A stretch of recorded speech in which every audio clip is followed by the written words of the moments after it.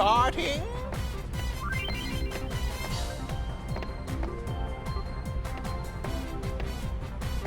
Hey, Darth Tyron. I could use FF10 right now. I'm in a bad mood now. So. I think so, period. I'm gonna keep using the drops until they run out, comma. That's what I'm supposed to do anyways, period. Hey, Dream Whisperer. Why am I in a bad mood? Comments on My Little Pony videos.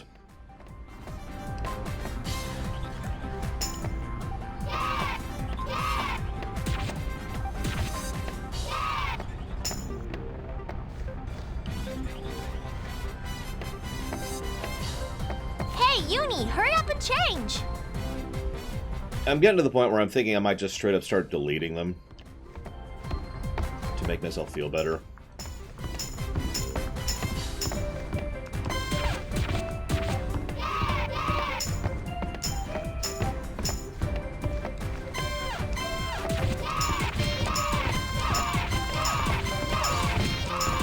Like, it won't actually really do anything. It'll just make me feel better.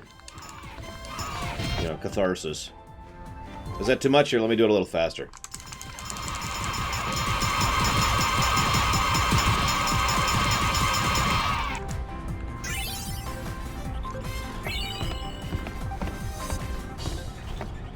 Hi, Techno's World. Hi, Grace Norris. Hi, Loner. Hi, Cat It's almost time. Do you think people will show up? Hi, Mr. Red. You betcha. The Thunder Plains will be packed. But what are you gonna sing? Hello, Bonta.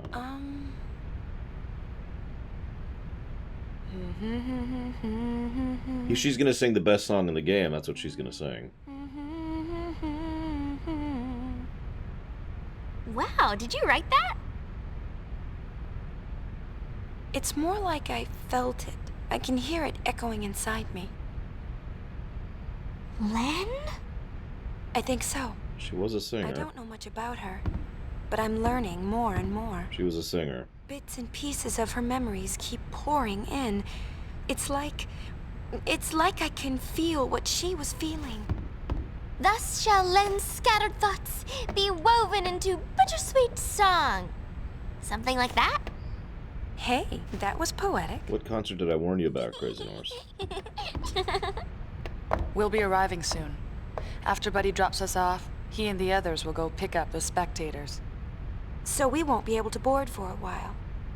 You got it.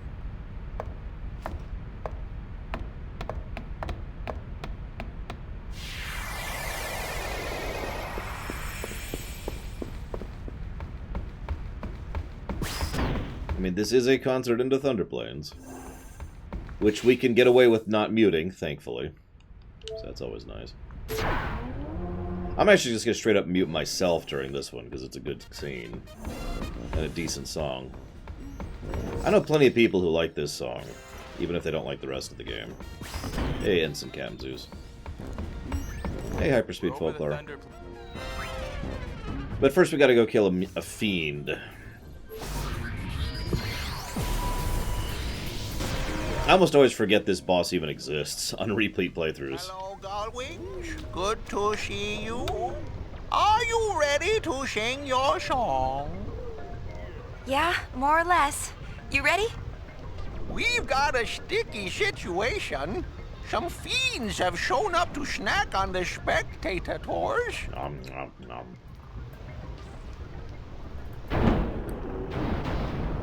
It's just a dragon. We got this. So what's the which theme park attraction? Theme park attraction, Techno's World. Ah, gotcha. Well, I've never been to Disney World. Free concert Hurtfest time. Yeah, he got pushed back down to Ensign. I had to do it. He was rebellious.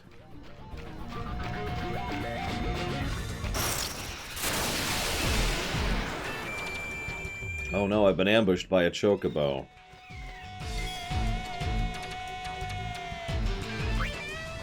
Now listen, Kamzeus. I'll push you back up to Lieutenant. If... Oh god. I might be able to take that on.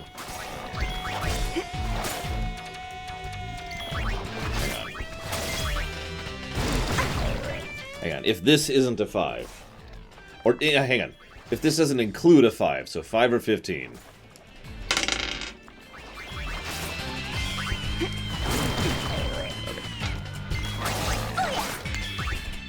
I actually think I do have a stone grenade. Can someone do me a favor and Google where you get the alchemist dressed sphere?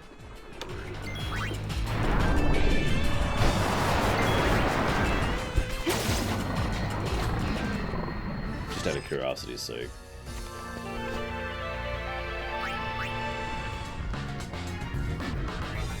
Oh, the chocobo thing. That's funny, I went there twice. And he just kept not being there, so I sort of gave up on him.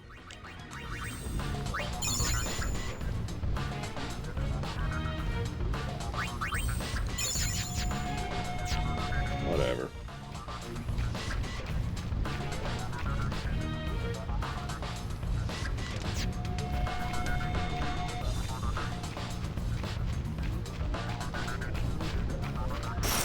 I can't go there now, but I can go there in Chapter 5.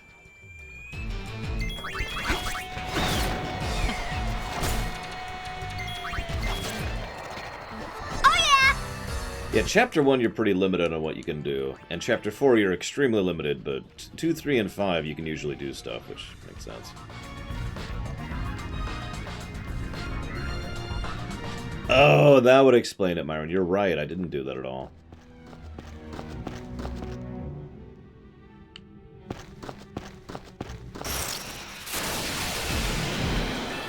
Yeah, I'm guessing I would have to wait until Chapter 5 to do that, because I ended up joining New Yevon, so I couldn't actually access the Youth League. I haven't even been to the Youth League's capital in this playthrough. Really? Oversoul? Okay, sure. Good afternoon, Nothrazem. Good job, Webb. That's a nice way to put that. I like this game, too. I have to admit, I feel like I'm being boring. And you can make fun of me for that, but I've been having that feeling for a lot of this playthrough, which is funny, because I have a lot more going on than a lot of the previous games I've been playing. This.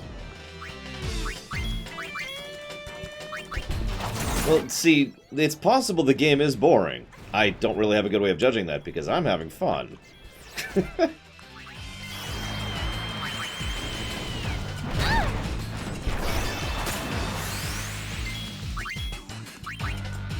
Oh yeah, plenty of times, Nothrazem. Although I didn't manage it for the low run, so, you know, woo. Recharge! It's actually pretty easy to get the 100% thing if A, you have a walkthrough, and B, you just play through the game twice with a walkthrough.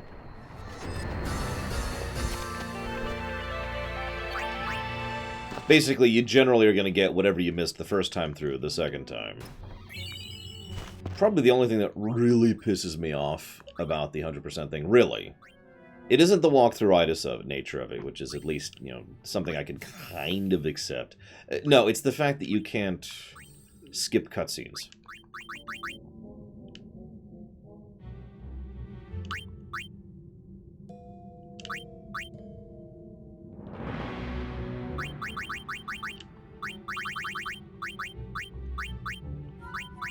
Like, if you want to get 100%, you can't skip cutscenes, because cutscenes not being skipped counts. That's probably the biggest thing that irritates me about that. Where is... I just got it. Or is that... Oh, that's... Nah, okay, never mind.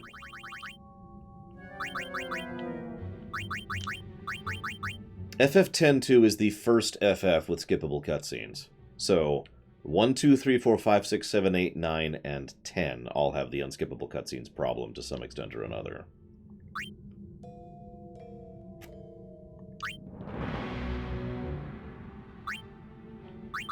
Just debating something, sorry.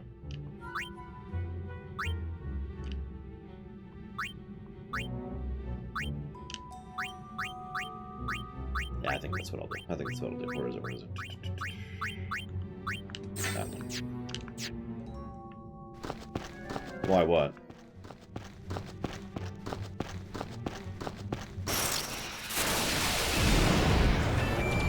What, the Hypello? Well, they're a species. I don't know where they come from. They're the weirdo species. Like, I have no idea where they're from, like, lore-wise, if that's what you're asking.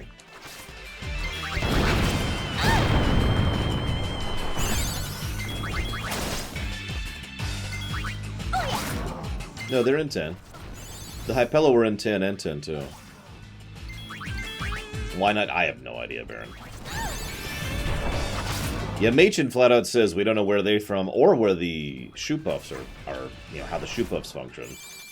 Then again, we don't really know where the Guado are from either. Or the Ronso, really, so...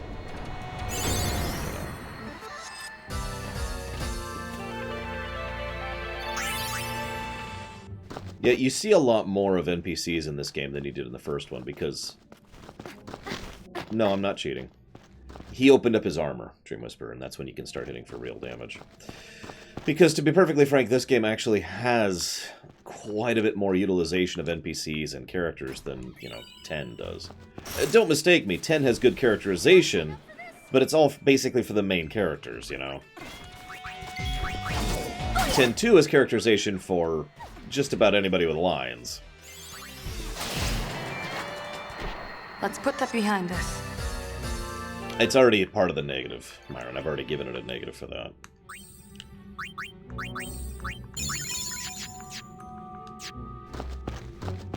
Does brother get characterization in 10-2? Yeah. Where to begin? Oh, that might suck.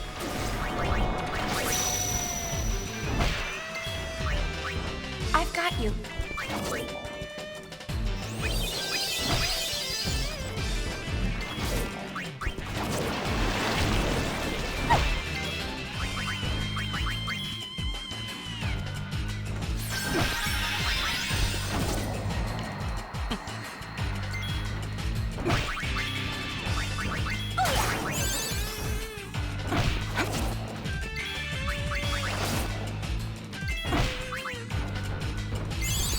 Yeah, the problem is Brother's characterization is terrible. It's there, though.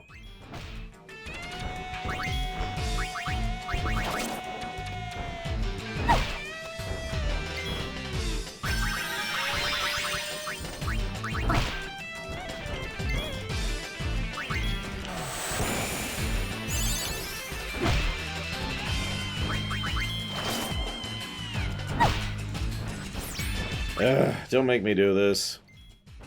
Wasting my time.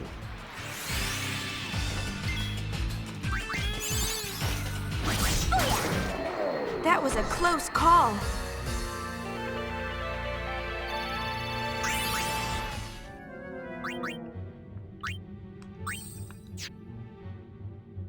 I don't know, Crazy Norse.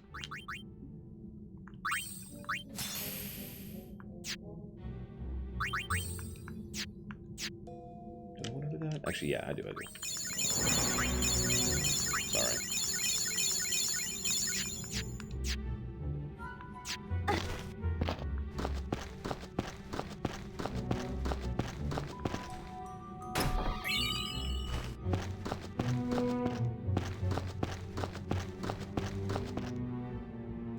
Swore I could have gone that way. Whatever. Still leaving encounters on, because I still need experience. Unless I'm level 50, I don't really feel like I'm at a good level. If I'm at level 50, I'm probably good for the rest of the game.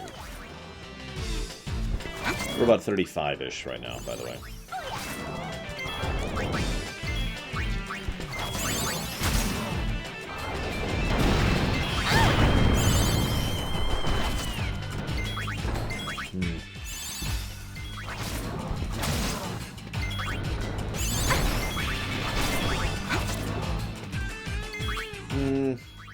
We'll see, Dream Whisperer. I have no memory of grinding in this game. Not counting 100%ing, obviously. So we'll see.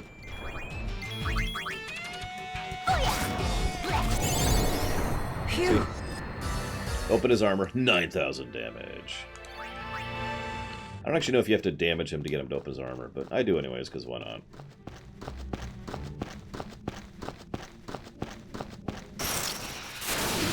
We are deep pickles.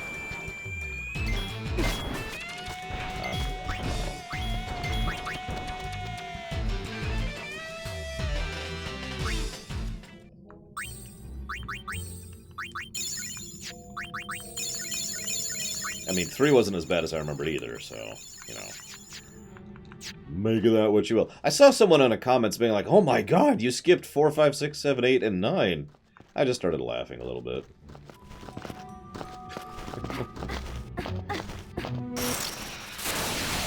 I can always tell when someone's not actually paying attention to the streams, when they ignore something I've said like 15 times on camera, and is on my website.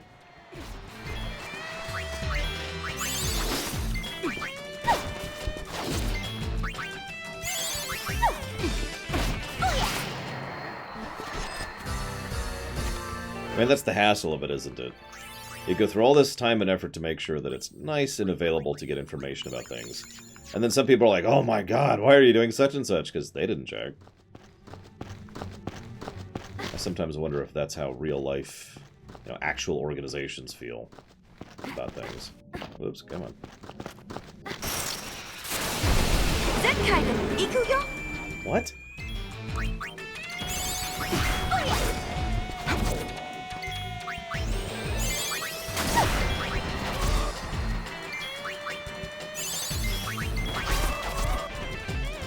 I know she's speaking Japanese. I'm just making fun. Yes, I skipped 4 and 9, Myron. Totally skipped them. And I'm never reviewing them ever.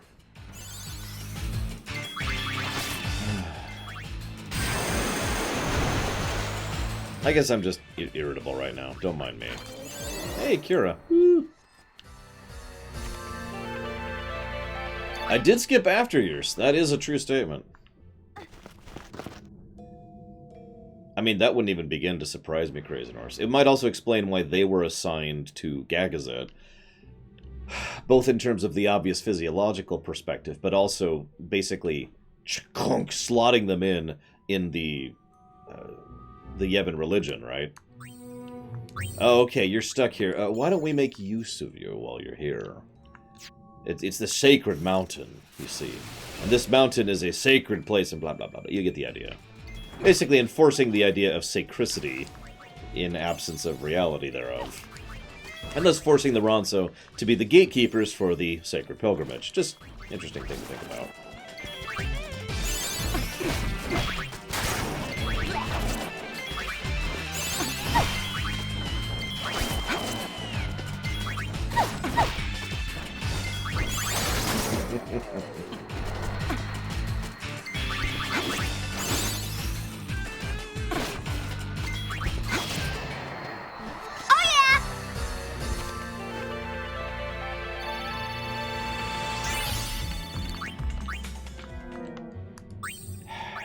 You will notice, however, and this kind of goes back to that whole not a grindy game thing, we're making a level about every 2 encounters. Now, if you don't understand why that's so significant, I want you to think about JRPGs in general. I want you to picture a JRPG in your mind, and think about how many encounters on average you usually have to do to gain 1 level in that. Now, that number is going to vary wildly, of course, but I'm just going to remind you of Breath of Fire 2, where the average number of battles we needed for a single level up was 20.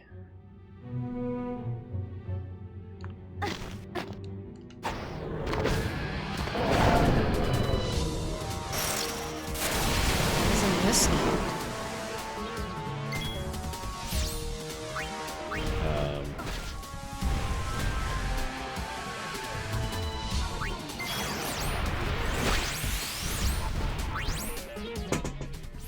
Those are the ones I'm referring to, Loner. Mind if I go a little nuts? You don't mind if I go a little wild, do ya? And you're right, that's not nearly as bad as the internet gets. Still pisses me off, though. Which is why I just wish I could just delete those comments and be done with it, but whatever. And no, this is a full boss fight, not a mini boss fight. Okay, that's a thing that just happened.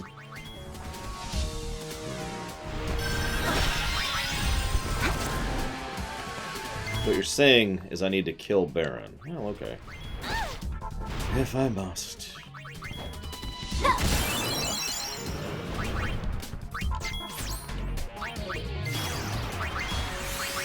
I'll heal. You do this. Oh, sure, now you start doing Flame Breath.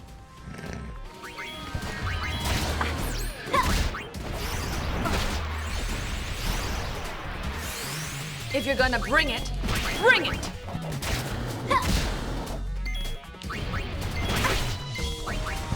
That was one of the ones this afternoon, yes, Mr. Red. Although I get those comments basically every week. Jesus Christ!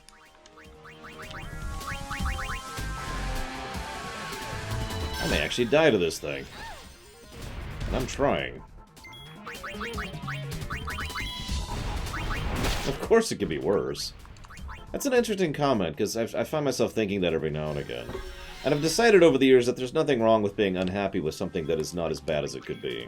As long as you do it within reason, you know. That's gonna help, because that's actually gonna heal me. So thank you for that.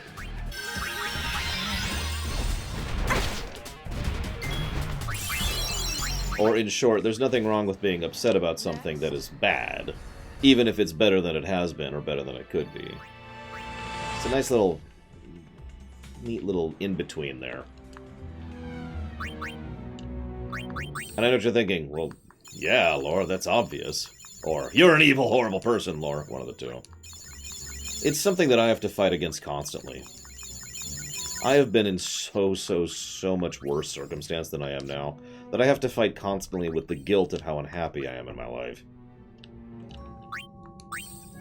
You know? Because you get guilt, you feel guilty about it. It's like, I mean, you know, you've literally lived in a ditch, Laura. What's your frickin' problem, right? I'll take that. So that lets us cast black magic. Why are these rocks just hovering there?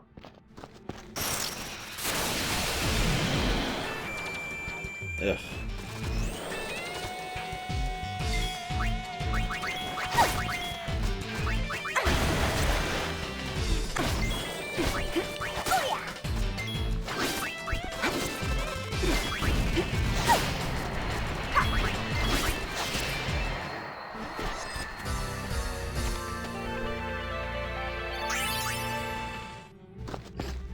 Excuse me. Whoops.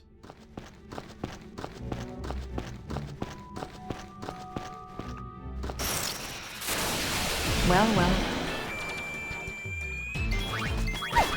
What, Psychic gives that, Myron?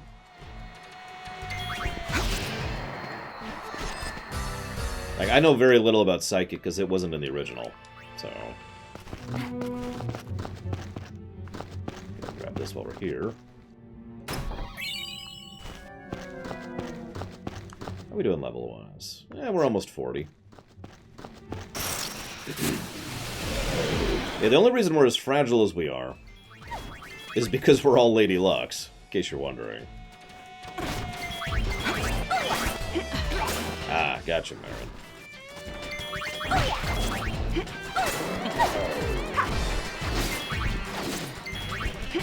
Another thing I'm reminded of every now and again, to go back to that whole things could be worse thing, is there's nothing wrong with being unhappy and grateful at the same time. Or to put it into different terminology, there's nothing wrong with wanting more and still being thankful for what you have.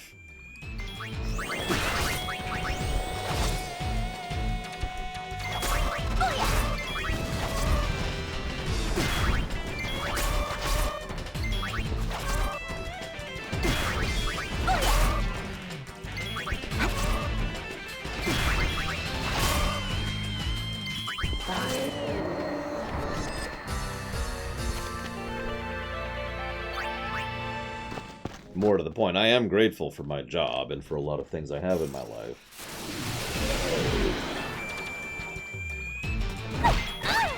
Still want to punch people every now and again, though.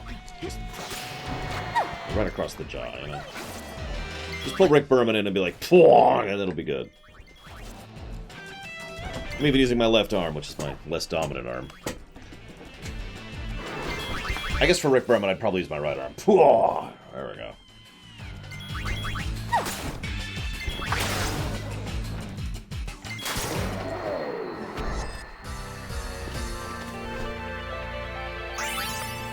And there's our first level 40. Yeah, no, this isn't a grindy game. I'm pretty sure this is going to be good design. So that's probably going to be another gameplay positive. Which is good, because I'm pretty sure there's going to be at least one negative gameplay coming up. Possibly two. We'll see.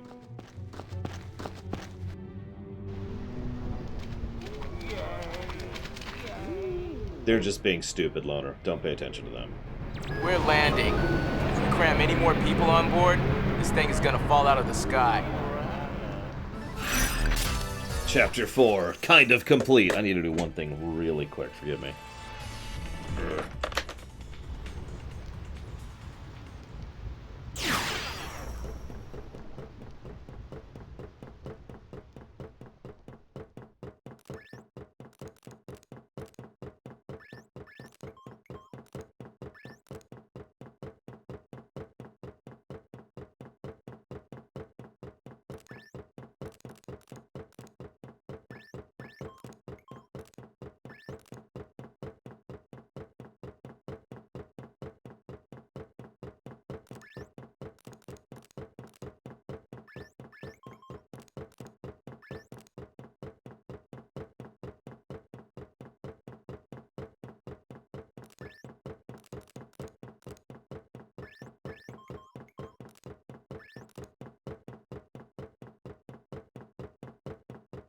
I think the best part is as he's lapping, he's not running, if you notice that. He's doing his walk animation.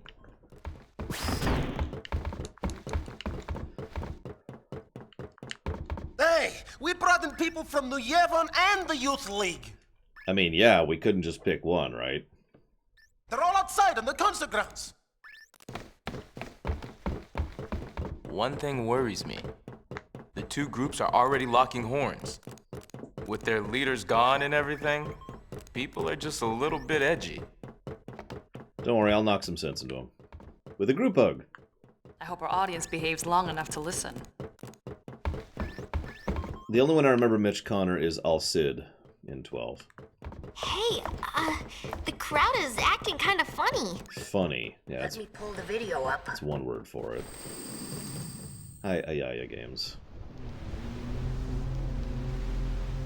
Uh-oh, this could get messy. No kidding. The two groups have been bumping heads since they got on the airship. Yeah, looks like they're itching to start something. I'll pick up the audio. The Yevonites are here too? How am I supposed to enjoy the concert with them stinking up the air? Hey, you Youth League dogs will never be worthy of hearing the High Summoner sing. If the Praetor were here, he'd never let these maggots walk around spouting their nonsense. What I want to know is, where'd Nuge go? It's his fault that Spear is falling apart. What kind of leader abandons his people when they need him most? Yeah, a little too real. A little too real.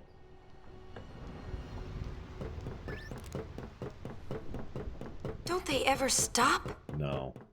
Seriously. Well, Yuna, you're the one who wanted to do something. Yeah, but... Right. So let's do something. Yeah, before brother drives me insane. Let's do it.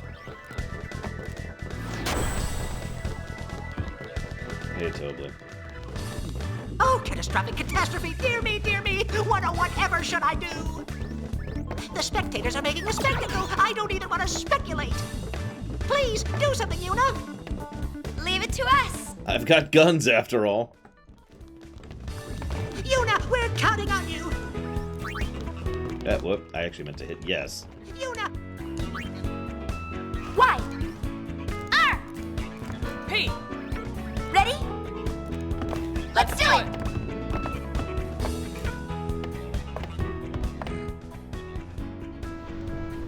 Well, it probably helps, Mr. Red, that most of the people who comment are not people who give me any money. Like, almost, I could actually track down almost every negative comment I get on YouTube is from someone who watches the show for free. Because I don't technically charge for anything. That's actually part of my financial model. What I mean by that is there's no paywall. You can watch everything I do for $0 if you want to. And many people do. Well over 80% of my viewers are people who never give me a dime. 1,000 years ago, before the time of sin, I do like this scene. Spira was torn in two. In fact, hang on, real quick. I'm going to go ahead and say that in addition to this scene being kind of awesome, this is... I'm trying to think how to phrase this. Regardless of the quality of the song, I think what I like about this is it does a really good job of expositing very quickly and very efficiently. Now, the downside is immediately after this scene, yeah, the tone shifts yet again, and it's just like, what?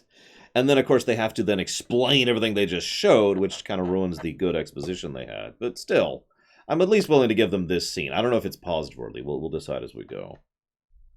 Divided by a terrible war. Sound familiar, right? This was Spira's great mistake. Out of the rift left by this terrible conflict, sin was born. And Vegnagun. In only 2 short years. Of course you follow me. They all do. Hang on, I don't want interruptions. That's why I'm pausing here. Real quick, that actually reminds me of something else, though. So someone just said, is this the first time Yuna smiled? No. However, this is the first time Yuna is able to actually cry. And if you don't understand the significance of that, you've never been suffering from temporary or chemical depression. Actually being willing to allow herself to cry is pretty important to Yuna's overall emotional healing, which is happening throughout the course of this game. And you'll notice that after this scene, she finally has the strength and oomph to go forward and do Chapter 5, which is the wrap-up chapter, and go deal with Vegnagun. So, good scene for that sake. Thank you very much, Jordan T. Hurt, for the negative comment. Much appreciated. Now, if you happen to know which stream you want to put that forwards for increasing interest and priority, let me know. Either way, thank you. Spira has shaken off its unhappy past. We have moved on. Now, Spira grows brighter with each passing day. That light is our strength. I don't want to see it fade. Do you? There are so many of us, each with different ideas and different beliefs. Of course we sometimes disagree, and arguments will happen. But our hearts can and should always be one. Believe with me. Even if we are torn apart, our feelings will unite us. That is what this song is about.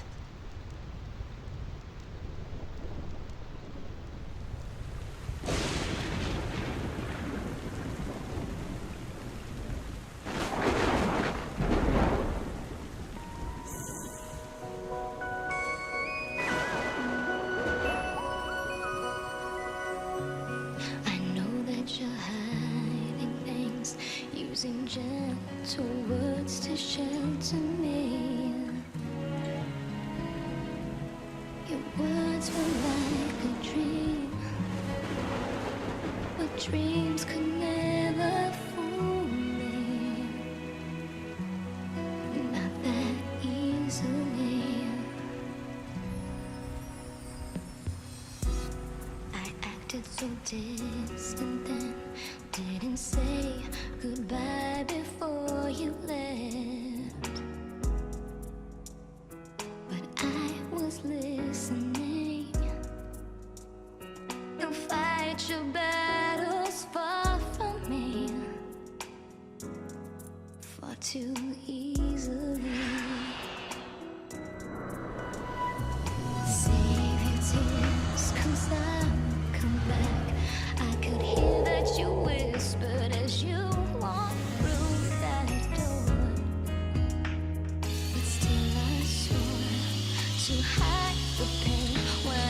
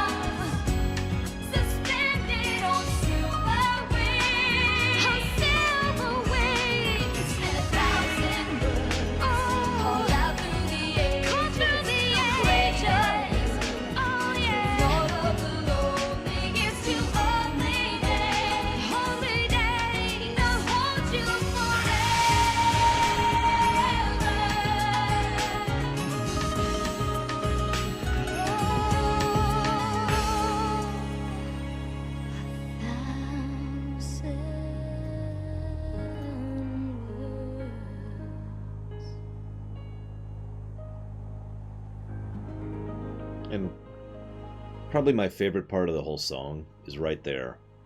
She cries. She finally cries. Like I said, she needed that. Poor Yuna.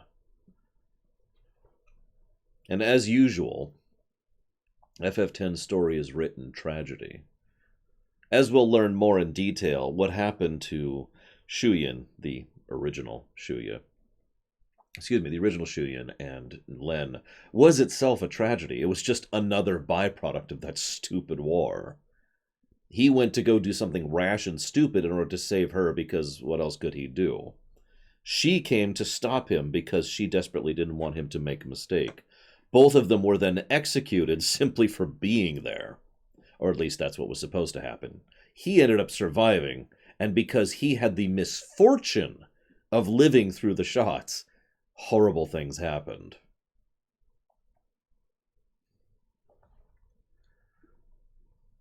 Yuna. I'm all right. I'm fine, really.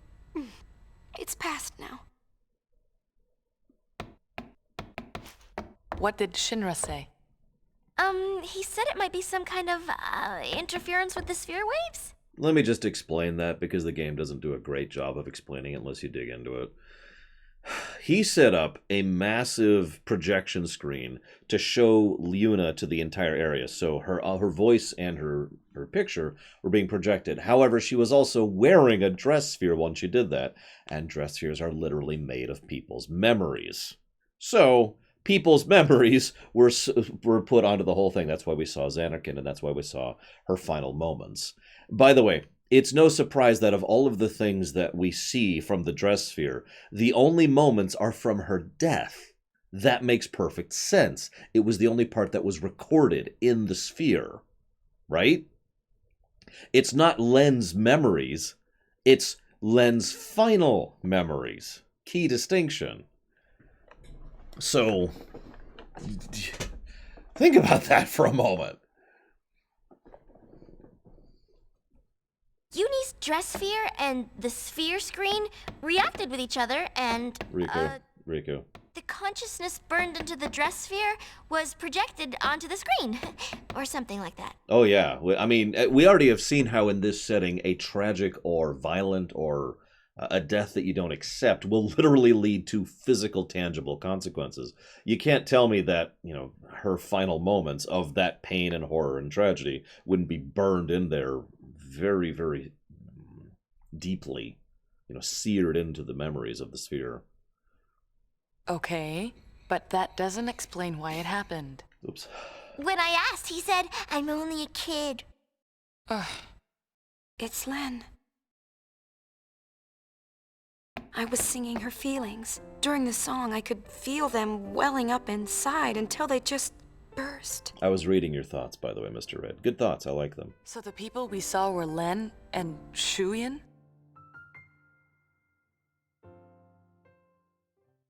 Everyone's waiting. Let's go. I'm just a kid. He says that whenever he doesn't have the answer, if you haven't picked up on that yet. I think it was Yuna crying. That's, of course, my interpretation. Because, I mean, the technical answer is both. But I think... I'm trying to think how to phrase this. I think Len was the catalyst for Yuna's tears. I think that's the best way to put that. Remember, Len is also dead. She doesn't exist at this point in time. Any more than Shuyin does. All we have left is a few final memories of her final moments. And, of course, a thing. So someone asked if Shuyin 2 is an unsent. It's not quite that simple, but I suppose the closest thing to qualify him as is an unsent. Because what he is a little bit unique. He's basically an in-between of a standard fiend and an unsent. But because of the density and duration, he is basically more. He has a tremendous amount of control over Pyreflies directly, thanks to his nature as being an entity of effectively nothing but concentrated Pyreflies. Now, I know what you're thinking. Well, everything's Pyreflies lore. This is to an extent that's far beyond everything else. Imagine This is a bad analogy, but imagine there's one part of a cave that's got a little bit of water dripping down from one spot. Now, you might think, well, every part of that cave could have water dripping, but this one spot that has water dripping has it happen for 1,000 freaking years. That's how stalactites are born, right? And that's the idea. Bit by bit, very slowly and very gradually, over a millennia, more and more and more fireflies gathered until, rather than being a drop of water, Shuyin 2 was a massive spike coming out of the ceiling. I know that's a terrible analogy, but bear with me. So that's what he is. He is an enormous concentration of fireflies, and with just enough intellect to still be considered an intelligent being, although arguably not really a fully sapient being, since all we have is basically his dying memories. Again, that's not Shuyin. Shuyin's dead. He's gone. Shuyin 2 is a bunch of fireflies which have echoes of his final moments going through them.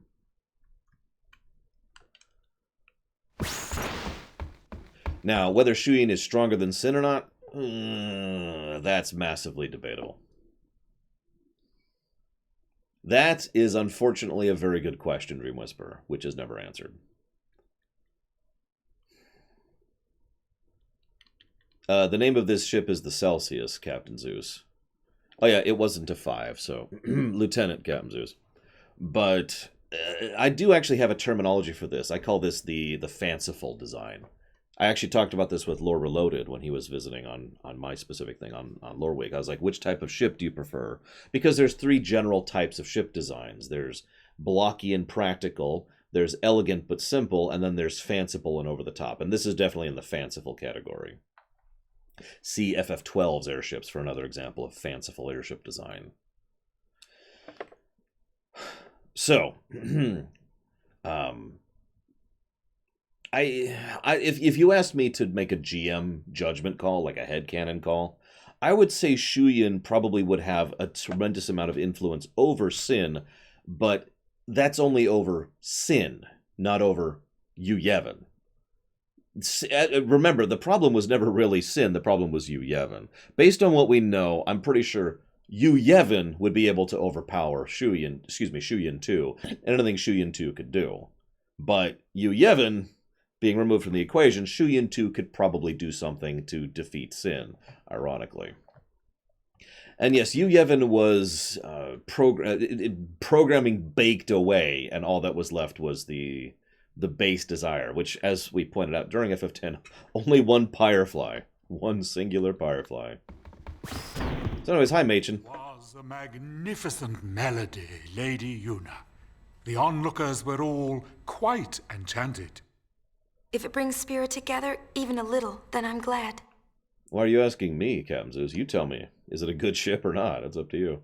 We'll see it taking off in a minute so you can see it animated. Indeed, I believe it shall.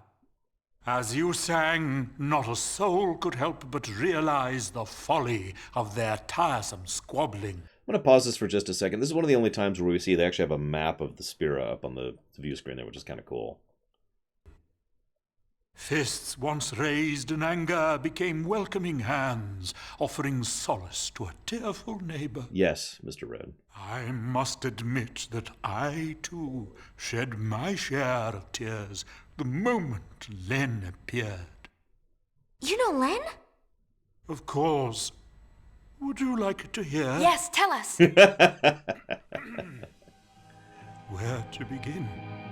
About 1,000 years ago, Len was a popular songstress in Zanarkand, the talk of the town, you might say.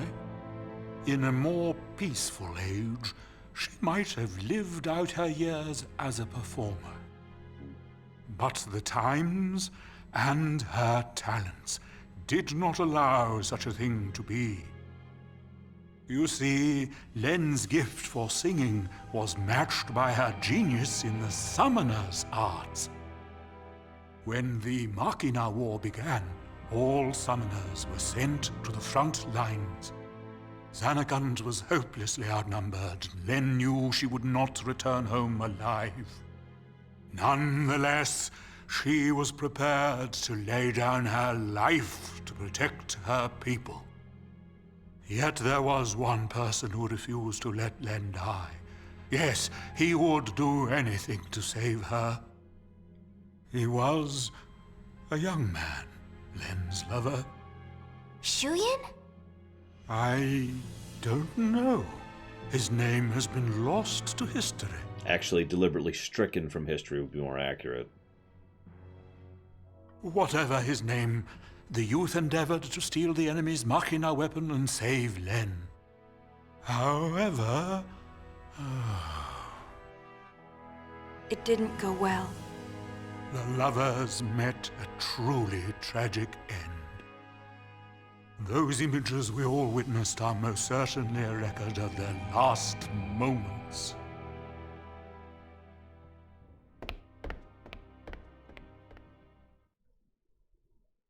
So Shuyin was Len's lover. And so that means the weapon that he tried to steal to save her must have been, Riku, you are not this stupid. Vegnagun, right? I think I can kind of understand how he felt. Trying so hard to save someone. 2 years ago, I was the same. Trying to find some way to save you. That was enough.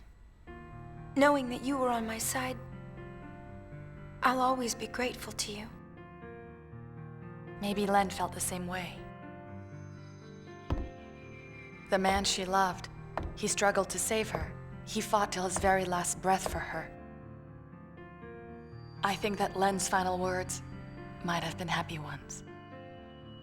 I love you.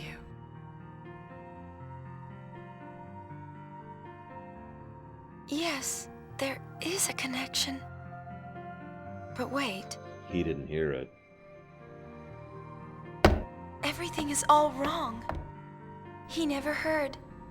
The one person she wanted to tell, he never heard her words. And I hate to add to the tragedy of this, but remember, Shuyin's gone. Shuyin died. So Shuyin, the original, will never receive closure.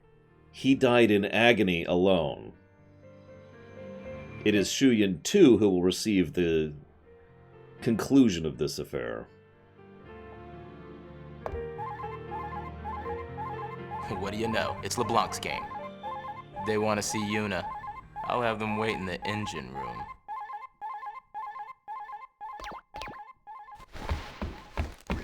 Yeah, Shuyin 2 isn't even really a person, and if you want to really add to this, Shuyin 2 is comforted by echoes of the final memories of Len. A non-person and a non-person. How apropos. I'm going to give a story positive. I've been processing it as this has been going. That's one of the better sequence of cutscenes in the entire game, including the concert. Oh, and by the way, Jordan T. Hurt, I did get that for Subnautica, so thank you again for the donation.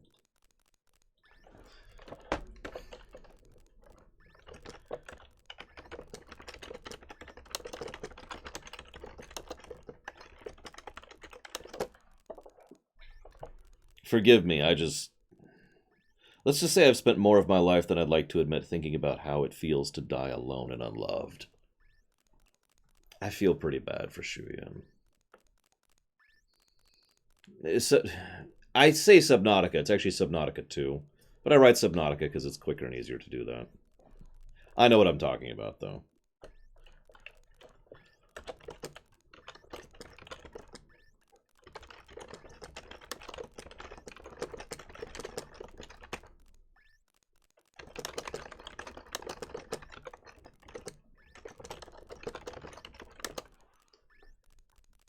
Now, someone asked if... Did I already do that? Yes, I did. If, Shuyin became a fiend. Hypothetically, yeah, but whatever fiend Shuyin became, it's probably been long, long, long dead.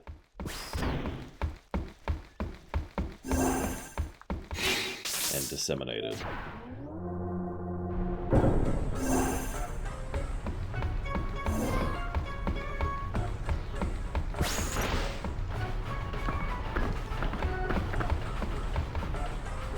I've been hunting around since we last met, and I happened to find a rather peculiar sphere. It shows my Nuji Wuji. For some reason, that chump Barrel Eye is there, too. but it's from some years ago. I'm afraid it's not much help now, loves. Well, thanks for wasting my time, then. How about you? Have you tracked down my Nuji yet? What are you doing with your hips? Nuji's on the far plane. I saw him there with Gipple. The far plane? What is he doing in a place like that? I think he's searching for Barrelai and Vegnagun. Oh, so Barrelai is the one pulling Vegnagun strings. I should have known. No, that's not it. How do I explain? Never mind, I don't have time for this. Boys, we're going to the far plane.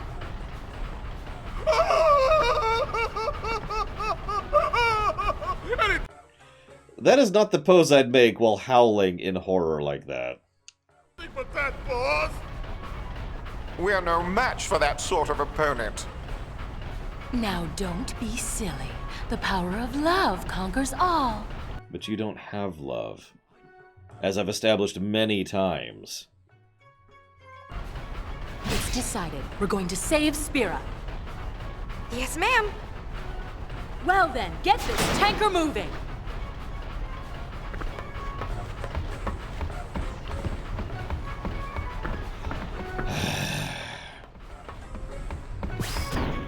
Ah!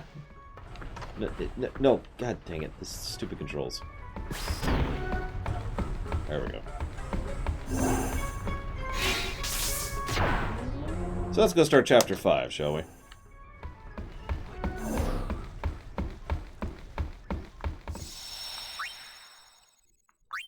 We're going to the far plane. Ironically, that wouldn't work, because as I've mentioned before, the far plane is a physical place we can literally physically go to. Hey, Ensign Captain Zeus, you still there?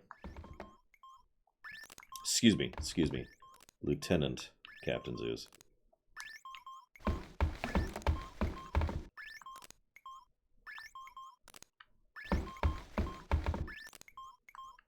Oh my god, brother said something decent and reasonable. What have we here? Looks like a transmission, but it's pretty weak. What is? I'm getting signals from the comsphere we dropped in that hole, but I can't seem to connect. So this actually is surprisingly logical. It is harder to maintain a two-way connection than to simply receive signals from something, right? So what's happening here is we can't really connect to the comsphere he put into the farplane, but we can still receive the signals it's giving out. Which also means this is probably time delayed, at least a little bit.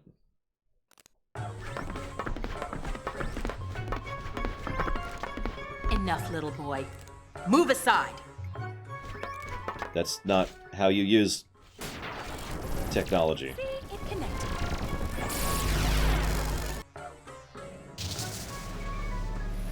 Inconceivable! Impressive machina. An invention like this could change the world. And then lead to FF7. Whoever came up with this is a genius. He's got good taste. Guess I'm a genius too for fixing it. Anybody home? Gipple!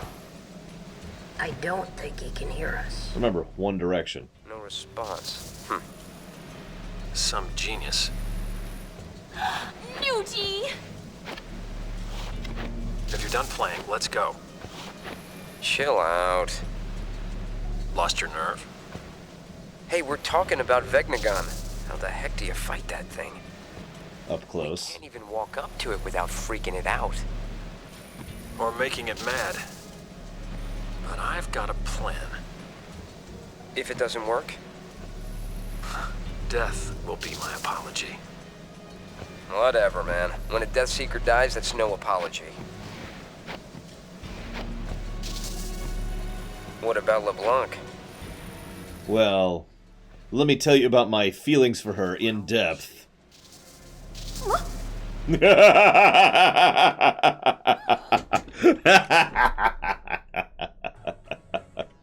Why did it cut off like that? Ugh! Just when he was getting to the juicy bits! Not my fault. What a piece of junk! Forget it, I'll go ask him myself. What about the Gullwings? I think that we should help out Nuge. But first, I want to try talking to Shu Yin. I have to tell him how Len felt. I'm sure he'll understand. After we've beaten the crap out of him. How? We can't exactly make an appointment. Yeah, we can. We'll just have to jump into one of those holes. Together, this time. Poor brother. All wings! We move out! Celsius! Full speed ahead! What is he doing? I gotta be real, Savacom. That's exactly what I was expecting. So what do you think, Ensign Captain Zeus? There's the ship. Excuse me, Lieutenant Captain Zeus. What makes Shu Yin so powerful? I feel like I've answered that. Like twice.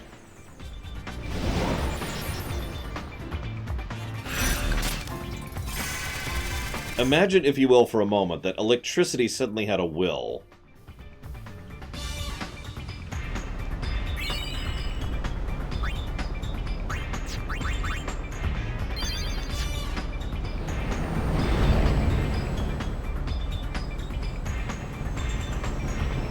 I have to admit, this ship has grown on me more than I'd like to admit. Like over time, the Celsius has kind of grown on me. Vegnagun's definitely bothering me, but there are other things we need to worry about too. Look at Spira, it's a total mess. No, in Kingdom Hearts terms, Shu Yin 2 would actually be a echo, or... Well, I guess there's no proper term for it. You remember the Lingering Will in Kingdom Hearts 2 and 3? That would be what Shu Yin 2 is. Tremendously powerful, but incredibly limited, because there's no actual intellect there. There's no sentience there. It's just a thing. Shall we go check things out? I don't know if we have time. Well, let's play it by ear. Way to take control. All wings! Round up! It's strategy time! I've noticed a lot of the brother pisses me off sequences were earlier on, which is interesting. Of course, now that I said that, we have to have this scene. We know Vegnagun is in the deepest reaches of the far plane. The only way in is to jump into one of those holes. Yeah, but which one? Doesn't matter. There's one in Besaid, one in Kilika, and one in Jose No, it literally doesn't matter. Don't forget the Comlands, the cave at the bottom of the gorge. And the hole that Vegnagun opened up in the Bavel underground. So, which one do we jump into? Who cares? We just pick a hole and dive! Yuna! You can decide which hole we pick.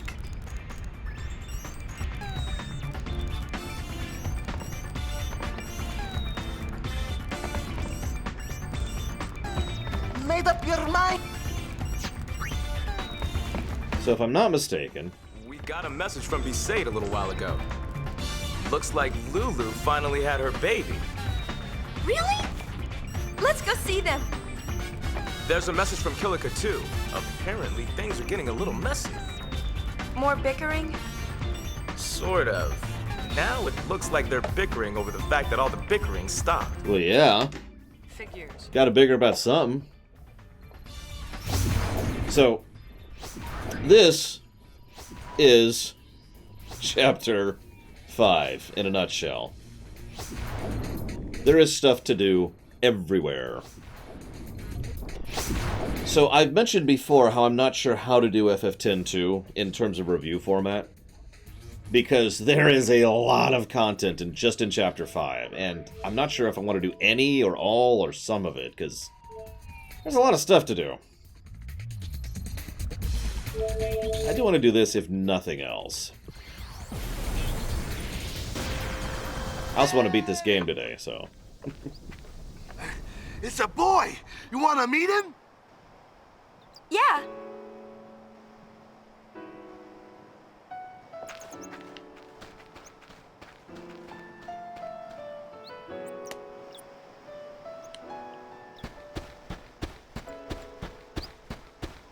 It's similar, Mr. Red. Not quite, though. Well, Chapu wasn't around Ayaya, so... You can tell she just gave birth. I mean, look at her. I hope you guys like Moogles. Because what the? There we go.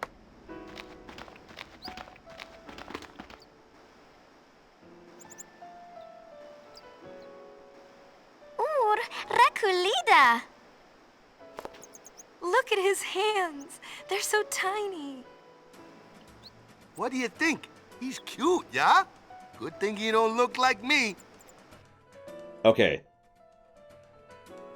I have heard people theorize that he's literally not Waka's child because of that line right there. Can I just say, no.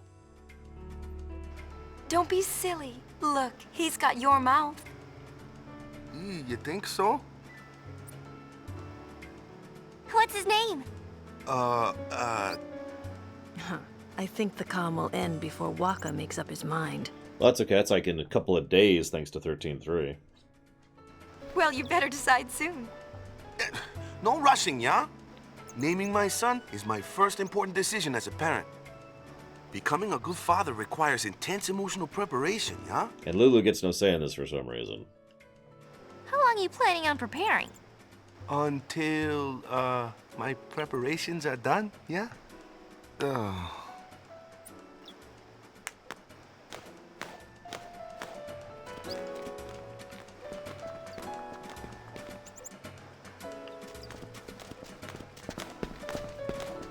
I mean, Waka's like 6'5", extremely muscularly built, very tan. He's also got there's a term for that. I usually call it the lumberjack build. Very thick. No, not like that. Like, he literally has, you know, thick chest, thick arms, thick legs, thick head.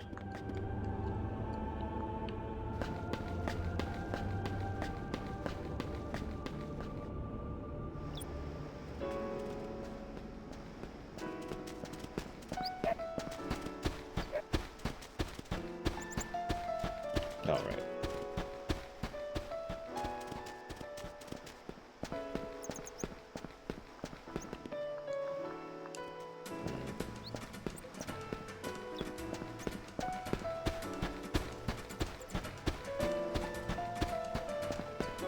God, I don't remember how to trigger everything. He does have a fairly brawny build, yeah. Like, him being a professional athlete, not even a shock.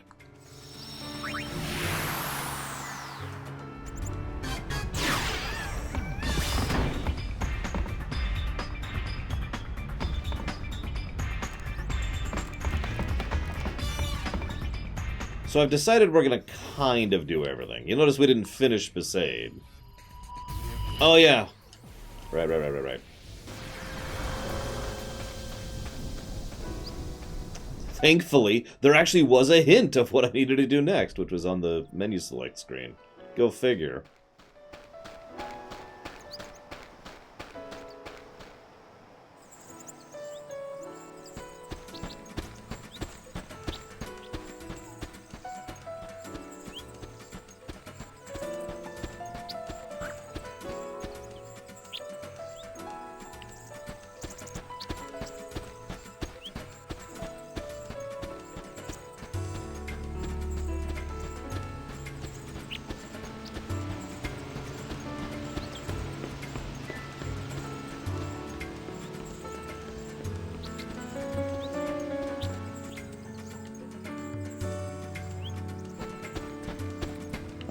Best ending is actually lost at this point.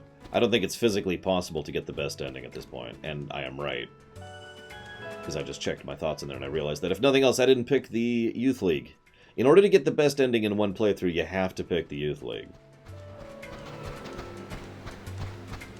And even then, you need to get everything right, which I assuredly did not do. So you're leaving the island? I've been called back to headquarters. We need to reorganize the Youth League. All aboard! We'll be setting sail shortly. You heard him. Later. Peace. We'll check when we get there, True Whisperer.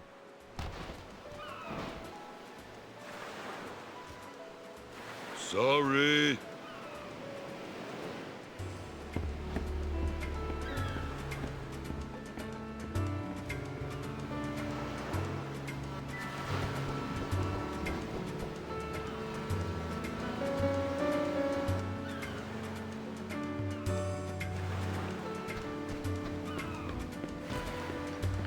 So yeah, good example of me not getting the best ending. We didn't get the extra cutscene there. Probably Mitch Connor, but I don't remember.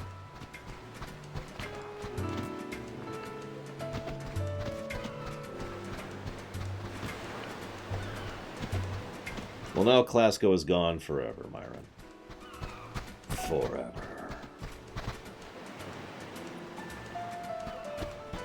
So I'm going to admit something that's going to sound a little bit weird. Because of the construction and nature of 10-2, I'm a little okay with not getting everything on a single playthrough. You know what I mean? There's a reason I just kind of kept playing through the game multiple times. It's like, okay, this time I'm going to try really hard to get this thing, and this thing I'm going to make sure I do all the stuff over here, and blah, blah, blah, blah, blah. Because so much of it is optional that you can just kind of pick and choose as you're doing repeat playthroughs.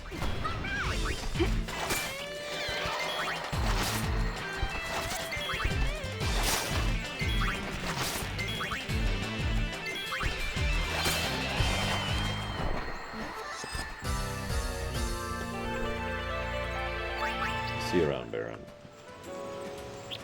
Make sure to get plenty of rest. Don't push it.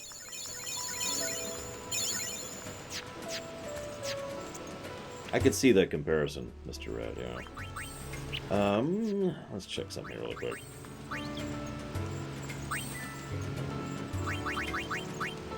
There it is. So that's a very useful ability. That means every single attack they do will be a crit.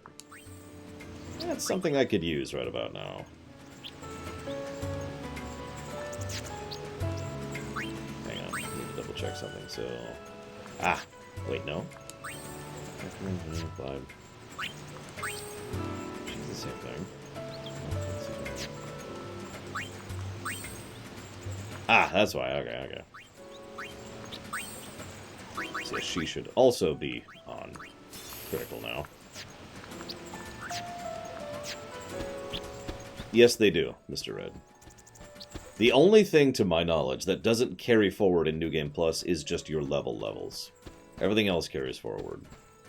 Items, equipment, gil, which dress spheres you have, which you've unlocked, which garment grids you have, 100% progress. I don't know what of the monster arena carries forward.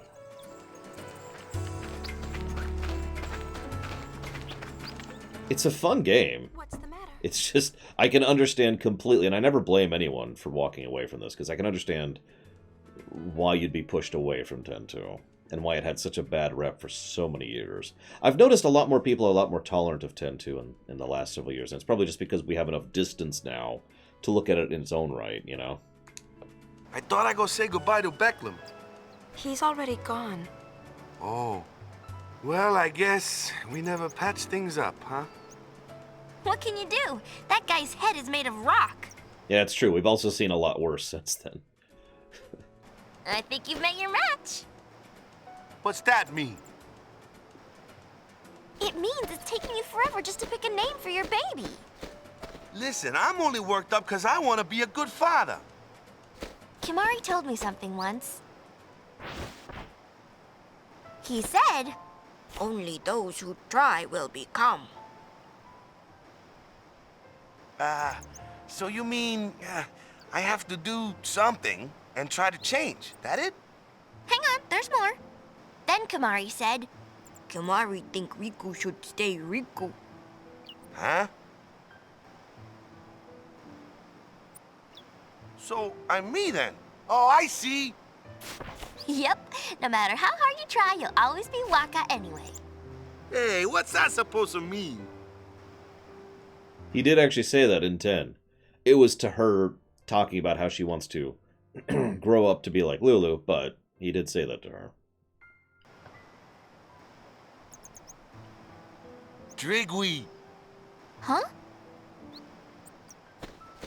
Anyways, you guys stay in the village till nightfall at least, yeah? I guess.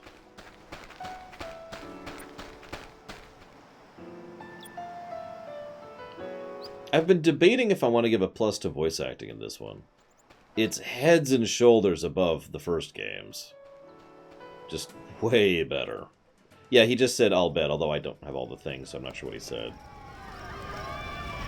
That night, Waka gathered everyone in the village around the fire.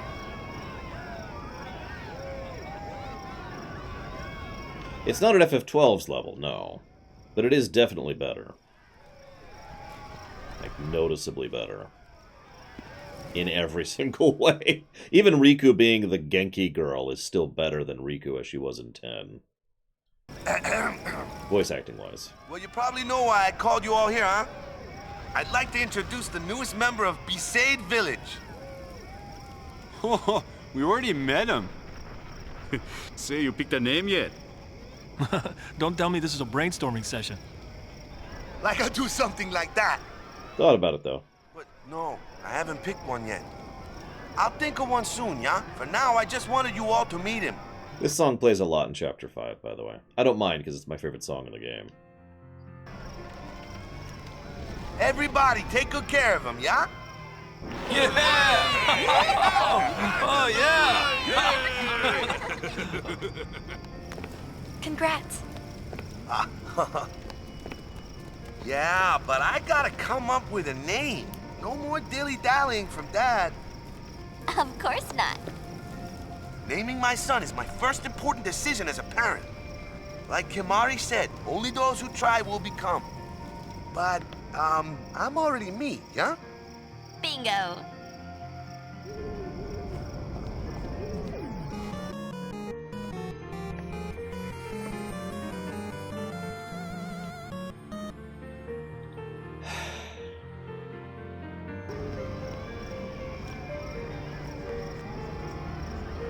He's going to make a great father. I actually agree. Waka's a good kid. There's a reason why he's... I think he's the only character story positive I've given to this game. So I'm going to give a plus to Bragwin. There we go. Plus to Bragwin.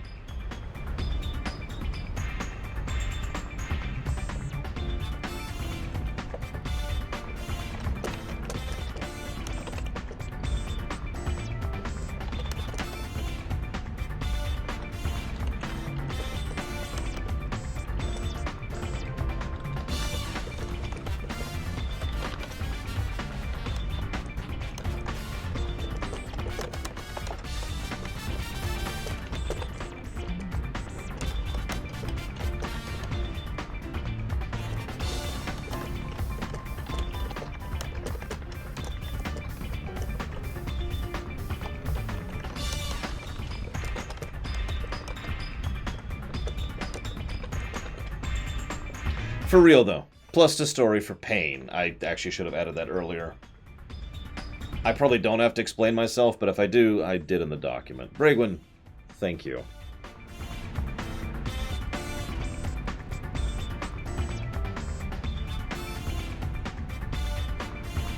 Thank you very, very, very much, Bragwin. I like how you quoted me back to me, but I am still appreciative. Thank you.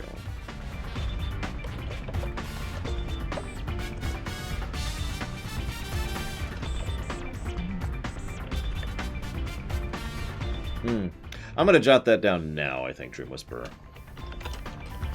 Because otherwise I will probably not notate it properly. So thank you for letting me know.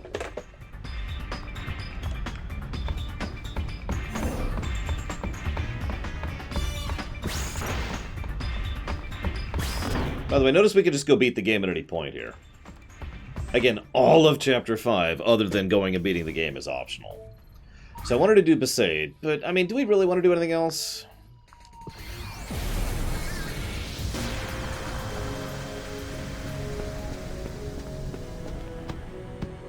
Elder! What path should Ronso walk? Garrick not know! Garrick must be patient. Garrick feel hate, try to stop. But without path, hate is strong. Garrick lose to hate. Garrick rather unleash anger than go mad searching for path Garrick cannot find. I actually came here just because you just mentioned him, Lieutenant Captain Zeus. So we screwed up, and I'm not actually sure exactly how this is going to go, given what we did.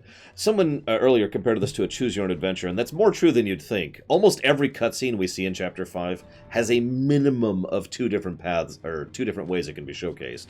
Usually closer to 3 or 4 different ways things can go. Kimari tell Garrick many times, force not solve problems. Kimari isn't a good leader, because we didn't help him to become one. Then what good is power Ronso received from Mountain? Once Ronso trained to defend Yevon's sacred ground. But now summoners not come, Ronso power go to waste. We go to other islands. True elder? Did Kimari answer Garrick? Ha! Kimari, no elder.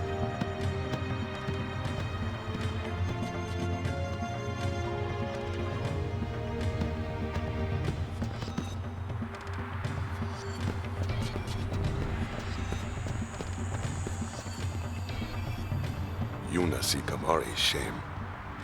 Don't be ashamed. Yeah, Yuni's right. Forget about that ogre. I mean, you can feel a little shame. Is elder. Just a little. Kimari must lead way to Ronso future. Elder! Good news! Ronso children return to Mountain.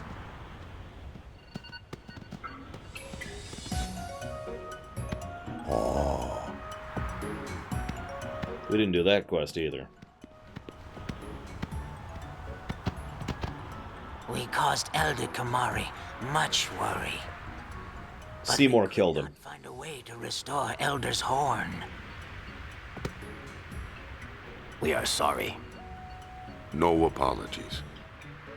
Lost Liam and Aid trouble Kimari more than lost horn.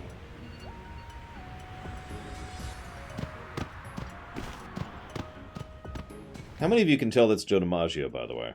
Or John DiMaggio? I'm just curious. Ronso children carry Ronso future. Kimari must find path for children and all Ronso to walk. I have to admit, I was actually surprised when I first learned that. There's still some noticeable cadences that is him, but he does know how to throw his voice quite a bit. He's got some good range.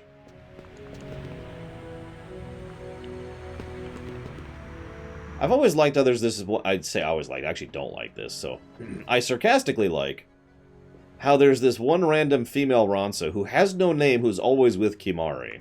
Just sort of implying, you know.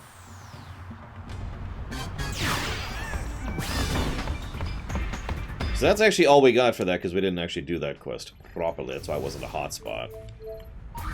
We can't do... Well, we can check.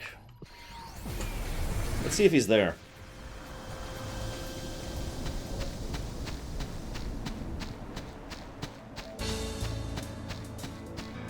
I mean, we could have had the concert here, and everyone wouldn't have been rained on. I mean, imagine going to a concert and it's raining. I've been to concerts, too. That just sounds unpleasant to me. Is that just me?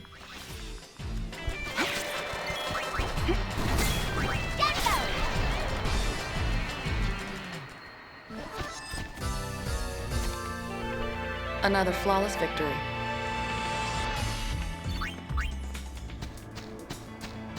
I guess, Mitch Connor. I don't know. Back in the Thunder Plains, it was raining. Like, when they started the concert, it was raining. Then it stopped. Admittedly. For the first time in literally hundreds of years.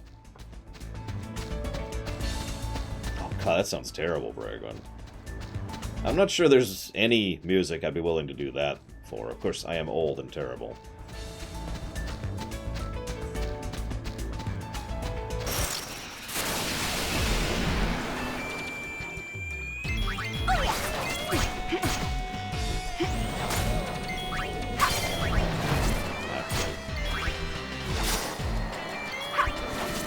Really? Sorry, I'm relaying at the Oversoul, right at the end. Anytime an enemy oversouls, it heals to full, by the way. And if you're paying attention, I'd actually hit that enemy before he oversouled. So that's neat. Alright, I need to do this for her. Switch her over to critical. And we should all be on critical now. Yep. And... yep.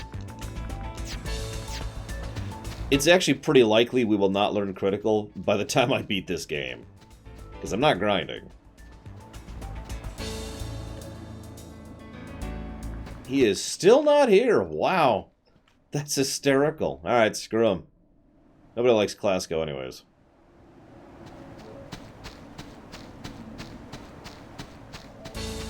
Stupid Clasko and his stupid quest not being there. Oomph. Oomph, I say. I didn't want to help the Chocobos out anyways. So I just want to say I do like how they follow up on his whole, you know, I'm really good with Chocobos thing from FF10. By literally turning him into a Chocobo, like, rancher. No, I just want to... No, I don't want to...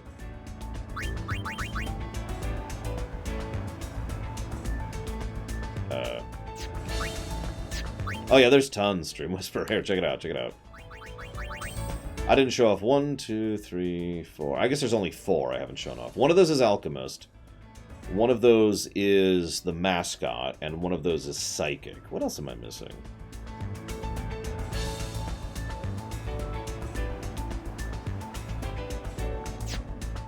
Hang on. I haven't shown off Samurai. I should do that.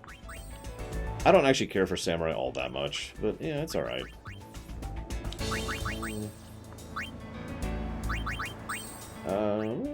We'll put Samurai here. No, Mr. Red. It's not happening. I'm not grinding. Unless I have to. And if I have to, I'll cheat. So it's not happening. I know, I guess I'll go get the Psychic Dress Sphere. Sigh. Oh, that's the one I'm missing. The Beastmaster. That's the one. So I haven't shown off Beastmaster, Alchemist, Psychic, or Mascot. Let's go get Psychic. Sigh. This thing, I think.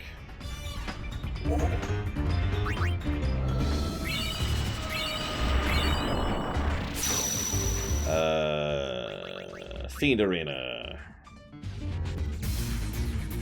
Because he's gonna go join Rin and then found Shinra Inc. That's not a joke, Dream Whisperer. Enter tournament.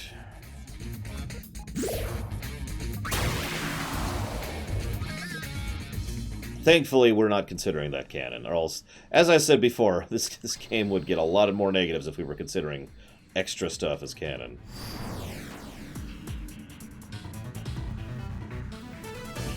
It's the Shell Squad.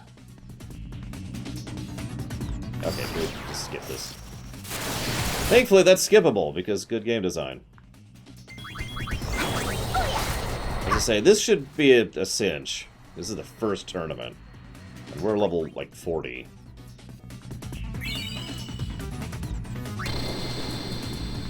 Me too, Mitch Connor.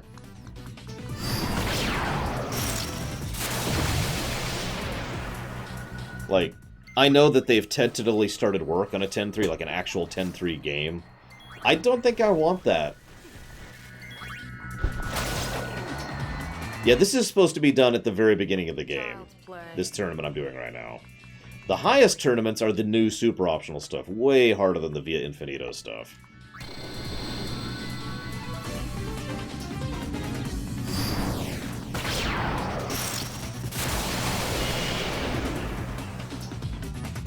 Yeah, if we ever get a 10-3, that's just going to be a whole... kind of a thing. I'd like to say that Square's been turning it around lately, but...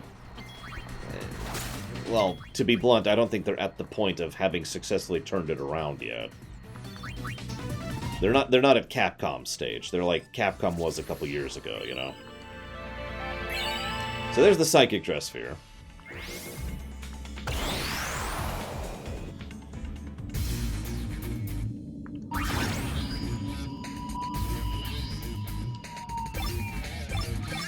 So I have to do this a second time to get the grid. I guess it doesn't matter. Yeah, Kingdom Hearts 3, I enjoy Kingdom Hearts 3, and it was definitely a net positive, but it was one of those lots of negatives, lots of positive situations for me. So. Oh yeah, we have Brother. We could have him in the party now. We're not gonna, but we could.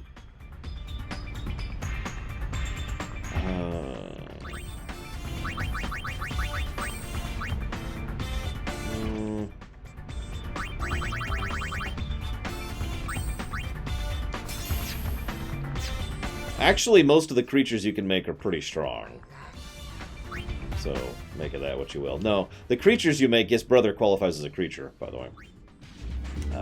So there's, oh god, there's whole sorts of stuff here. You can develop, you can see history of the creature. Like, see, let's see the history of Brother. Party! Ah! Party! Party! Ah! Okay, so you have to, like, do an analysis thing to get their lore? God, I'm trying to remember how this works. We could name him. Who wants to be Brother? No one? Okay, good.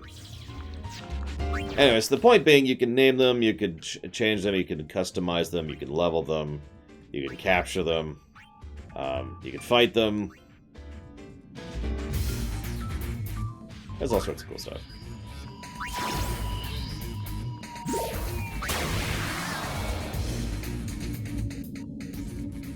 It's a weirdly expansive minigame that, near as I can tell, has no purpose other than to make you even stronger than you could already be in this game.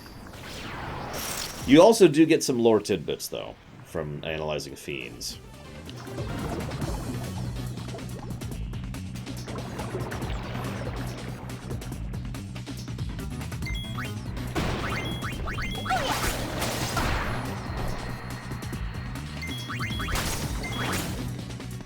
I probably shouldn't be careful about this.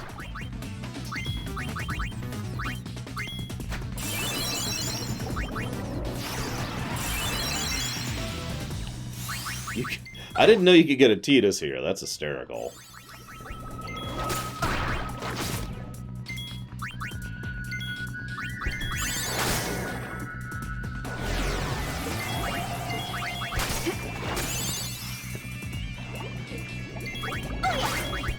Seymour. I think someone mentioned that when we were playing through 10. If they ever patch the Switch version of this game to have the PC version's options, I might actually do an additional playthrough where I actually max out the monster stuff. And by max out, I mean, you know, do more than I have, which is this.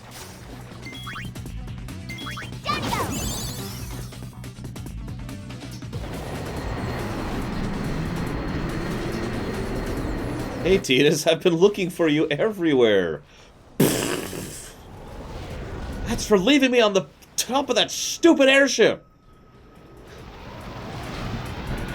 Who do you think had to fix the world after you died, you jackass?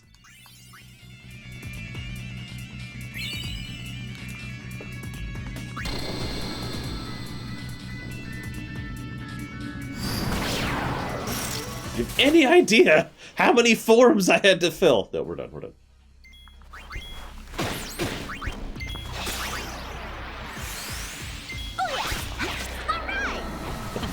Of course it oversold.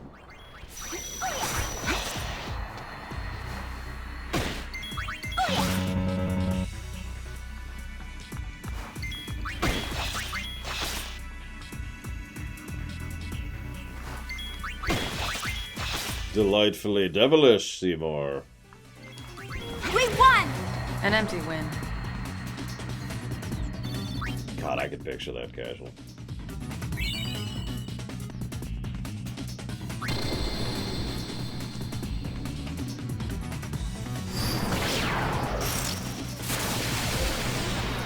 Look, he didn't know it was a mine, he thought it was a blitzball, because apparently he has no brain. How do you mistake a bomb for a blitzball? Even from a distance, they're different shapes and sizes.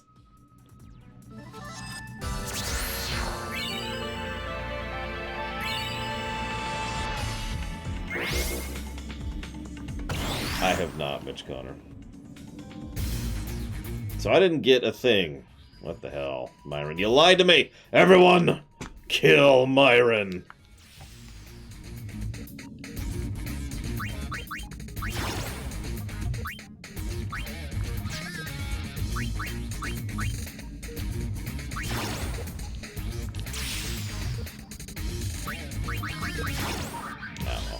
We got Psychic, the only one that really mattered. Let's go show off Samurai and Psychic, shall we?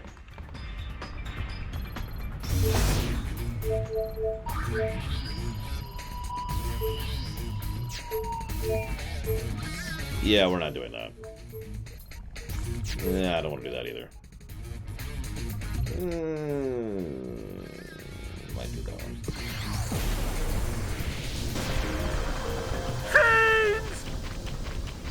Sphere waves scattered during the concert caused fiends endemic to this region to rampage. Thanks, Shinra. So, in other words, your sphere screen is to blame. Find a sphere and the fiends appear?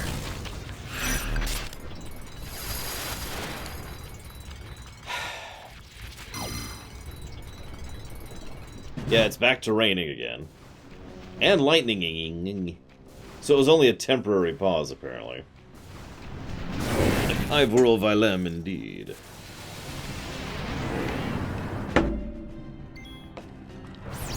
Oh, hang on.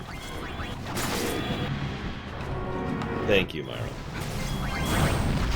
I appreciate your understanding in this time of trouble. What the hell, dude? I suppose I shouldn't take these guys casually. They have literally killed me before. I just want to show off the new classes.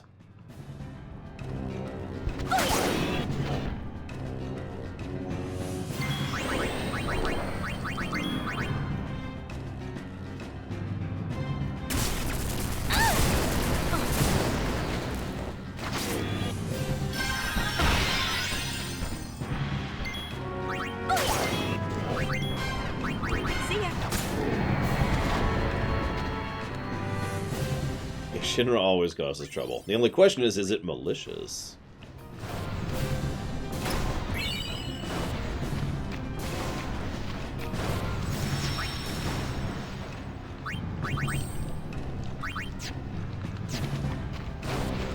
I healed. I'm just a corporation. Don't look at me. I'm not legally liable.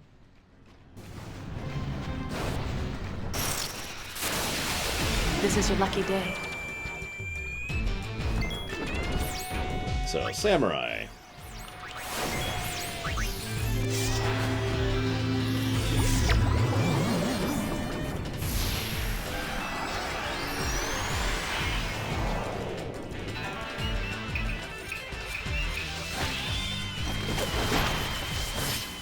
I like several of the swords they use as samurai.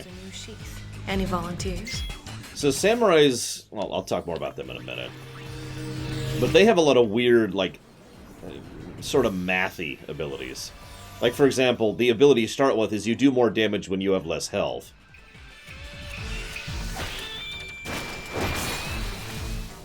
You should recognize that sword. 1,000 knights in battle. Go on, take your pick.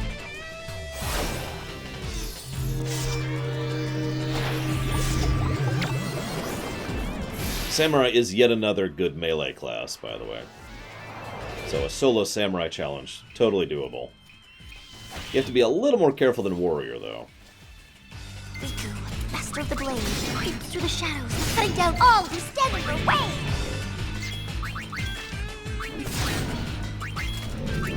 As I say, you should recognize several of these swords. And by that I mean all of them.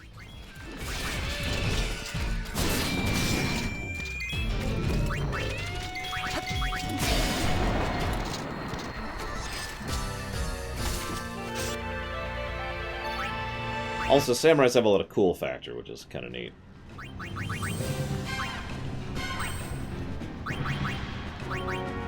They also gain a lot of self-buffs, in addition to everything else.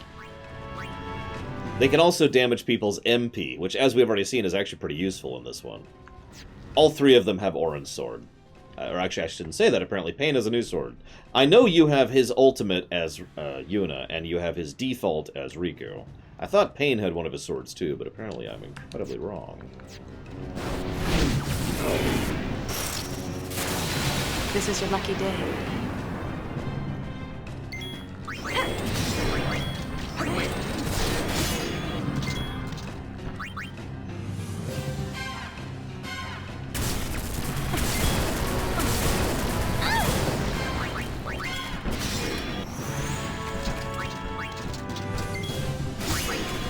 Oh, does she, Myron?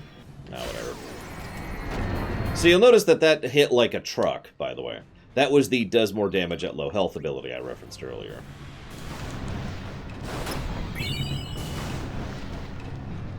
Damn it, Myron. Told you to lay down and take it easy. Guys, we're gonna have to drug Myron down. Or Myron, sorry, Baron. Baron, Myron, they're the same person, really.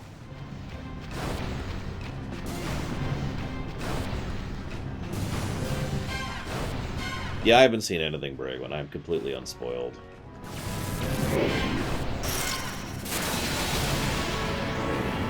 And that is how it's going to continue. So I don't actually know Psychic. It's one of the new classes.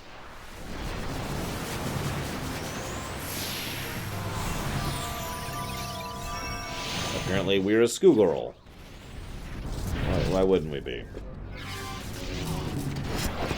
We're blind. We're a blind schoolgirl.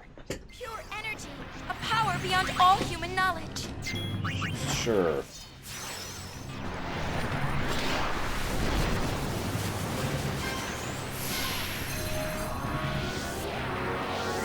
Oh yeah, totally Persona vibe. I do like the shield sphere thing as they enter.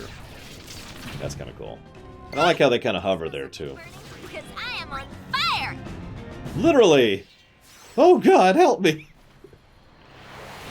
Yeah, overall, I would say Samurai is probably the coolest job. So someone asked earlier, favorite job appearance-wise, and I finally have an answer for you. And I'm going to go ahead and go with Samurai. I've been judging them as we go through here. Better start running. I'm afraid I can't guarantee your safety.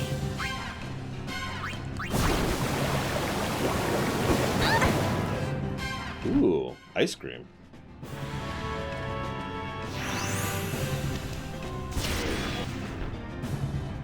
Sorry. Different animations too, Bragwin. They went all out.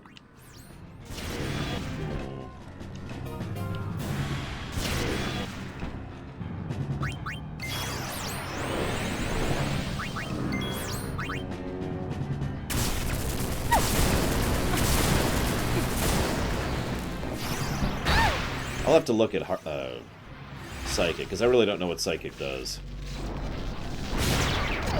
She apparently leaves the planet as Psychic. Oh my god.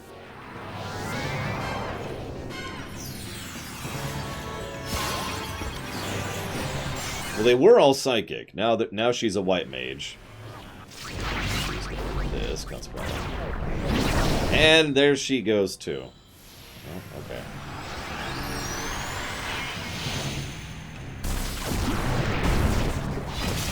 I like how for once darkness is red instead of purple, by the way. Although I do like purple being darkness, but, you know, whatever. And off she goes, bye! Yeah, that is totally the anime job. What's it do, like, gameplay-wise?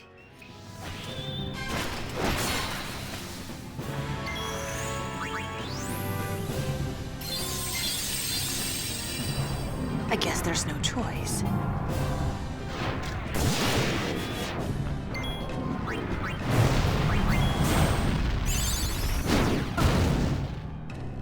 Wow. Yeah, born out of lava. I'm with it.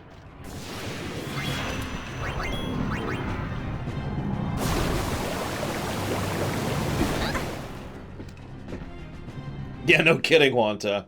Oh no, there's barricades.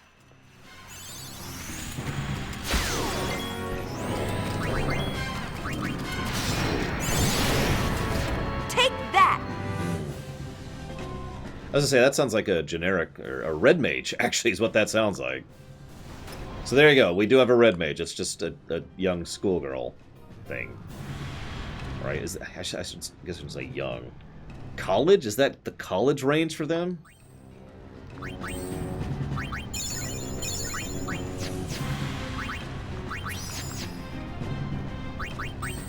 Any merit to red mage? Red mage is the kind of thing that takes very careful design to really make it work. So I'll switch everyone back to Lady Luck. Although, how are we doing on that? Nah, it doesn't matter. Oh, I should probably do that really quick while we're here. So we're psychic. There we go. Damage, damage all. Raise accuracy, evasion, and haste on solo. Fire Eater, Lightning Eater, Ice Eater, Water Eater as passives. Yikes, that is actually pretty nice.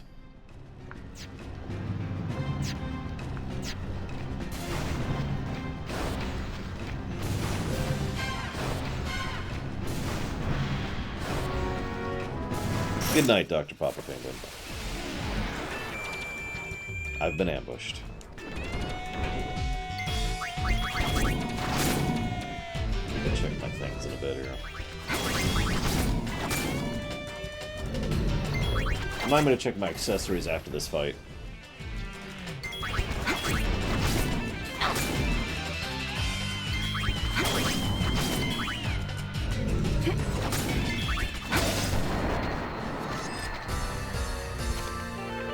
Another flawless victory.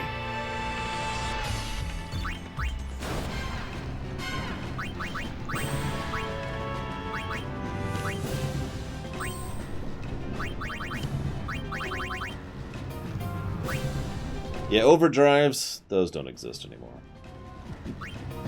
I like that. Over what? We're probably going to beat the game today, Baron. At least that's the idea. Could someone do me a favor and look up smooth shaling? Because I feel like there's a downside to that, and I don't remember what it is, and I'd kind of like to know because it's pretty important. Let's see.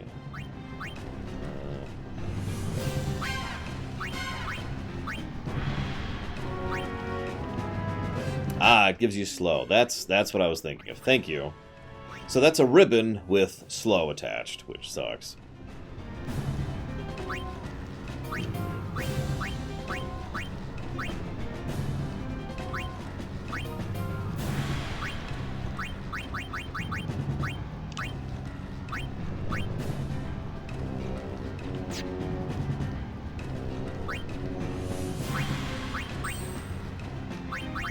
Congrats, Braywin. I had to buy tickets months ago here. And I actually had to get a... So, funny story, I'm seeing episode 9 twice. Not really by intent. It's just kind of happening. And when I went to buy the second tickets, they were sold out for a frickin' week.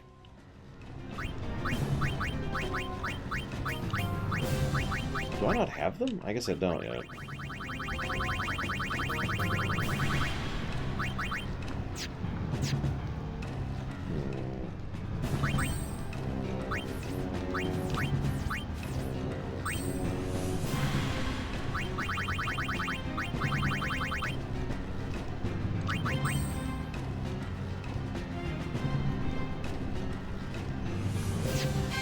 No, that's probably worth it. Sorry, I just need to rearrange a little bit.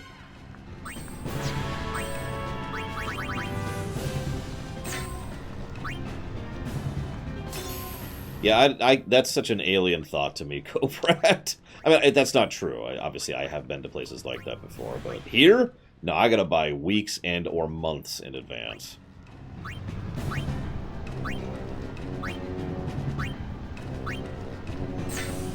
That, and I guess we'll stick with that.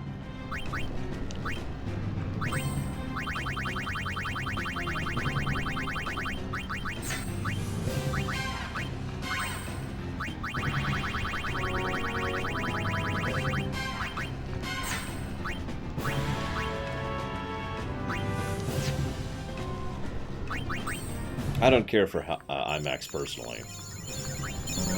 I care for comfy seats more than I care for anything else when it comes to moviegoing. Comfy seats and a good audience. Hopefully I'll have a better audience than when I went to see TLJ. That was one of the worst audiences I've ever had in my life. No joke. It's easily in the top 5 worst audiences. Just terrible.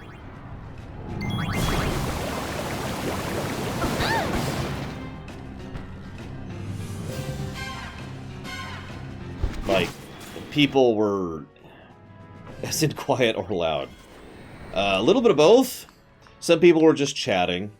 Not about the movie, just chatting. One person actually cussed me out in the middle of the movie. That was nice.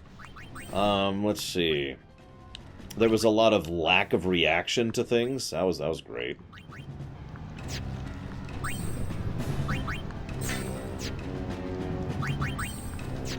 I gasped audibly at a scene, Loner. I don't remember the exact scene. Oh, well, yeah, I do.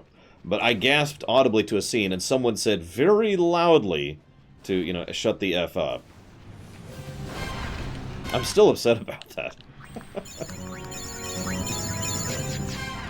Yeah, worst audience in possibly ever. There's a couple movies where I've had worse audiences, but it's probably number 3, I'd say.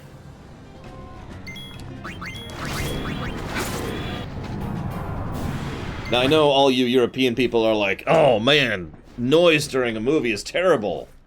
And I get that you people are weird and insane, but I do like a good reactive audience.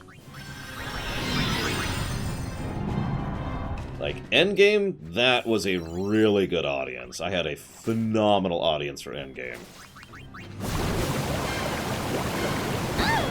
Oh, I'm sure that tainted my opinion of the film, Baron, which is funny, because I actually lost viewers for being too moderate in my opinion of TLJ.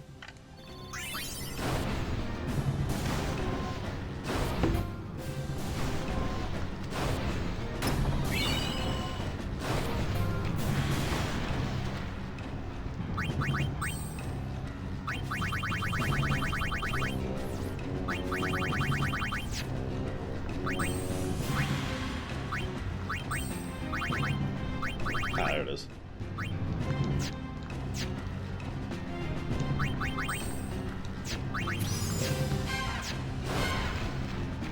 Yeah, no kidding, Dream Whisperer.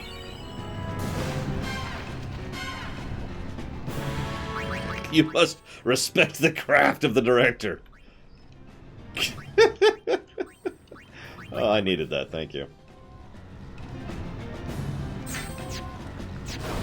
Yes, Walker, that's not actually a joke. I really did have people... Hey, we killed you earlier, Mary Graywell. I really did have people who bailed because I spoke about certain scenes in TLJ positively.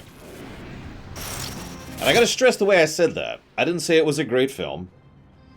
I didn't say it was the best film ever made, or it was cinematic history, or whatever. I just pointed out that there were several parts of the film that I thought were well done. And I had people bail because of that. Gotcha!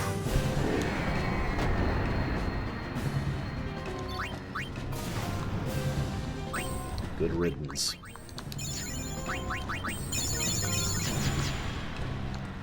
Yes, you were the Dark Aeon, Ixion, I believe. All these lightning accessories, yeesh.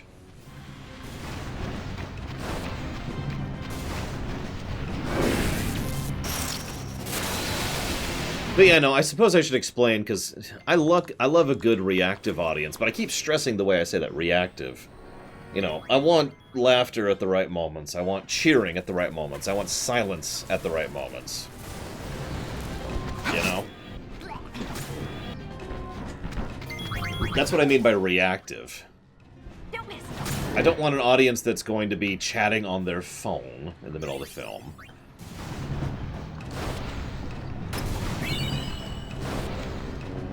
I don't want an audience where a kid is literally kicking the seats because he's bored. I've had that one happen.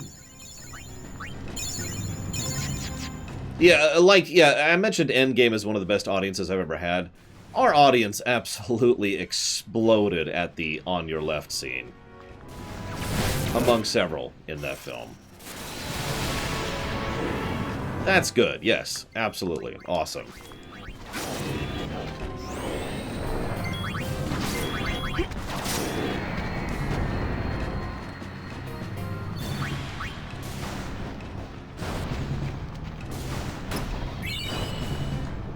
They're giving me all kinds of elemental stuff here, aren't they? Jeez Louise.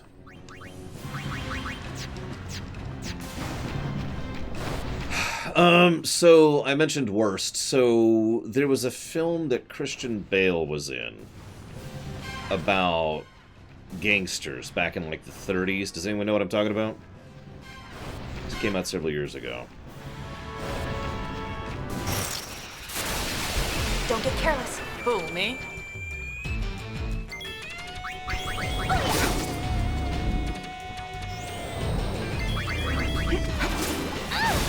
Anybody? I believe... Oh my god, I can't think of the actor. Jack Sparrow was in it too. Yeah, it was about Prohibition, I'm pretty sure. Yeah, Johnny Depp. Yep, okay, Public Enemies, that's the one. So we went to see that film. And there were a couple of kids, and I should clarify, I'm talking about teenagers, who were laying down on the chairs in front of us, loudly talking and playing on their phones during the film. One of the worst audiences I've ever had, just because of those three kids. Now you're probably thinking, why didn't anyone complain? Oh, someone did. And it turns out those were people who were like children of the manager or whatever. So, nothing was done.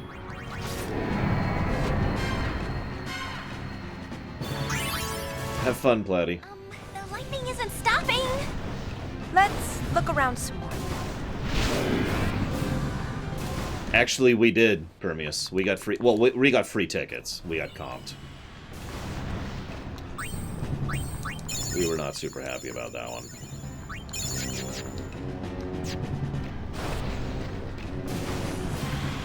Let's see. What was the other really bad audience I was thinking? Ah! So... Oh, jeez.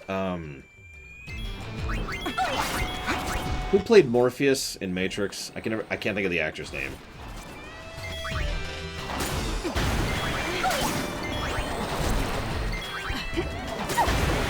Lawrence Fishburne. So there's an animated film with Lawrence Fishburne, William Shatner.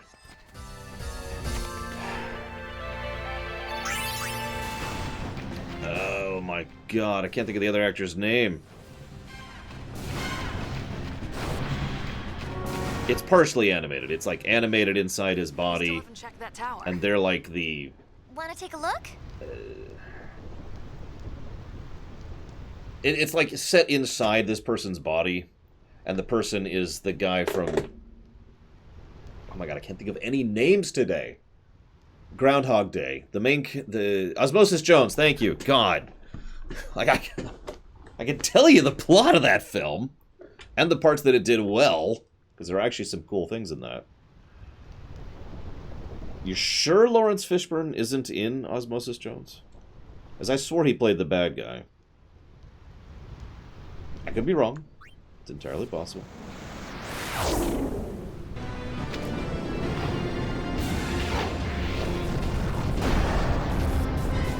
Yuna! Lightning Behemoth.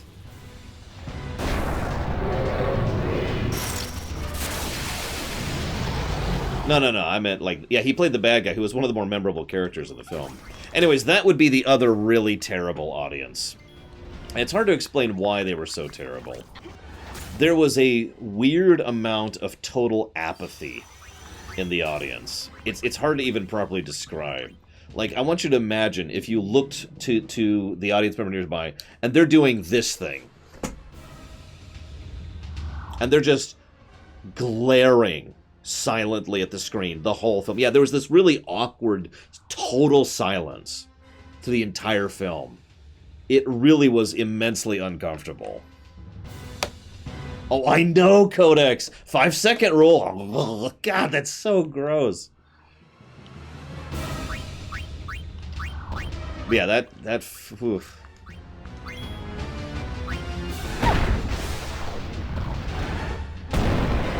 Oh, that hurt. Aw, he's immune to poison. See, I don't drink, J. Maria Grewal, although the theaters I prefer to go to do allow alcohol, if you buy it from the theater.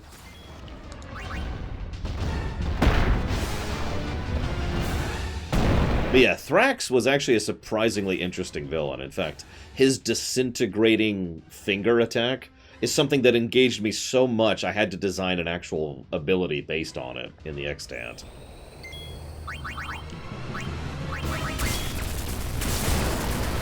It's pretty expensive, Dream Whisperer. I don't buy it because why would I? Seriously, Casual? God. Yeah, this is why I say I like a reactive audience. I mean, come on, react, people. If something cool just happened, you can do something. I will also admit I am incredibly biased because I also react during movies. Okay, this is ridiculous. I'm gonna actually die here.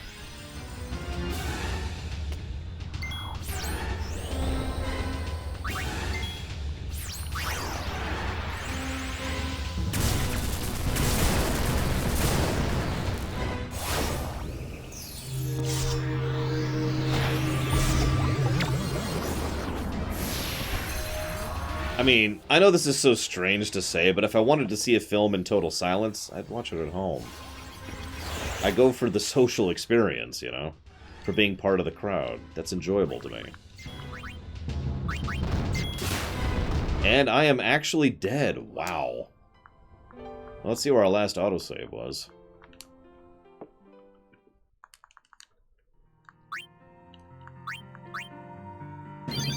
Where are we at?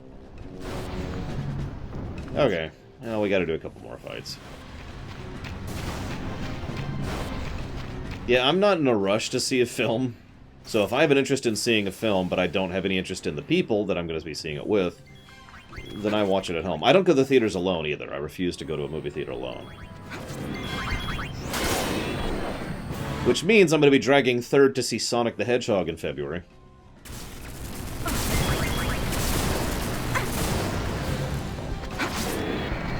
Works for me. Lol, Braven.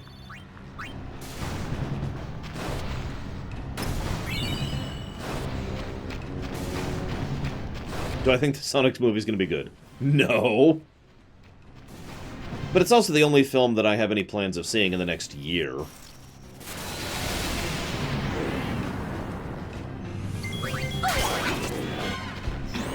I know that sounds strange, but I have just... Unless you guys pay me to, because that's how that works, I have no particular interest in seeing, oh, what's it called?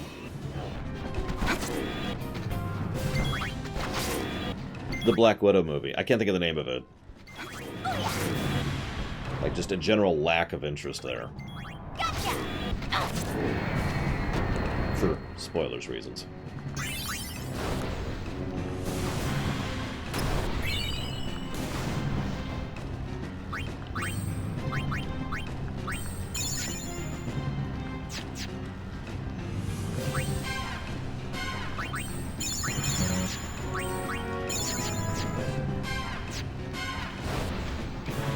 Oh wow, Braven.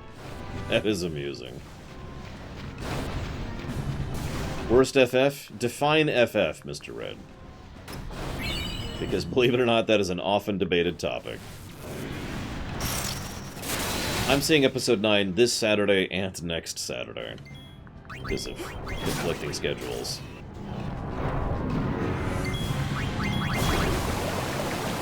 Anything with the name Final Fantasy in the title? Final Fantasy All the Bravest. Easy answer. Next question.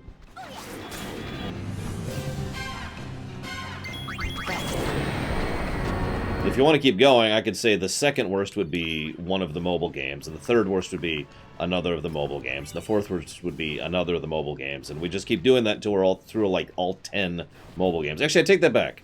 A New Empire is worse than All the Bravest.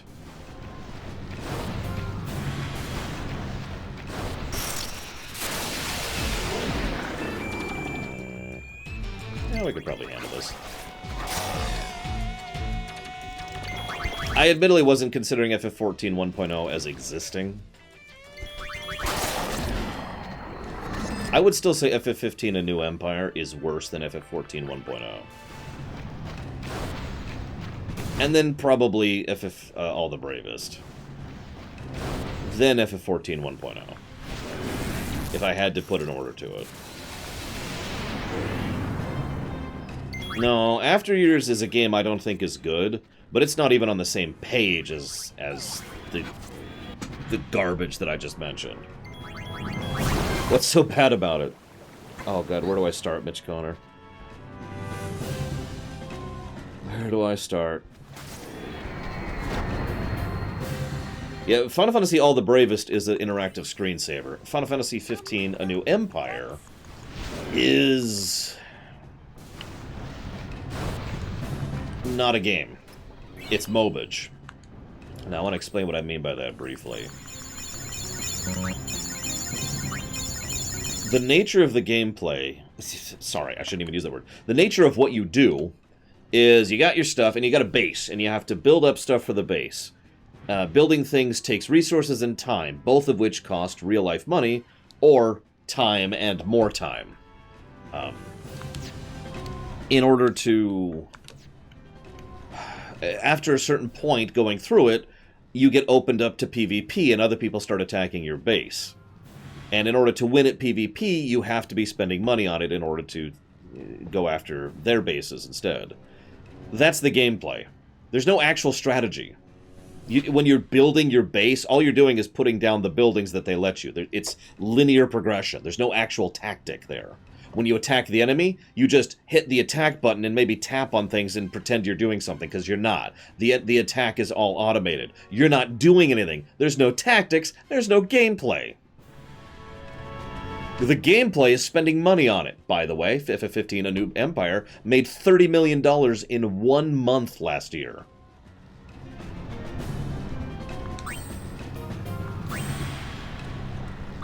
Which is the nail in the head for me. For all the reasons I hate many, many games on that list, including FF15 A New Empire, the fact that it made so much damn money pisses me off beyond all reason. Okay, so I'm going to take this a little more seriously this time. I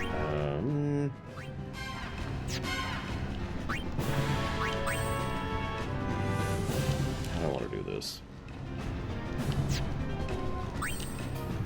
30 million in a month.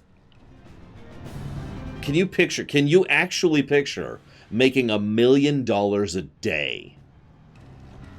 Can you process that? I reported this on my lore week.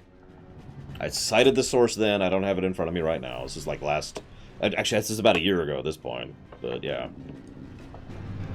$1 million a day.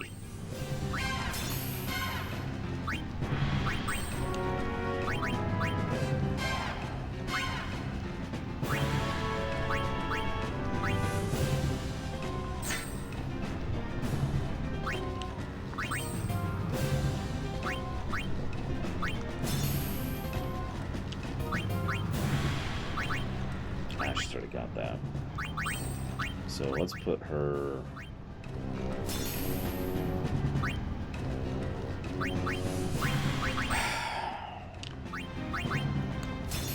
That would be one of those disgusting things that I would accept, Cashel. But, you know, for obvious reasons, that's still bad, but it's at least understandable. At least in that case, the bad thing is with life rather than, you know, that.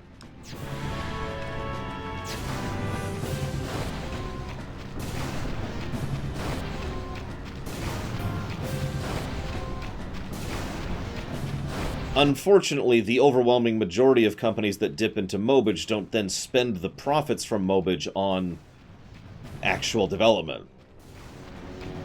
They either spend it on more mobage, because, I mean, it already made money, so why don't we just make more money? Or they spend it on investments, which is the investment cycle, which is a problem with its own right. So in short, most of the time the money goes to nothing or nothing, respectively. I've had a theory that there's a couple companies out there that use their mobile money in order to try and actually fund real projects. However, so far that I haven't really seen a lot of evidence that that theory is true.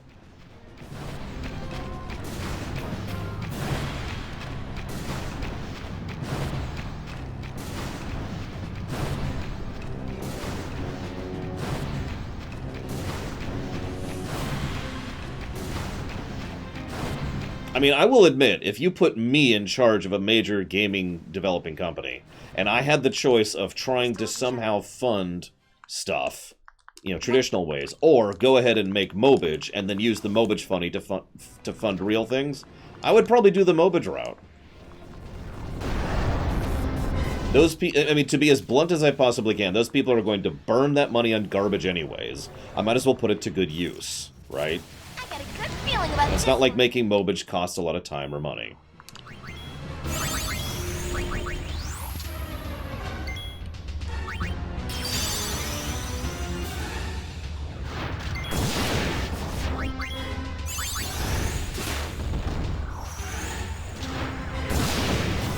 There's enough pain to go around.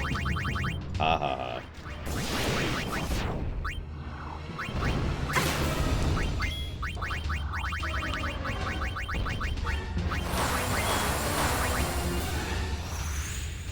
Don't. God damn it, I was just getting my buffs up. Okay, looks like the buffs worked.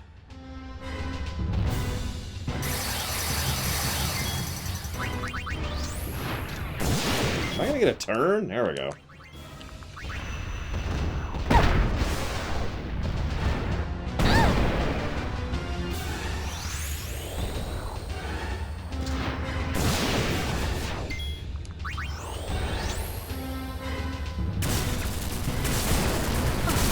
Well, that's actually really irritating.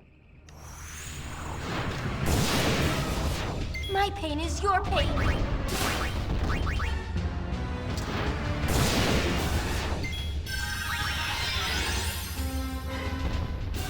My pain is your pain. Clearly. Do I have any? I don't.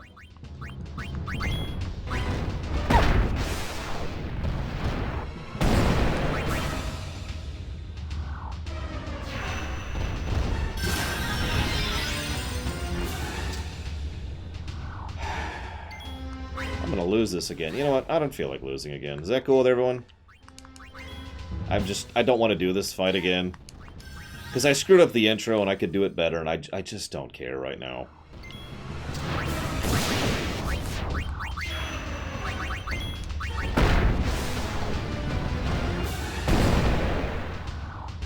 Like, I would kind of like to beat this game today, rather than correctly do the strategy at the beginning of a boss fight. Oh, I assuredly am, Dream Whisperer. No question.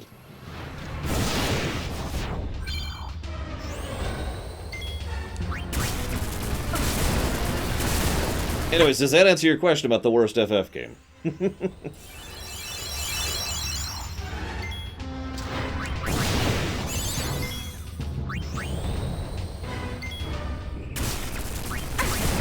What do you mean, Baron? Worst numbered FF game? FF15, A New Empire. See, this is why I asked that initial question. The problem here is a lot of people disagree on what defines a Final Fantasy game. Like, a lot of people. Basically everyone. So you gotta define if you're gonna ask a question about the FF series. Worst non-mobile FF game.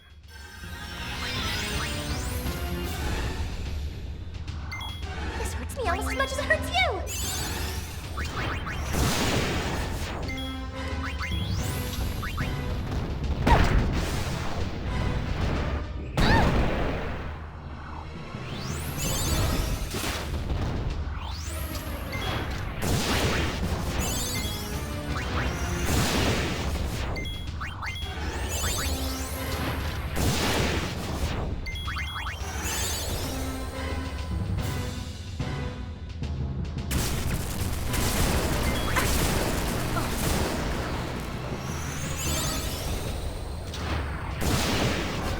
No pain, no gain.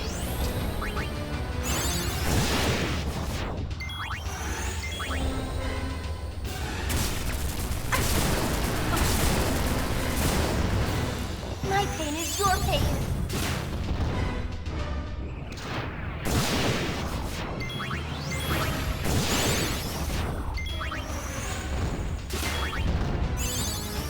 I keep defaulting to Final Fantasy Legends. So I guess that's the answer I'm going to give. Final Fantasy Legends 1, to be more specific.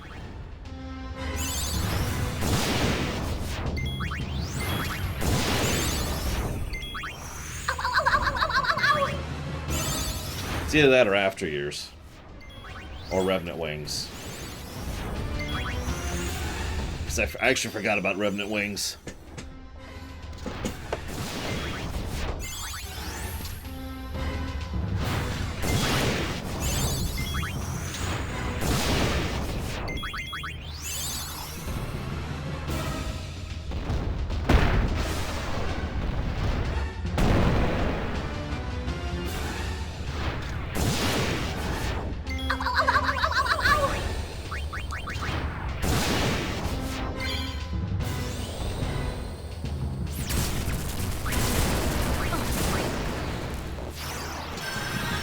Well, I haven't played After Years in a while. That's why I didn't actually pick it, if you were paying attention. I picked Legends 1. See, the other problem is, how do we define a Final Fantasy game in general? Some people say it's anything with Final Fantasy in the name. To be clear, I extremely disagree with that. Final Fantasy Adventure, Final Fantasy Legends 1, 2, and 3, and Final Fantasy Mystic Quest are not Final Fantasy games, in my opinion. What?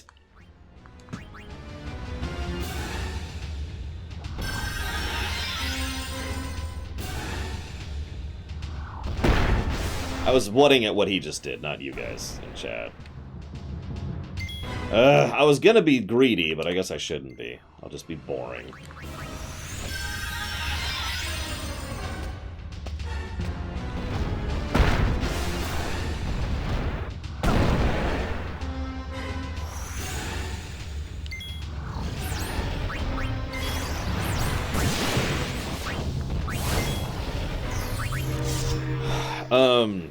So worst of 1 through 13, 3, and 15.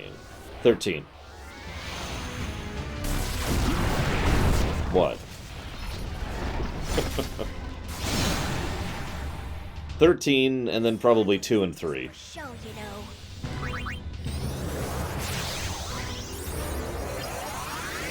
If Warlock wasn't fun for you, then you could either try a melee strength class, which I would recommend anything but Rogue, or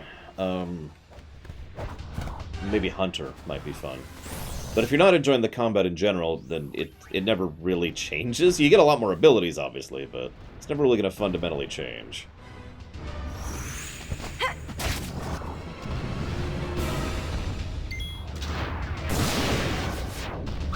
You know what? Let's just do this.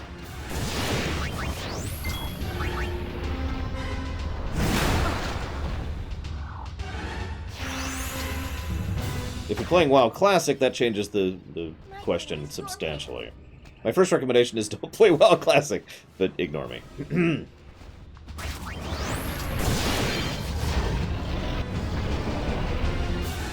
Well, that took way too goddamn long. And of course he does Meteor.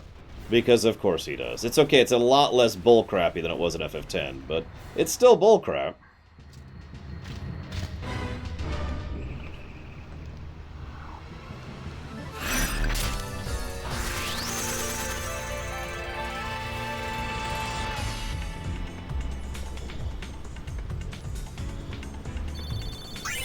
It was all worth it for that high potion.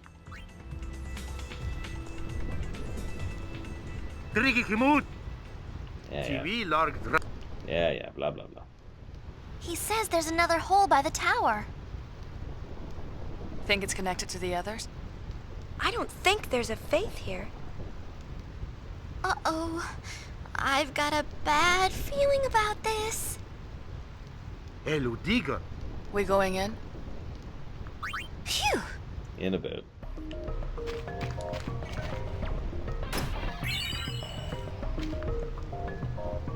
I sure hope so, Mr. Ed, because they never even talk about it.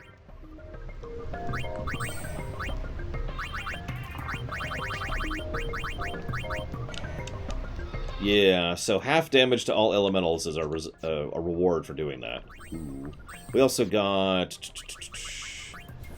that, which increases our defense and magic defense by 20 passively, and then each node increases our defense or magic defense by 20.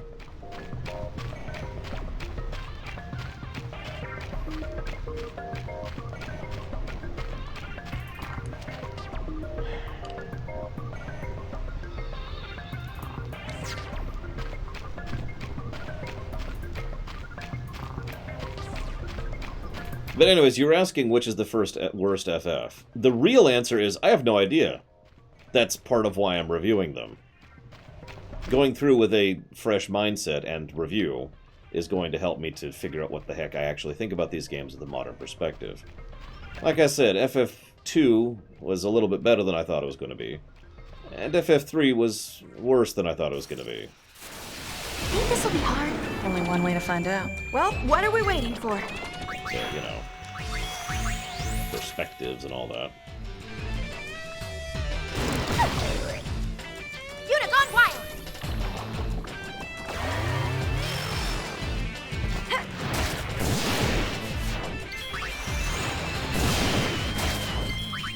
Honestly, 10 was pretty much exactly what I was expecting it to be.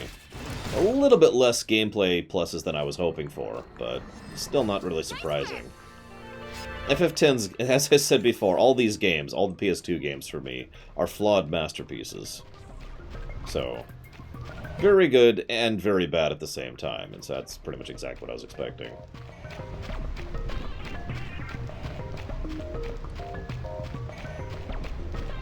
Like, core combat of 10? Awesome. Except for the irritating parts about it. Leveling system of 10? Drives me batty.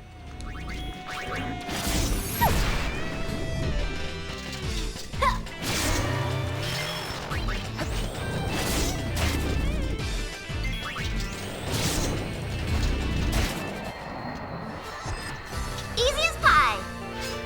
Oh, I agree. All three of the PS2 games is definitely a net positive scenario. 10-2 is basically the inverse of 10.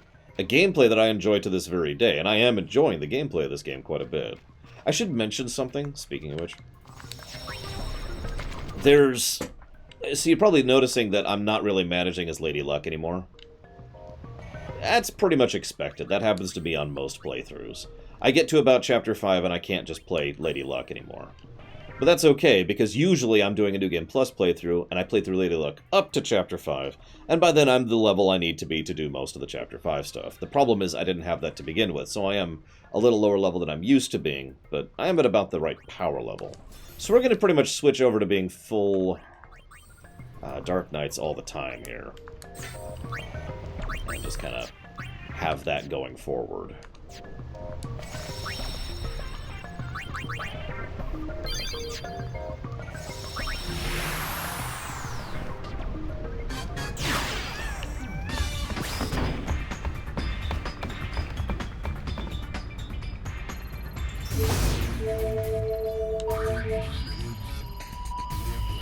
Well, I guess I could still do that.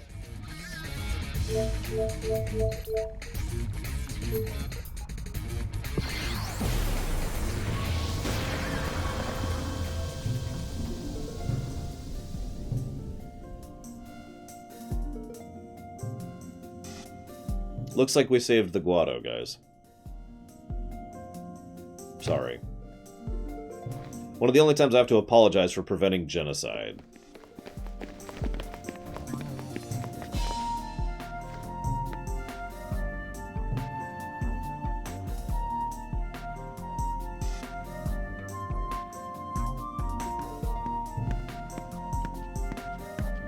There could be no sweeter melody. It is as if this music delivered the Guado from our unhappy fate. Well, I was a little involved too. Reviled by all of Spira, most of my people decided to forsake Guado Salam. Those of us who remained until the very end eventually tired of our miserable fortune and fled to Macalania. We went to wither away together with the woods. That is when we met our musical friends. They too were prepared to fade away with their beloved Macalania woods. Yet hearing them perform, I felt a quickening in my blood. I was quite moved. I could not stand by and let such exquisite music be extinguished. After consulting with the other Guado, I decided to bring them home to Guado Salam. Not a single Guado objected. It's been many years since I've seen such solidarity among my people. About 2 years, actually. Surely this music was the salve that healed our weary hearts.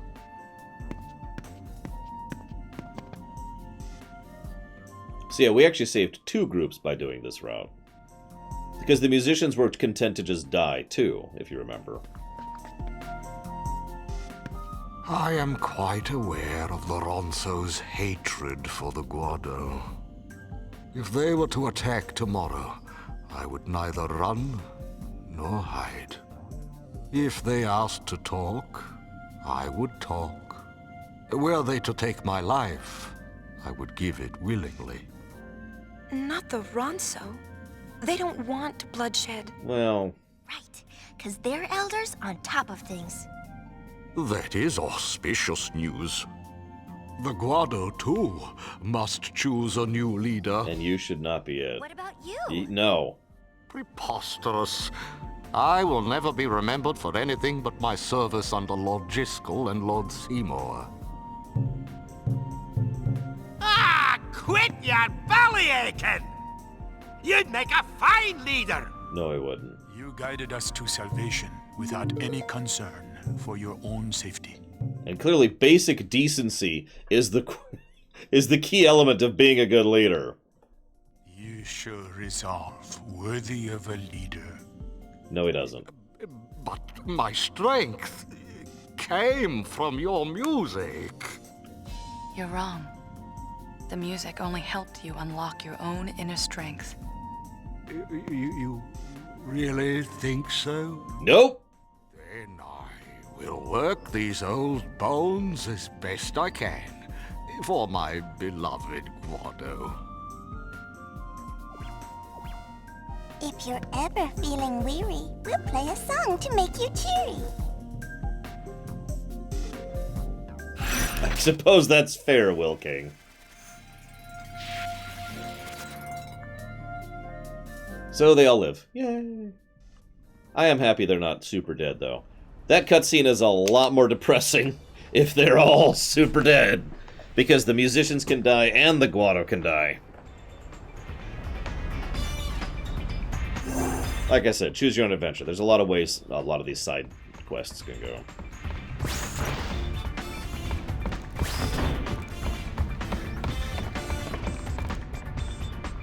I do not, unfortunately, Savacom. It is a good song, though, I agree.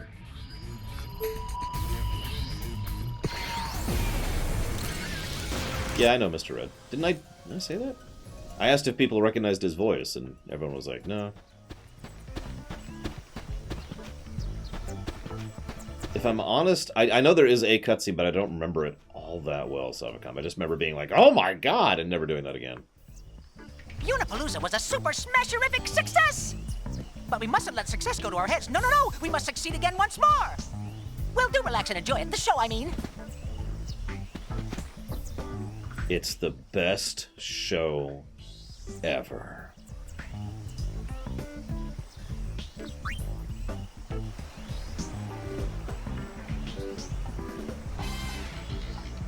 Behold!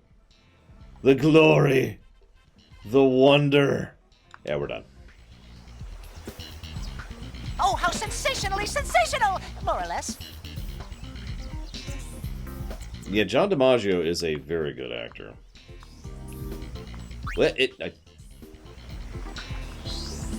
Dead Like Me. What is that, J. Maria Graywell?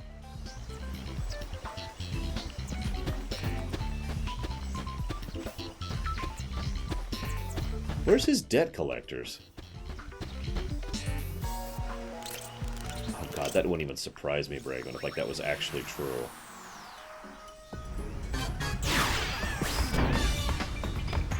Yeah, he did a surprisingly good Joker. Not my favorite Joker, but, you know, third.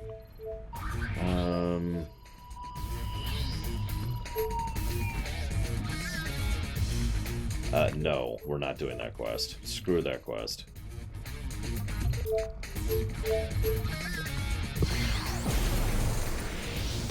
I do want to do this quest. So, you remember those little machines that have shown up every now and again. Dream Whisperer, the little scout light fixture looking things. Every one of those has been scanning us, and every time we use an action while they're still alive, that action is recorded for a machine they want us to test.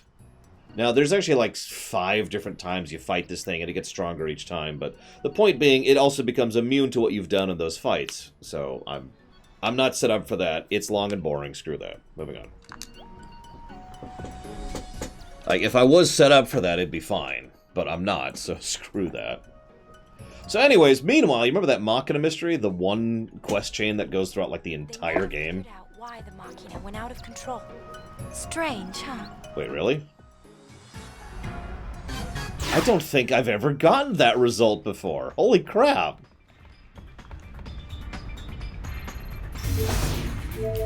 I'm serious. I don't think I've ever gotten that result before. Of just, oh... The day that Blitz freaks across Spirit have been waiting for is finally here! That's right, folks. Blitzball season has begun! So Blitzball's in this game. Wow, is it that time of year already? I wonder if Waka and the gang are here. The Aurochs aren't coming. I hear they've got their hands full with babysitting. Aw, they should have just brought the baby along. And guess what?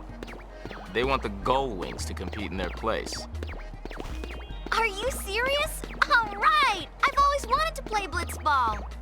Why do we have to play? Don't sweat this small stuff. Leave everything to me. Me! I mean, he was a really good Blitzball player back in 10. So, are we in or what?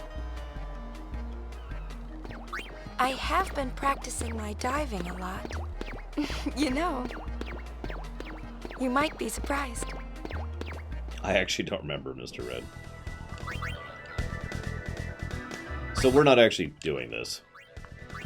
I mean, I'll do this. Here, let's fight the Luca Goers. So you'll already notice this is pretty substantially different. Like, already. And this is why this is really different in this one. You'll notice they have fixed almost all of my problems with Blitzball in this version. Because it's the same basic game. It's just, it's this rather than what it used to be.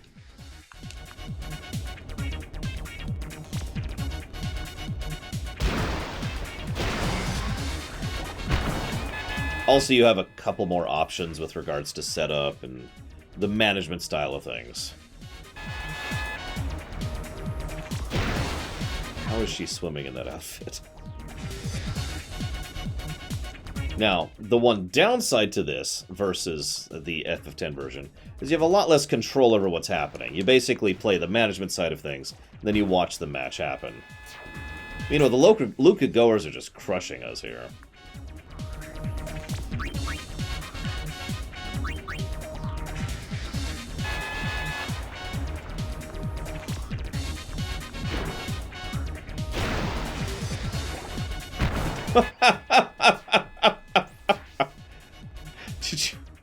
Shinra's not a good defender, by the way.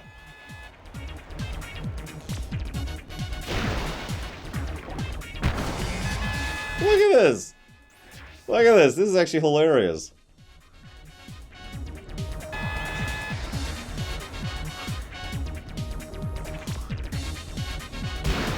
Yeah, they're like, revenge! They knew.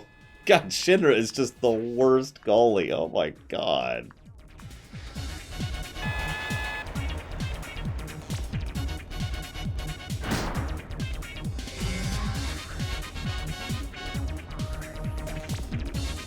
Alright, brother, you're actually good. Never mind.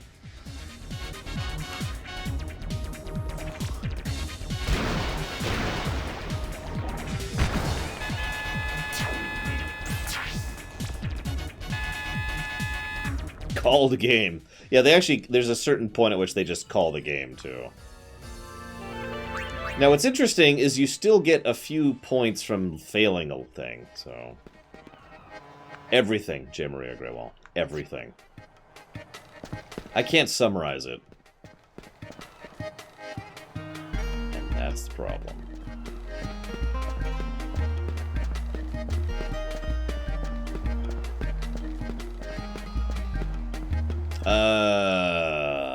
You don't get a sphere for doing it. I don't remember if you get a garment grid for doing Blitzball. I really don't remember. I know you get a few accessories from it, and plenty of items. But by memory, it's mostly a contained minigame.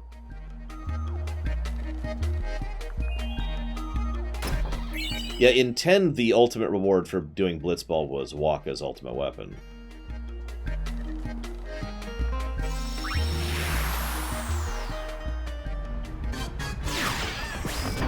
It may not surprise you, J. Maria Graywell, to know that a lot of people disagree with me on that.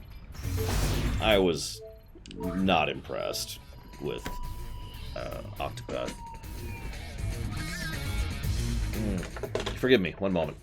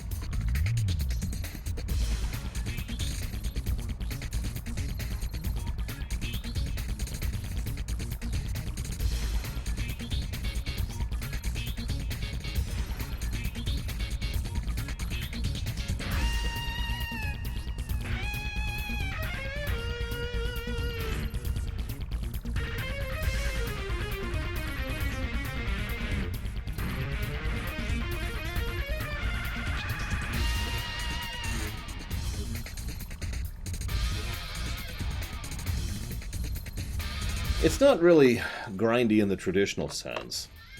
Straight levels only really give you health and nothing else. You do need to grind job abilities, but that's not really all that grindy. It's just the game itself is...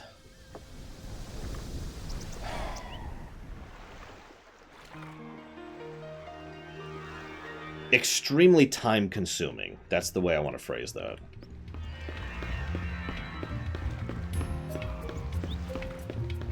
If you'll notice the number of hours spent on that particular playthrough, you'll see what I mean. Alright, so Octopath is better than FF6. Alright, you're wrong. Any other questions?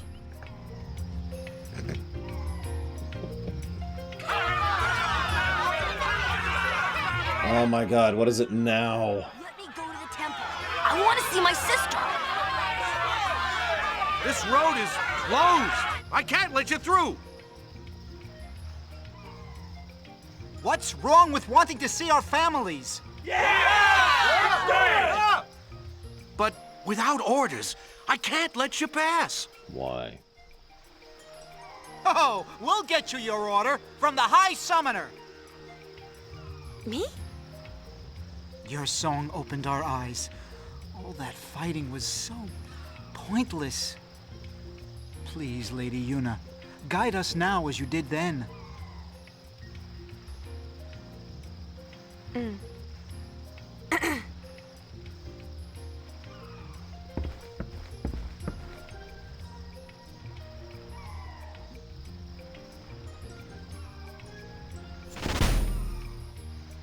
Make way!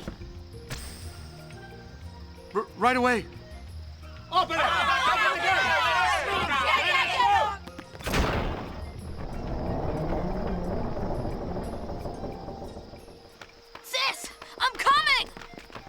And then he dies to the first Ochu in the forest. Let's check it out.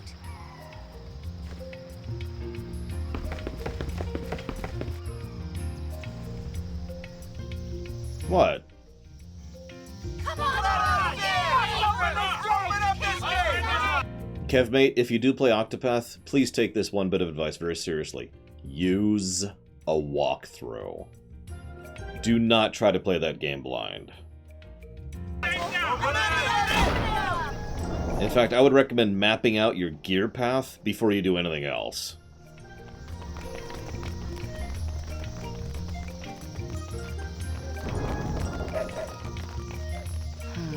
Songs are powerful. I guess everyone felt it. What you felt? Nah. No, not me. Len. Len's dead. She's been dead for a very long time.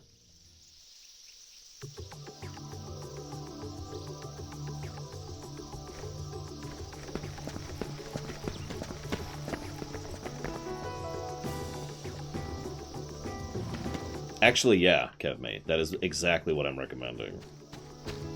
See, in that game, you can get some equipment from chests, some of it from town, some of it from bosses, and some of it from the social interaction things.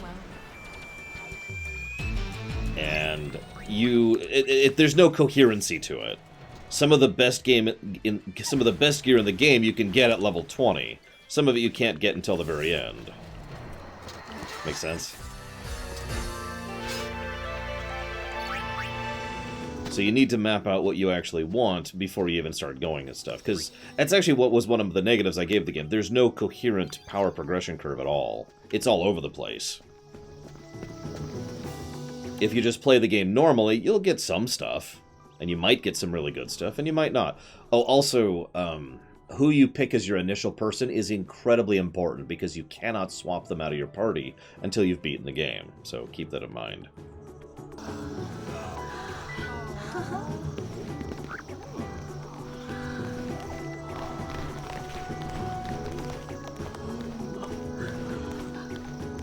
We're in Chapter 5, okay. You're okay. Killick has finally calmed down. For 3 days. They'll be at war again tomorrow. All's well that ends well, right? Hey!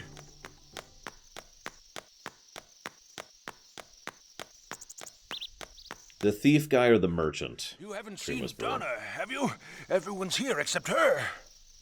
I guess she's not coming. She doesn't love you, Bartello. Yes, that's the game over music. I was afraid of that. Hey, looky!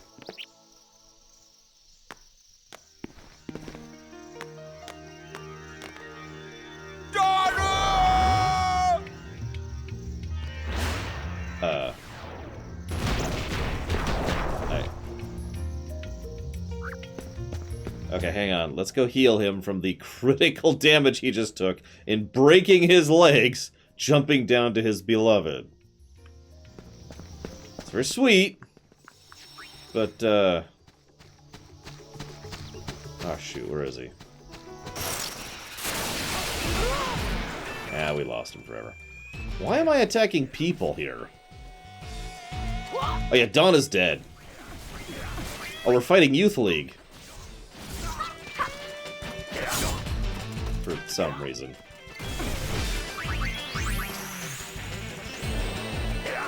My pain is your pain.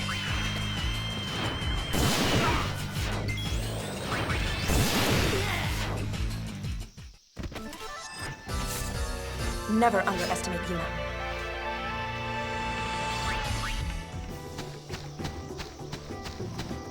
Look, they deserve to die, Ayaya. They were in my way. Never be in my way.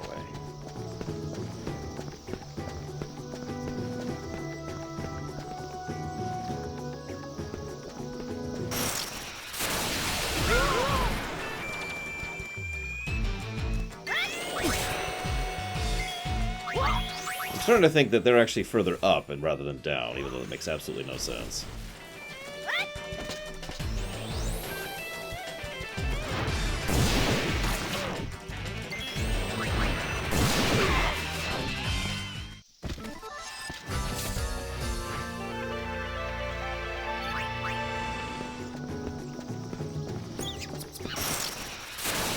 How do I join the dark side? I am the dark side!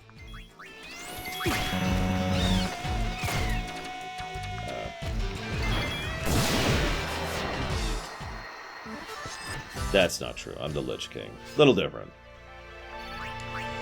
That is correct, J. Maria Greywall. The only things that are on that list are the things I've put up there because I'm personally interested in it. Or things that, you know, people have put money towards.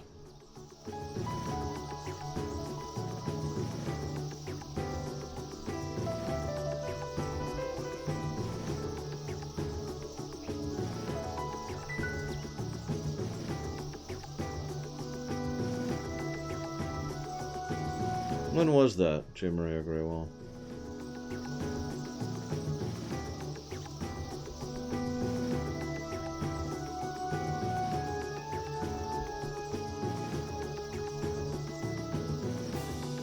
Oh, sub.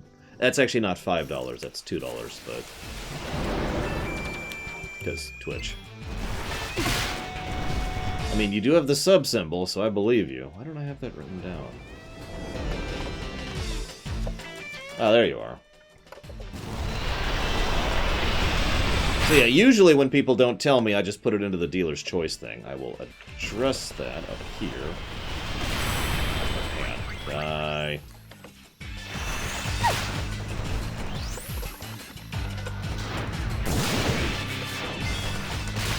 Yeah, dealer's choice, as in I choose.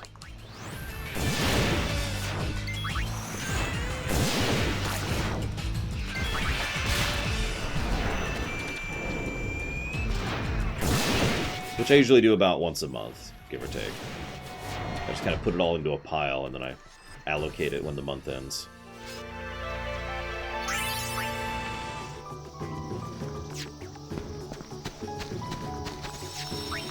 I know I need levels and all, but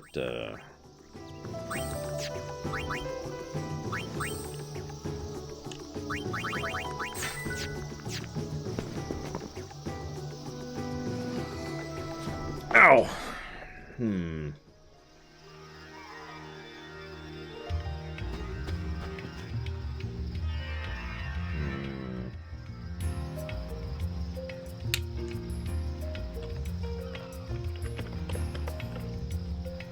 Yeah, Bartello's dead. I'm gonna codify a few pluses and minuses that I've been thinking about for a bit here.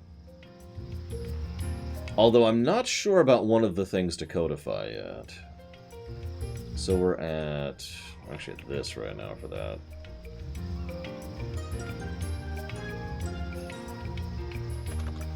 So we're actually up to this many gameplay positives now.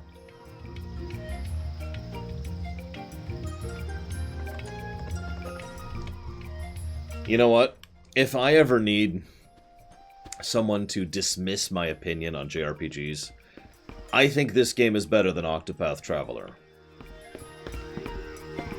Non-jokingly, non-memeingly.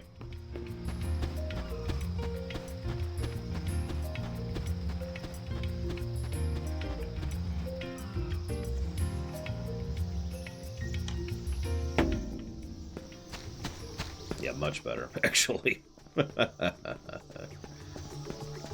do I mean by that? This is a better game. What do you want from me? I mean, ignoring the fact that my score is obviously showing how much more I like this game than Octopath Traveler. There's also the fact that this game has a story that actually interests me. Characters that actually interest me. Isn't a slog grind fest from hell designed by people who have no idea how to make a proper JRPG. Doesn't have excessive blur out the yin-yang. Doesn't basically require a walkthrough to enjoy it all. Keep going.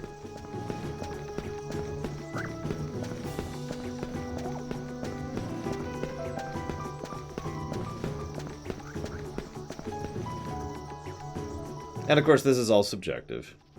But like I said, I'd probably lose major brownie points with JRPG fans for saying that. Which is okay, because I don't give a damn.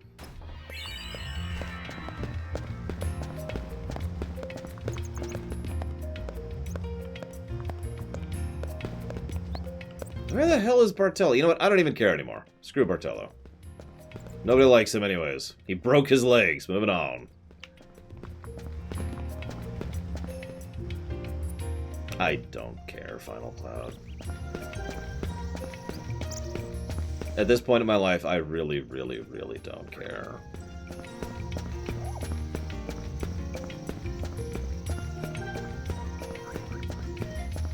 I mean, if you want to disagree with me, okay. If you want to talk about it, sure.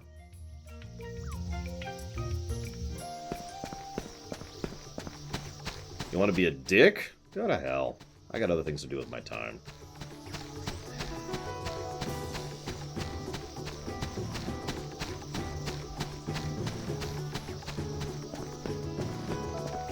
I just want to beat this game today. I may not beat this game today. We'll see. The Ochu probably would treat him better than Donna. I agree with that.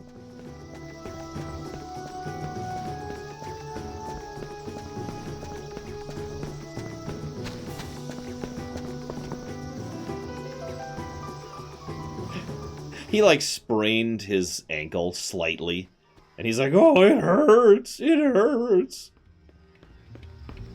If only I had the great Dr. Phlox to heal me. Oh.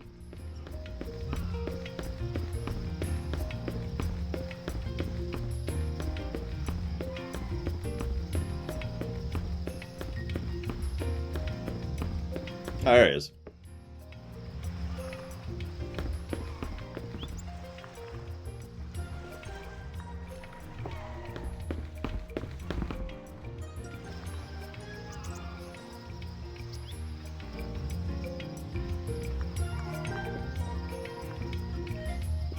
I think I failed that side quest, so we're just gonna move on.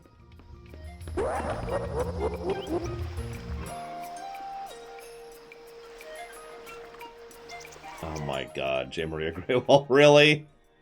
Well, first of all, thank you very much for the support. Very much appreciate the bits, sir and or madam. Thank you. Second of all, let's go beat the game, shall we?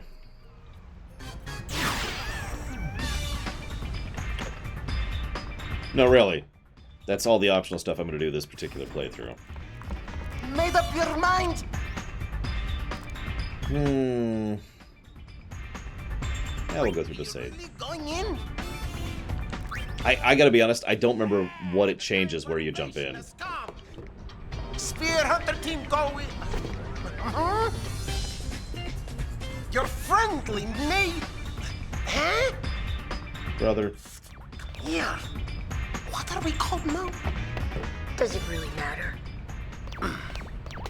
Good point. Surging, flapping, snipering, gold wings, attack! Whoa, such passion. Okay, that does get a grin out of me. I'll admit it. I'm so moved. At any rate, let's go. The Gull Wings' last mission.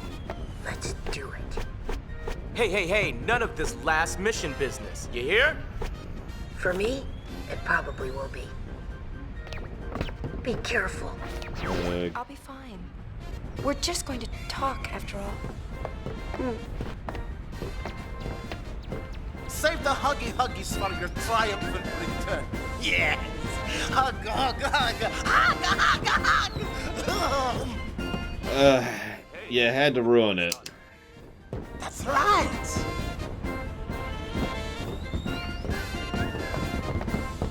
Go, go, go! Go Wings!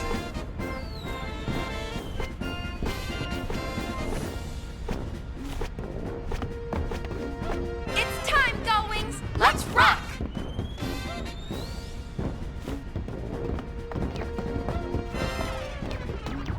This is the cutscene that's leading to the last dungeon. What is with this game? I mean, I know exactly what's with this game, but I just want you to picture that. Like, picture every game you've played where there's a cutscene before the last dungeon. And it's usually like one last moment with your loved one, like in Mass Effect, or a dramatic, you know, we've got this, like in FF7 or 6. No, here it's that. Anyways, welcome to the finale. So we are now into the outro, and as usual, we will be judging the outro fairly critically, as we always do. I need to equip a couple things, though. I just realized, so give me just a second. We'll give her the Tetraband. We'll give her... Do I have it? I might not have it now.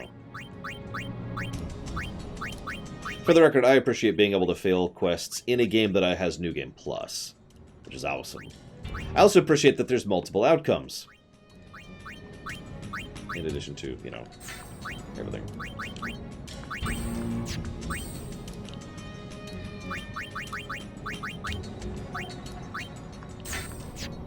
Hey, Jaylee.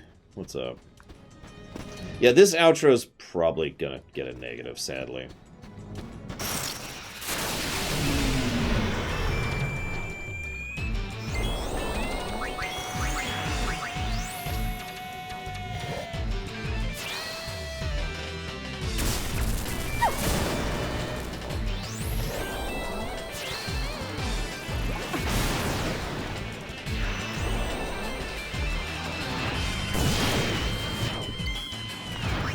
I suppose what I mean, Plutonia, is there's a difference between simply not managing a quest and having to start the save over, or failing a quest and there's a whole new cutscene and whole new consequences specifically for failing, right? Surprisingly few games do that.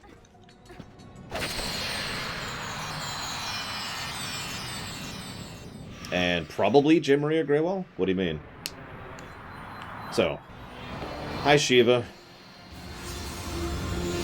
Well, I put all that ice gear on just a second ago.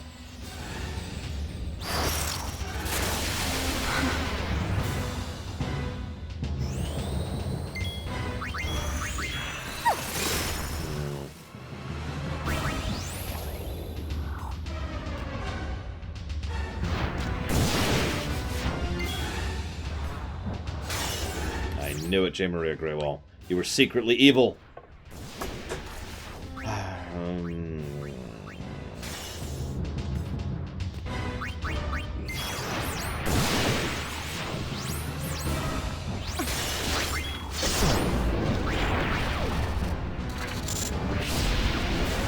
FF14 Stormblood? I'd say FF14 Stormblood is the worst expansion in FF14. Make of that what you will.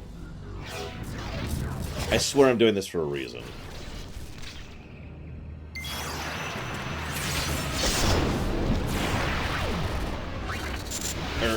Crap. Wrong character. Whatever. Looks like it so far, Dream Whisperer.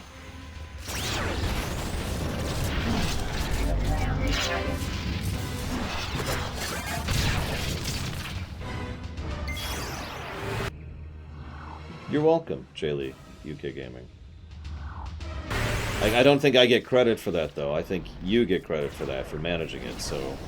rather than you're welcome, I think I'm gonna just say congrats, dude.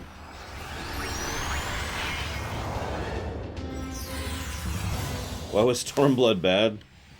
Here's a better question. What was good in Stormblood?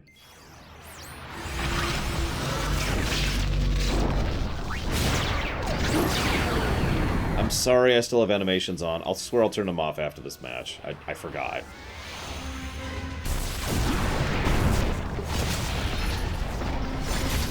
Like, if I was to do my own rating system, I would have to seriously think about any positives to story for Stormblood. I'm sure they're there, I just can't think of them. There were a few good dungeons. One of my favorite dungeons in FF14 was in Stormblood, actually. And Samurai is actually my favorite class from just a fun perspective.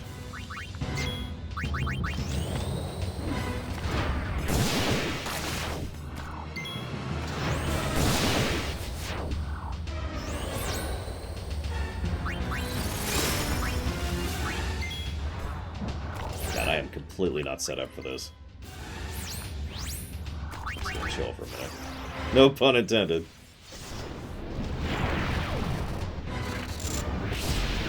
I still haven't seen the Samurai or Red Mage stories, actually. In fact, I haven't seen any of the stories except for Astrologian, and that's it. Up at 80 anyways.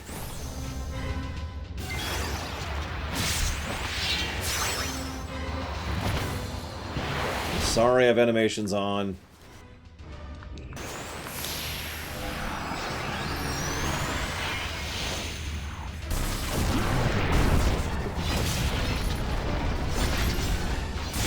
I'll give you that. The Omega fights were amazing. Like, legitimately amazing fights. All in favor of that.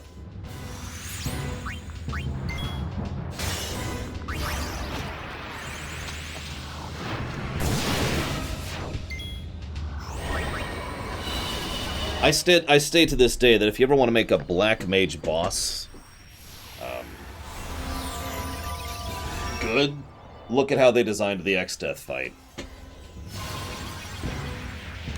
That was...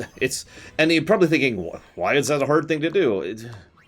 A Black Mage is a very basic type of class. Making a Black Mage boss interesting is more challenging than you'd think.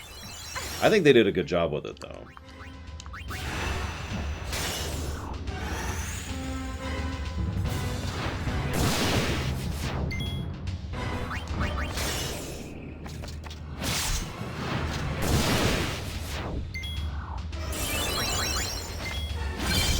There we go.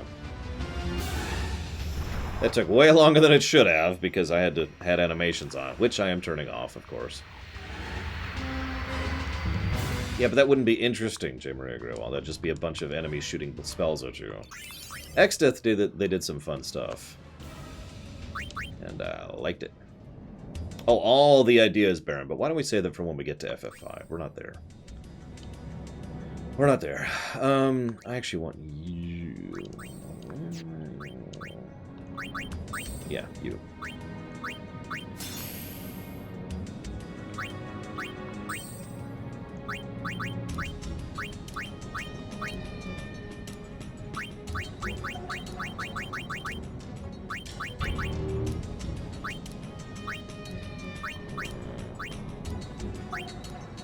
Debating, sorry. Let's go through that.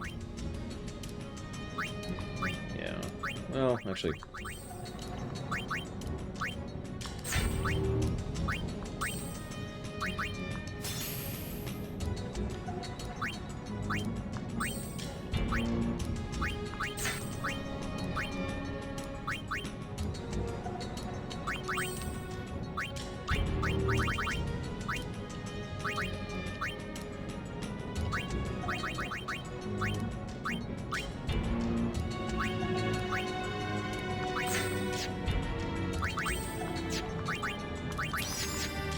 Hey, Tazara.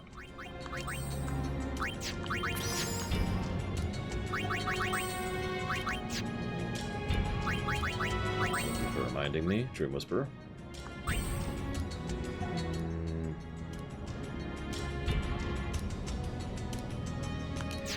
I'll leave her on poison proof. Dispel, which I could have used earlier on a boss fight I was fighting. I will admit I'm going to have, and I'm continuing to have a much harder time with this game than I probably should be, because I'm not leveling the jobs, or New Game Plussing.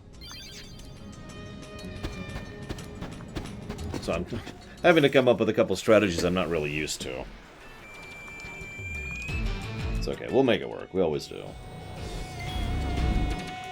No, Final Cloud. Why would they?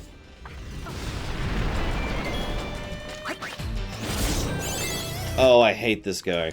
He's literally immune to physical attacks.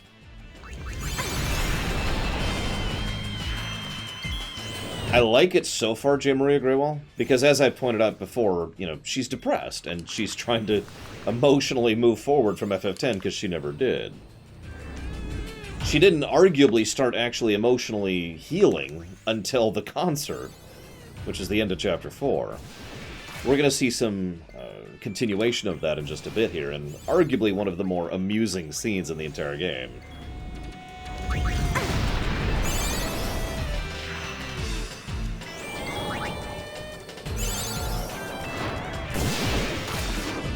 By the way, the reason I discovered that Dark Knights were useful in this game was literally because of this enemy, who was immune to physical attacks, so I was like, oh crap, what do I use to attack him? Because I had leveled Black Mage at the time. Huh. That's interesting.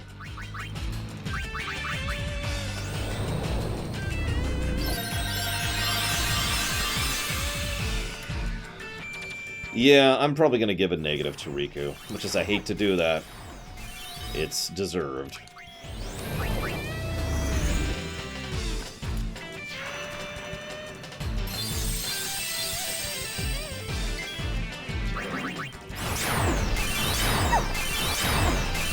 Like, what the hell were they thinking? It could be argued to be character assassination with Riku, because that is not how she acted at all. The most common argument I tend to hear is that this is how she always was, and it's just, you know, she wasn't able to before because of all the problems of 10. The problem with that is, it's not the fact that she's acting like a wacko. I can tolerate that. I mean, I'm a weirdo myself. No, it's the fact that she's a moron. She's actively stupid multiple times. They treat her like she's the stereotypical archetype of dumb blonde, and she's not. And yeah, it's not funny either.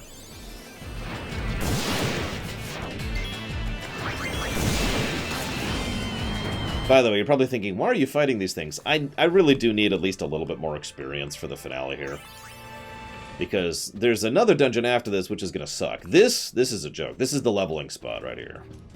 By the way, this is where I usually get my final levels up to 50 whenever I need to.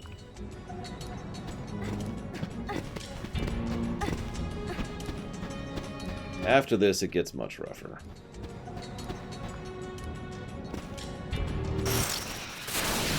I'm gonna whack you good!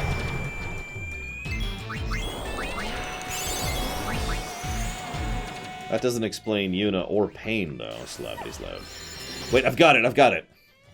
Riku isn't Riku. It's actually a clone that Shinra made with Pyreflies, but because Pyreflies only make memories off of whatever they perceive, so it's not a full duplicate, they only captured her doing one stupid dance this one time. And so because they saw that, they're like, aha! And so the duplicate of her is just her being dumb and stupid because that's all the Pyreflies saw. It all makes sense! That's not what I... Jackass game.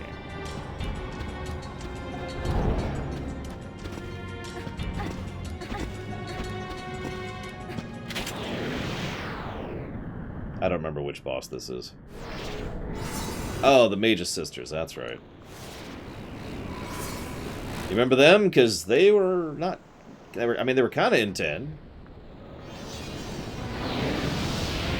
The real Riku left the continent years ago to go find some place where they could, you know, survive and thrive and build a new civilization. She'll come back and she'll be a total badass, you know, just like, hi. I haven't even gone once yet. Jesus Christ. Still haven't taken an action.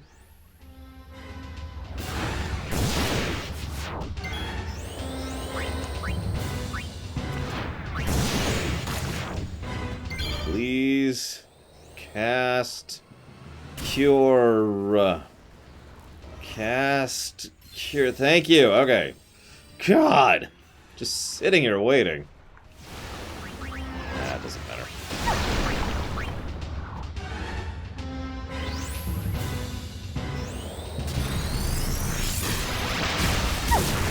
I remember this fight is actually pretty rough. Mostly just because it's the three of them. 3 enemies versus 3 enemies.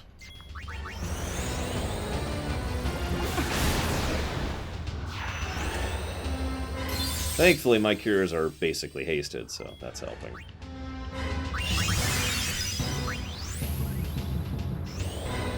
I should have checked which one is which. That's my fault.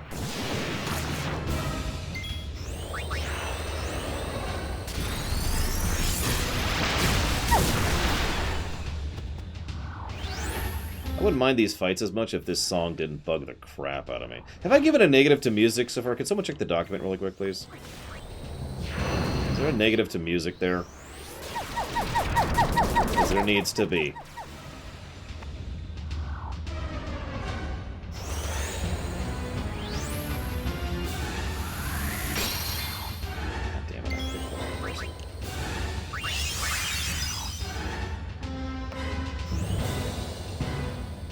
Oh, right, we never finished the discussion. We actually were in the middle of a discussion twice now about where the negative to music goes. Story or gameplay. So where does it go? Oh, that's happened to me before, Final Cloud. Because I did the stacking wrong. Or because the enemy's just that much faster than me. See, I admit I was thinking story, because even though music tends to be a gameplay thing, the harsh reality here is... the main problem with the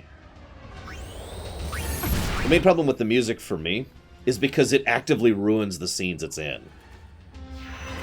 No, I didn't, Baron, and I never will.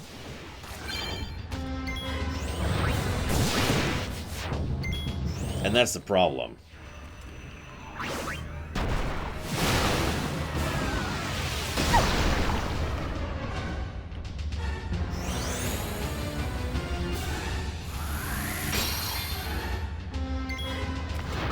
Like, so that's... For those of you who've never seen this before, we always kind of debate, depending on the specific game, where music pluses or minuses go. It depends on how they use it in the specific game.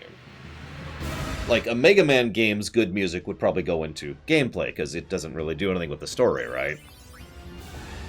But most Final Fantasy games, the good music would probably sit under story, because of the way it's applied to the story. Depending. Speaking of which, KevMate asks, which FF has the best music for me? FF4 on the SNES. Easy answer. I don't even have to think about that. Specifically the SNES version, though, which actually makes me very sad. Because we will not be hearing that amazing soundtrack when we play FF4, because there's no frickin' option for it unless you mod it in. And as much as I'd love to mod it in, I can't, because that would be unfair to the review. So we'll be listening to the crap version of the soundtrack. Let's go, Wings! Yeah! Let's do it!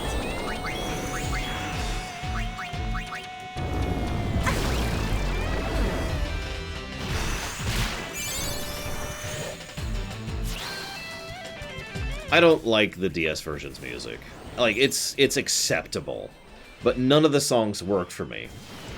When we review FF4 DS, most likely there will be no pluses or negatives for music at all, because it's just there. Something about that kind of bothers me a bit. But whatever. It is what it is. I mean, FF6 is getting a negative to gameplay right off the bat, so make of that what you will.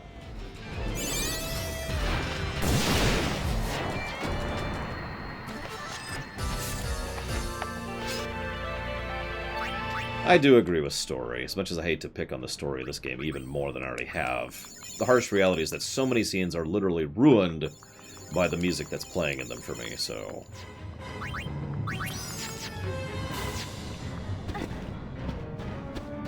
So I'm going to get in another combat here. There we go. And give a negative to story.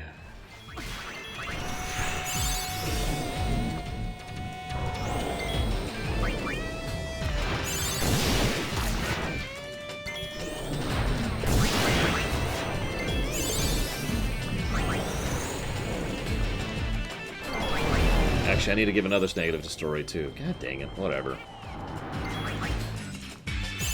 No, but I don't... I mean, I did all my Christmas shopping, and I'm done with all my Christmas stuff, so I'm a weird person to ask that for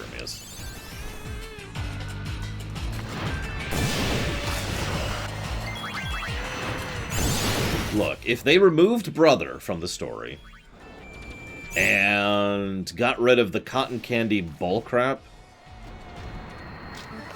this would be a substantially better story, just with that right there. I'd say those are two minor changes, but actually those are two huge changes, so whatever. So someone asked earlier which FF had the most failed potential. Honestly, I think you're looking at it. There was a lot of great potential in this game, and there's some really good stuff Under the surface.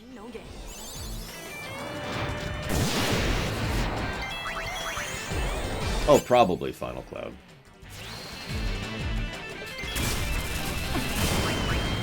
My suffering mirrors yours. I know what I'm gonna do. I'm actually gonna do this.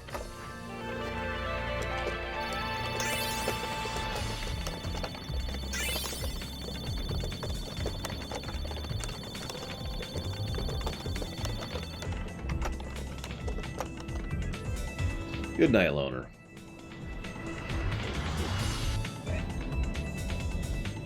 So I'm going to get rid of that. And that, actually.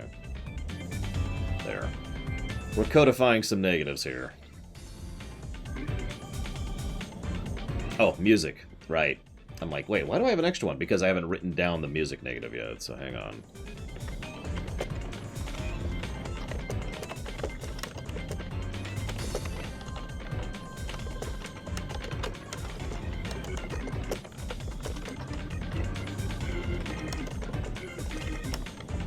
So, negative to story, music. Negative to story, Riku.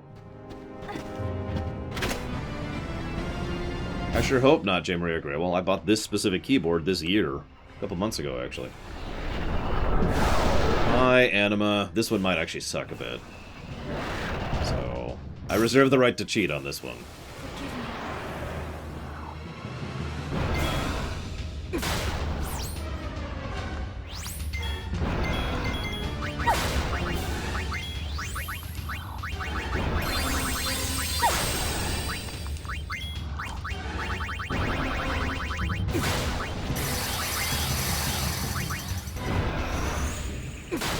And a who, Baron?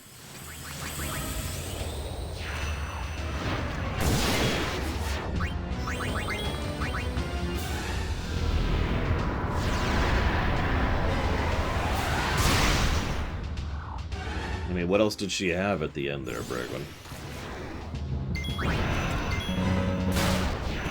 Really hate it when that happens.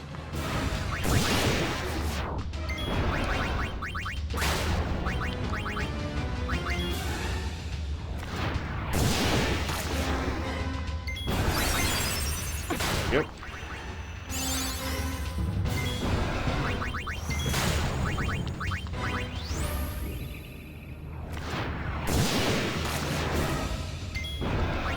I will admit something. I am strongly tempted to give another plus to gameplay. In fact, I'm so tempted that I'm actually going to do it. Any objections?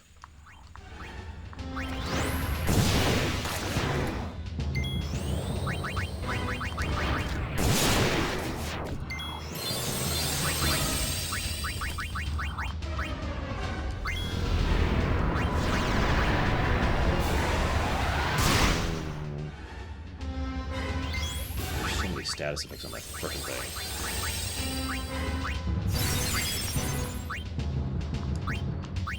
No, you just have to explain. God damn it, I didn't even get a chance to top off. I hope I live through this.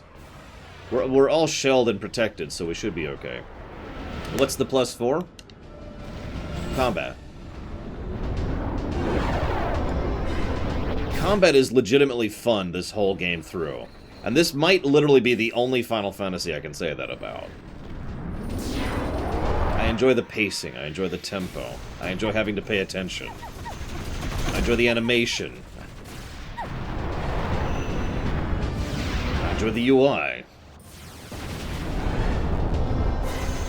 I enjoy pretty much everything about the combat of this game.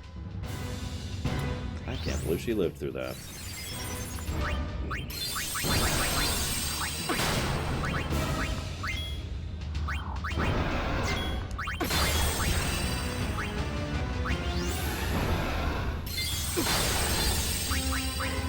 So what do you think, guys?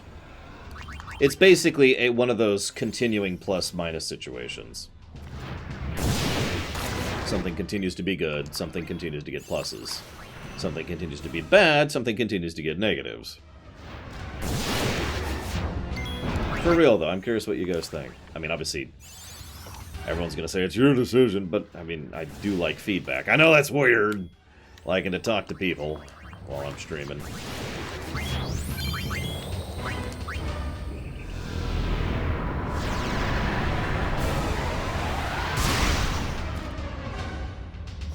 Yes, Kevmate, that is exactly correct.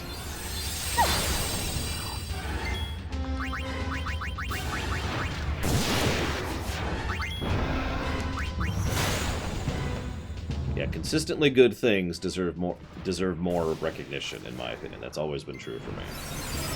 Come on.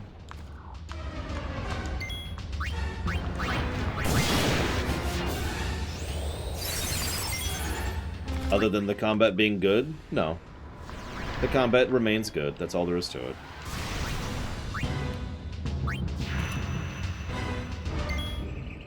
Sleep, you whisper. Sleep, even though I may not beat this game today, because we have a whole other last dungeon after this. Are you going to use the frickin' item? Oh, there. Oh, god damn it. She did it on her.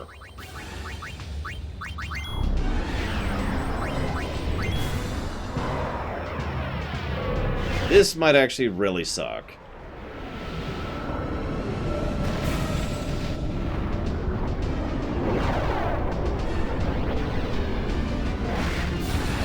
Define Pokemon effect for me again really quick.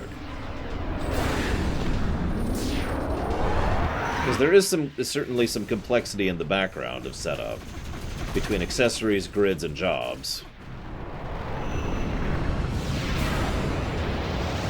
Yeah, you get a lot. I don't even have half the options I should at this point in the game, because I'm only on my first loop through. You get a lot more options in future loops in this game.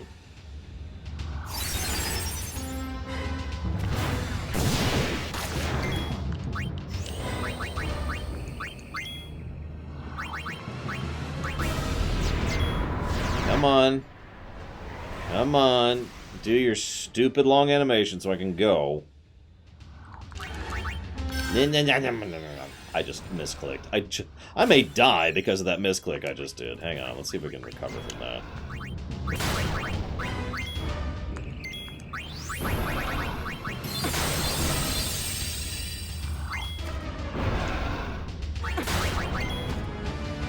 That's the wrong person. That's an interesting question, Mr. Red. I do like it. I don't know if I'd qualify it as a story positive. I'd have to think about that.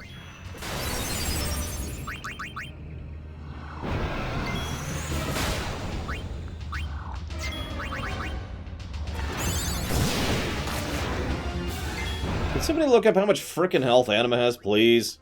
It's taking a little while here.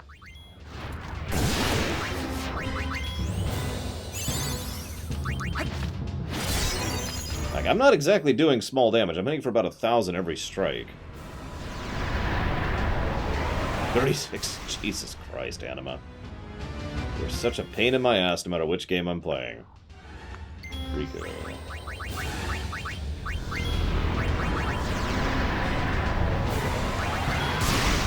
Ah! That's really, really irritating.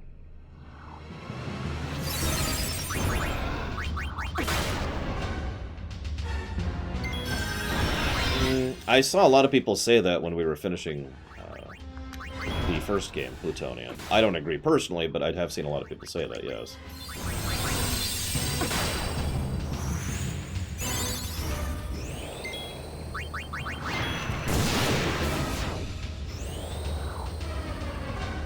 That's the idea, Savacom. Oh my god, really? I'm gonna go make a sandwich really quick here. Maybe read War and Peace.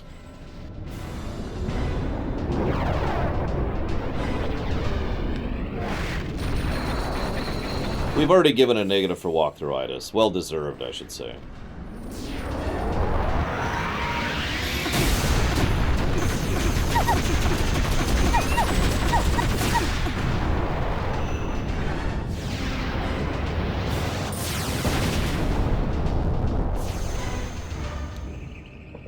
Done. Yeah, I don't really have... I have one ability to do holy damage, which I don't have access to right now.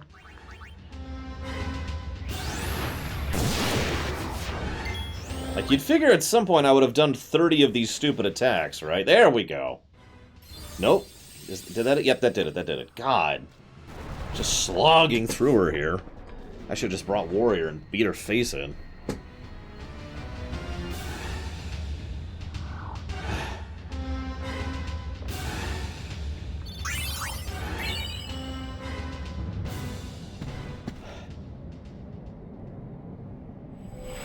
Hey, Bahamut. What's up? The hell are you doing still existing? I'm sorry. We weren't strong enough to stop him. You didn't exist. We wanted to at least warn someone, but instead, we were dragged into the darkness. We're no better than fiends. It's all right. Forgive us.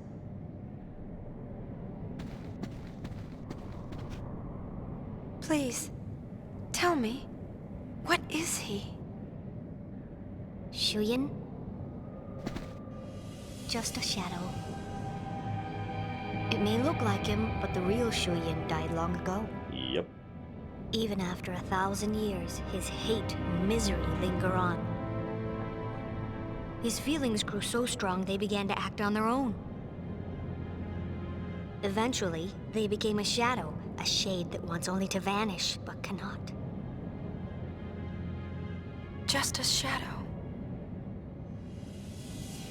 I can handle a shadow. Are you sure? Yes, leave it to me.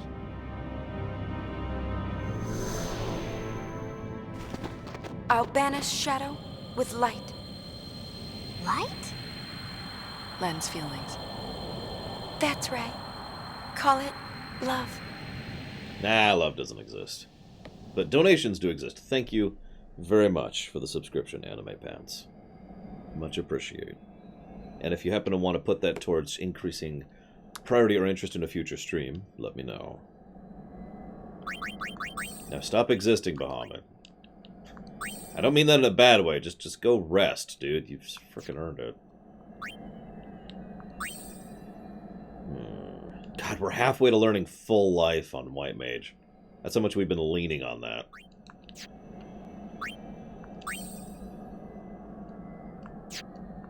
However, our Dark Knights have most of their proofs built in, so that's neat. How did you three get down here? You know what? Never mind. I don't need to know the answer to that question. Hey! You certainly took your sweet time. Why are you here? Because the boss never goes against Lord Nuge's wishes. You found him? As we was heading in, we found the sphere addressed to the boss. He said, "Don't follow me. Turn back now and wait for my return." Actually doing what you're told?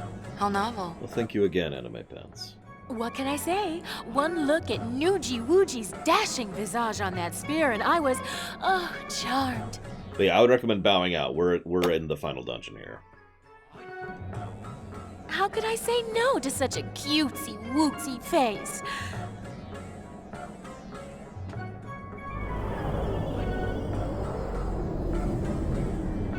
What if he... Don't worry. If he knows you're waiting, he has a reason to come home. And wait I shall. We'll tell him that you're waiting like a good girl. You do that, love. And don't forget to stress, good girl.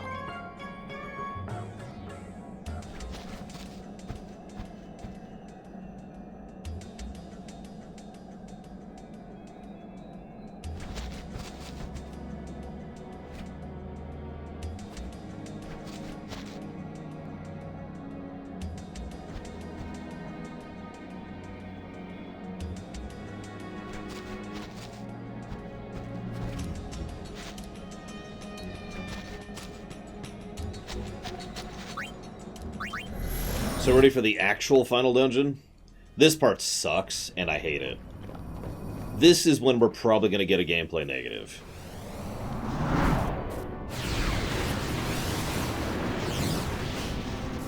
This was the gameplay negative I predicted, like, yesterday.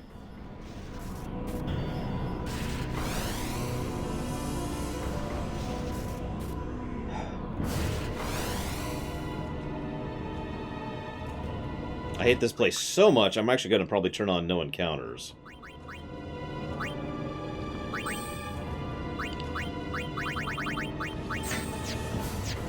Am I the only one who likes Ultimatia's castle? Am I the only one? Really?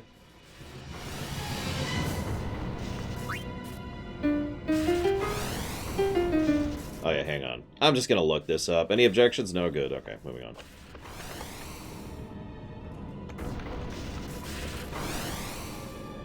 Like, Ultimatia's castle, no joke, is actually one of my favorite final dungeons in RPG history.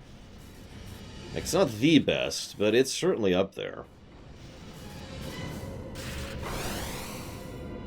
Alright, let's see here.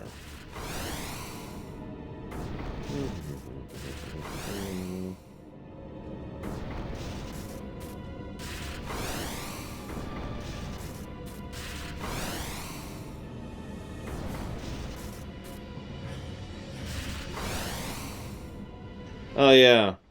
Speaking of how stupid 100% is in this game, in order to get 100% in this game, the requirement for the golden ending, you have to, at this point, leave the dungeon entirely, go all the way back up to the Celsius, sleep in the cabin, then go in at Kilika, Jose, Bevel, Calmlands, and Besaid. You have to go in all 5 routes in order to get 100%.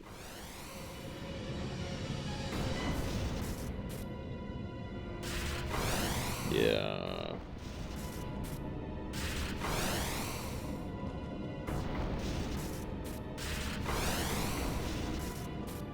But you're not going to tell me what the piano notes are? Frickin' seriously?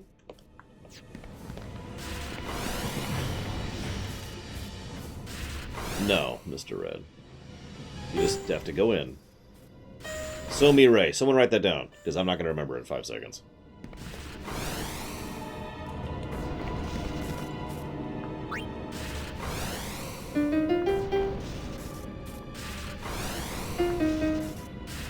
Was it Ray with a star? Oh god, I don't remember. Oh wait, it says it right there. God damn it, Laura. Pay attention.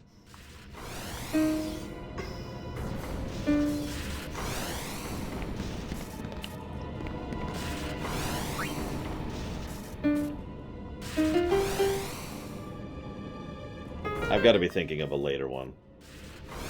Where it doesn't just tell you flat out what to play. Yeah, so for some reason there's this piano motif. I mean, okay. In Final Fantasy X, there's a huge water motif throughout the whole game, right? In Final Fantasy X-2, there is a music motif throughout the whole game.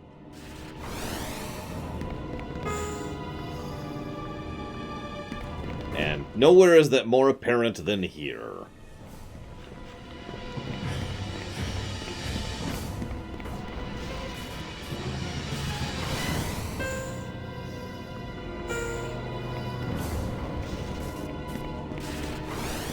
That and I guess the concert. And the fact that she didn't actually have real emotion at the beginning, as previously indicated.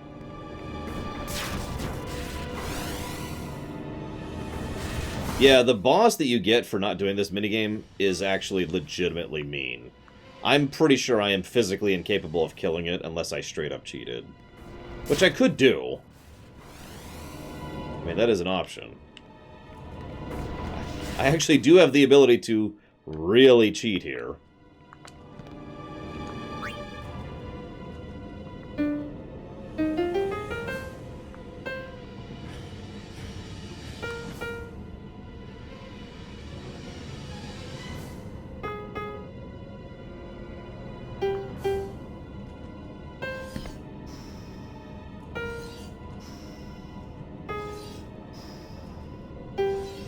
By the way, Vegnagun is controlled by a piano. I'm not making that up. In case you didn't believe me about the music motif thing.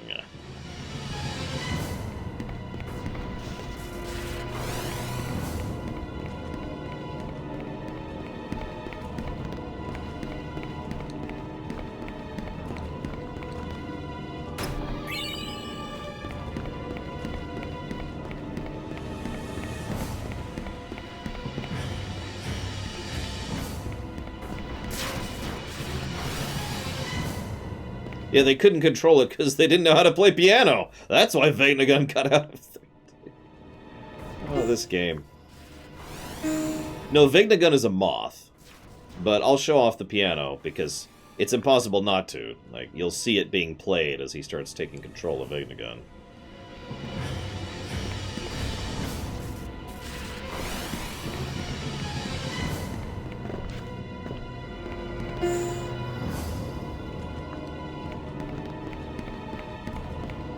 Yeah, this is the final dungeon song, by the way. I hope you like this, because this is it.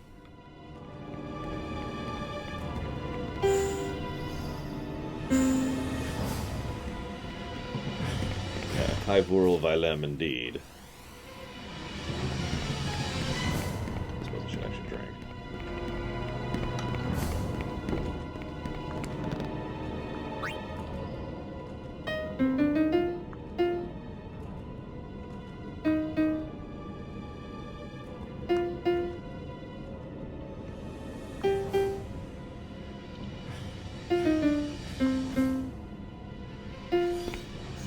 This is probably a lot cooler if it was a lot quicker. For a game that's all about smooth and fluid gameplay, this is just a brick wall of slowness for some reason. Unless you want to fight the optional bosses that you fight for not doing that, which will beat the ever-living crap out of you. Again, I stress, they are mean. Like, they're actually probably the hardest bosses in this entire section.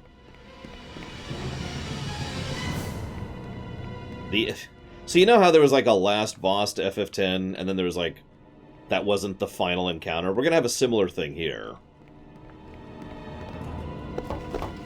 Hey, Gipple. I mean, Zach. I mean... Gipple! I got careless. Where's your gun? Okay, look at him, okay? Look at his outfit. And I want you to keep that in mind for the fact that later on he's going to have his gun. And I want you to keep... Just think about that when we get there, okay? Are you alright? Because he doesn't have his gun right now. I could use a nap. Where's Nuge? He went ahead. Guess she couldn't stay away. I never said where I would wait. Well then please, take care of Gipple. You dare give me an order? She said please, you twit. Look, we'll tell Nuge you're waiting like a good girl and doing your part for the team. Agreed, Damashi. Less story impact, though. Alright, I'm in. Hey, Dr. P. A gift from Nuge.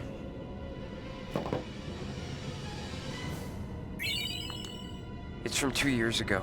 Said it was inside the sphere camera. I'll watch it later. You should watch it now. Hey, you should watch it now. Think about it. You know you won't be able to fight your best as long as it's on your mind. Surprisingly intelligent advice from Yuna there. What do you got in mind for fun? Any ideas, Dr. P? Me? A ship that glides through the air. That thing you mentioned before. If it's for real, I want to fly it. Yeah, keep in mind, this is before the Celsius. And maybe I'll try my hand at navigation. Then I'll be engineer. Nuge? Captain. Ah, that's perfect. You'd let an amateur be captain? Chill out, Nugester. All you gotta do is shut up and look important. You'll fit the part. Like a glove. I'll work you like dogs.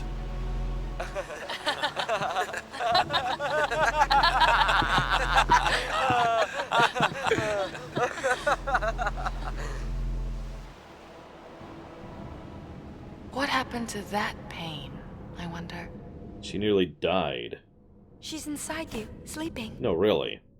Well, wakey, wakey! Time to set sail! Your captain and your navigator are waiting.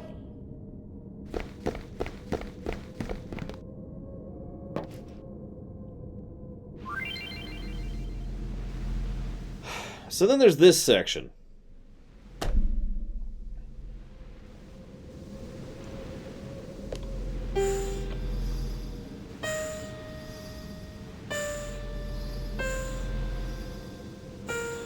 I've already lost it.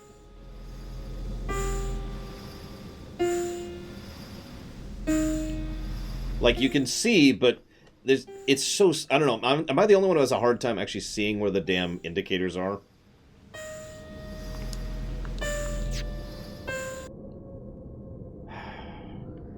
We're gonna save. Oh, this is a gameplay negative almost assured. Even if nothing else, it's a disinteresting or... It's not a good final dungeon. And it needs to be a good final dungeon. Because it's a final dungeon. It's mandatory for it to be a good final dungeon. As I've said before, I am more harsh about final dungeons than I am about just about anything else in the game.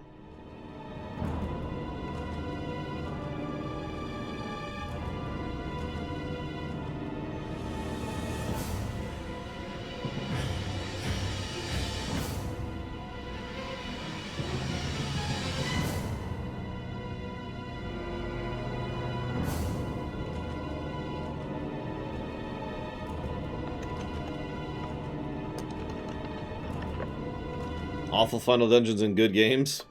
7 comes to mind.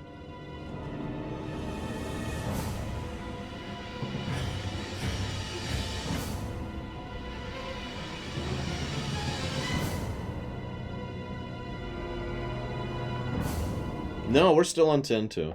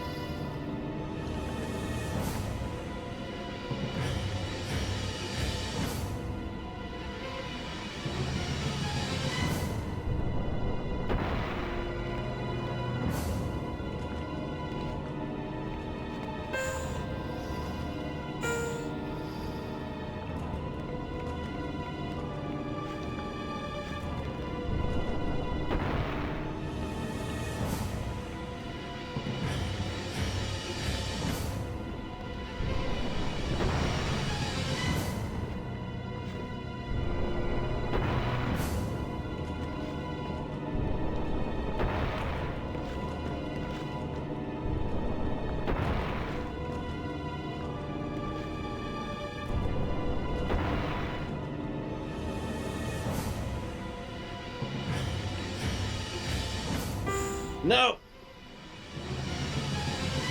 Well, I gotta reset now.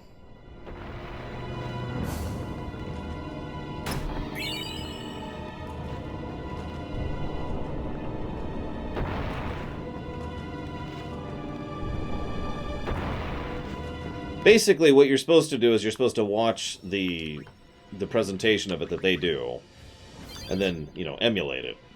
I happen to have a maps, and which I'm using, but the problem is I'm not sure how to get around. That's the real problem I'm having. Oh, I forgot to reset. God damn it. Go back down. Don't you love this music? But yeah, my point is, a disappointing final dungeon is a negative by itself. Or, I'm sorry, I'm saying that wrong. A disappointing finale, a disappointing outro, is a negative by itself. That outro, of course, is all of the final parts of a game. Yeah, this technically qualifies as music. This might even be worse than the Infinity Dungeon.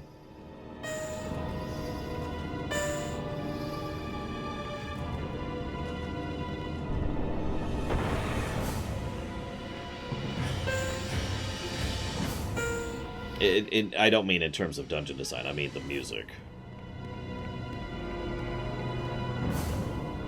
Yeah, I didn't like FF10's last dungeon at all. I still don't.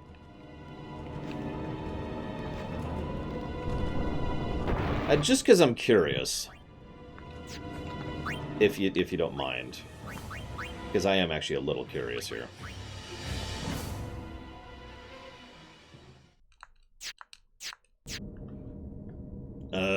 Let's see. Let's see how much this changes things, shall we? Commonality doesn't make something good, GG's.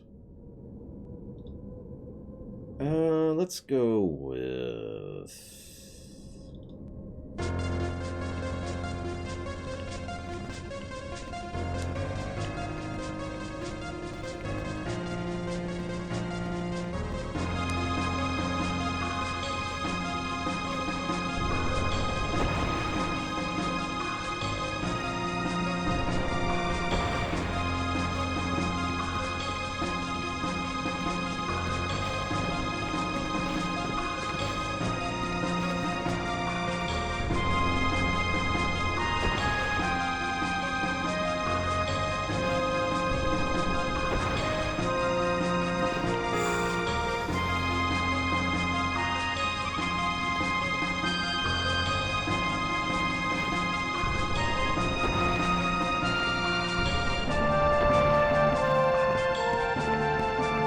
Oh, I'm cheating. Or, I mean, not that kind of cheating. The other kind of cheating. Musically cheating.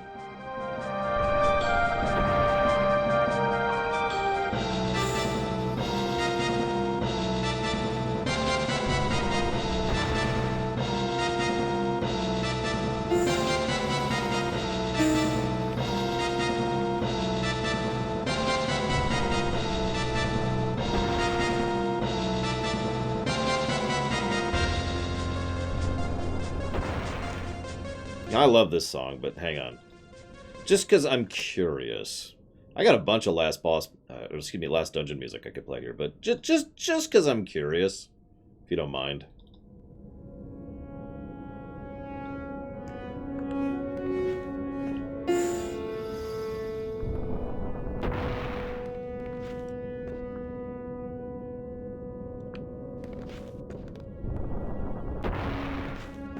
Which game is Distortion World from?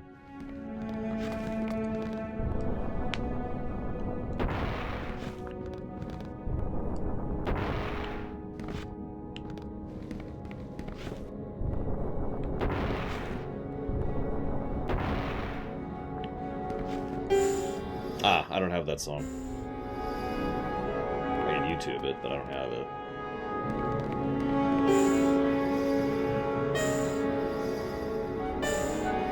I don't think it quite works, if I'm honest. I was just curious.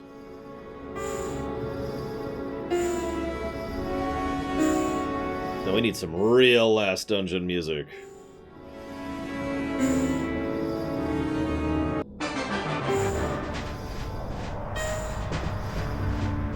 Yes, that's right. Even Mario has better last dungeon music than this does.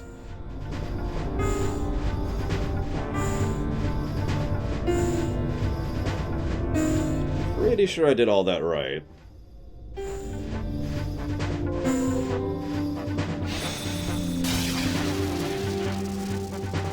Okay. Hang on. Sorry. Gotta get rid of the good music. I apologize. Gotta play the in-game music.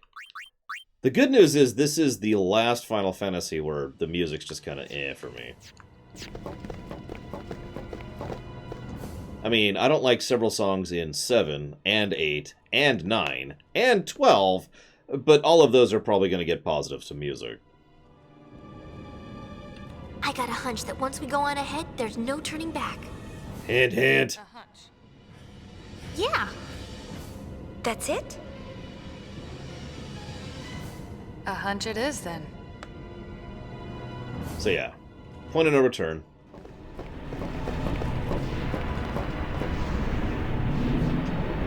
So there's Vegnagun. We'll be seeing it from a zoomed out perspective in a bit here, and you get to see just how stupid Vegnagun really looks.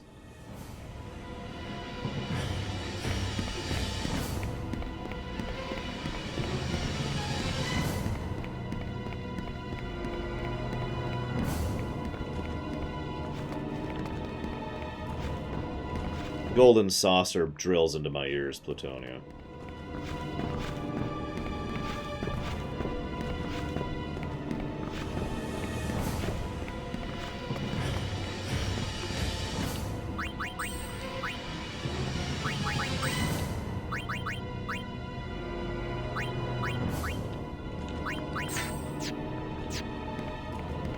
I mean, I actually think the overall skull of it looks alright, until it starts moving, and you'll see what I mean. Like, when the head starts moving, it really breaks the illusion, so to speak. Both Barrel Eye and Vegnagun belong to him now. Shuyin. So, some of you know the scene that's about to come up. I'm going to go ahead and admit, I was kind of not into the story of this game at all the first time through. I was heavily biased against it because of that intro, and it took me several replays to start actually enjoying the story of this game. However, the first time through, we were playing this game, me and Eric were actually playing this game, and we got to this scene, and we both just burst out laughing because, well, you'll see. I just wanted to mention that because even when I wasn't enjoying the story, this scene was still kind of good.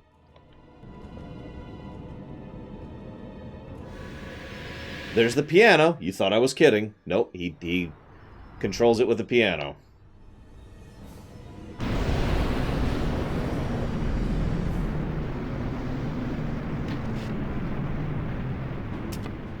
I have a plan. Can't call it a smart one, though. What's that? He acts through another's body. Stop the body, and you stop him. I'll shoot Barrel Eye. No. His body will be useless, but if we're lucky, he won't die. I'll just cripple him for life. We'll abandon Barrel Eye, and then he'll come back for me. Yeah, in case you missed that, Nuge was possessed for like 2 years. We missed all that because it's all optional. Then I will die. My body has already been rigged. I'm taking Shuyin with me. Nuge.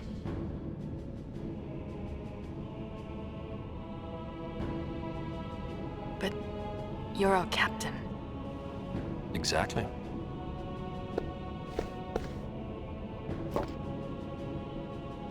This is a rare example of a scene that works so much better because of FF10. I don't like your plan. It sucks.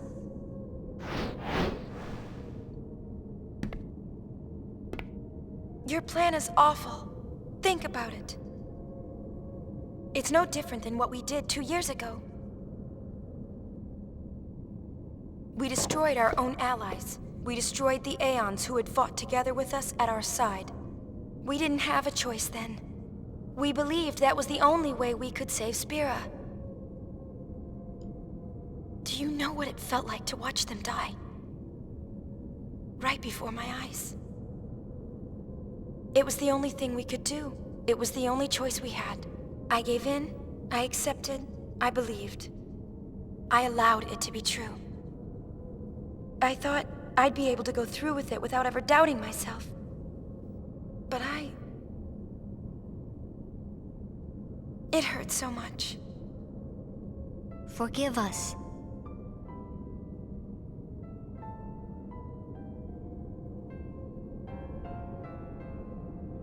Everyone was so happy. Great job, Yuna. You did it. You saved us all. There were too many smiles to count. And I know that I was smiling too. But now, when I look back,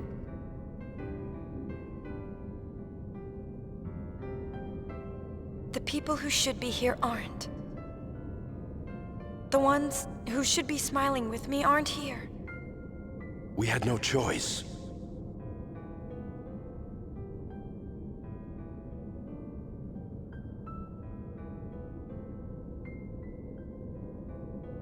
We had no choice. Always we had no choice. Those are our magic words. We repeat them to ourselves again and again, but you know, the magic never worked. The only thing we're left with is regret. Yuna, I'm sorry. No. I don't want this anymore.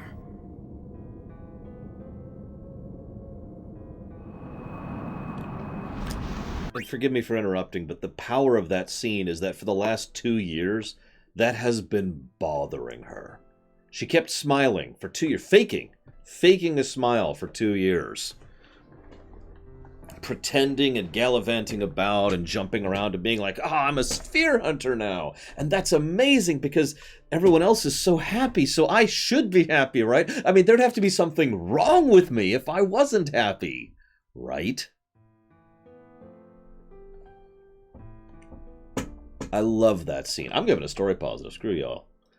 That is such a good scene. And more to the point, though, it's been built up the whole game. Every time... So, you remember how I mentioned that Tidus's narration didn't work for me? By total contrast, Yuna's narration is perfect for me. Because whenever we hear Yuna's narration, it serves an extremely important point. It's her real voice. It's what she's actually thinking and actually feeling. And it's almost always in contrast to what she's actually saying out loud. The voice direction, I think, helped substantially. I agree. There's a reason I gave 2 separate negatives to voice direction in 10. So yeah, this is effectively a plus for Yuna, really. If I could pull up my own document here. There we go.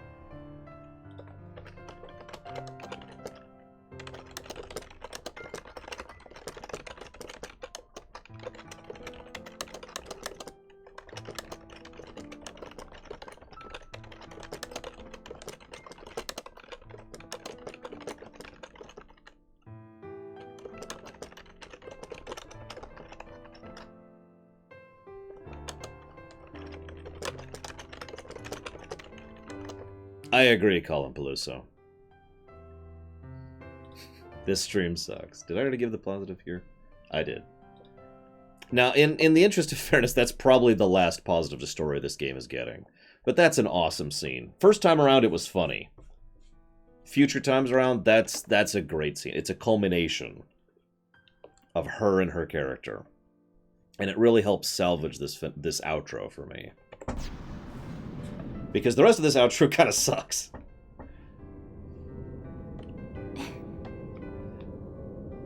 I don't want friends to die, or fade away. I don't want battles where we have to lose in order to win.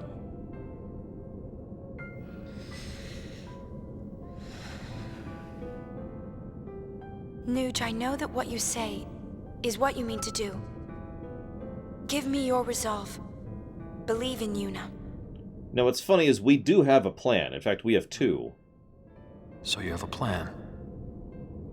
And what's funny, we have two plans. One is we're going to go ahead and try to calm Shuyin down with the hug, the metaphorical hug. But two, and I love the simple logic of this. The plan is, and Riku will say this in a minute, that's a machine that people built, which means it's flawed. That's plan B. But before that... Hey, Riku. No matter how monstrous it looks, Vegnagun is still just a machina. So we can take it apart, right? Yeah. Maybe? Riku, you're smarter than You this. never used to be the think before you act type. What gives? LeBlanc.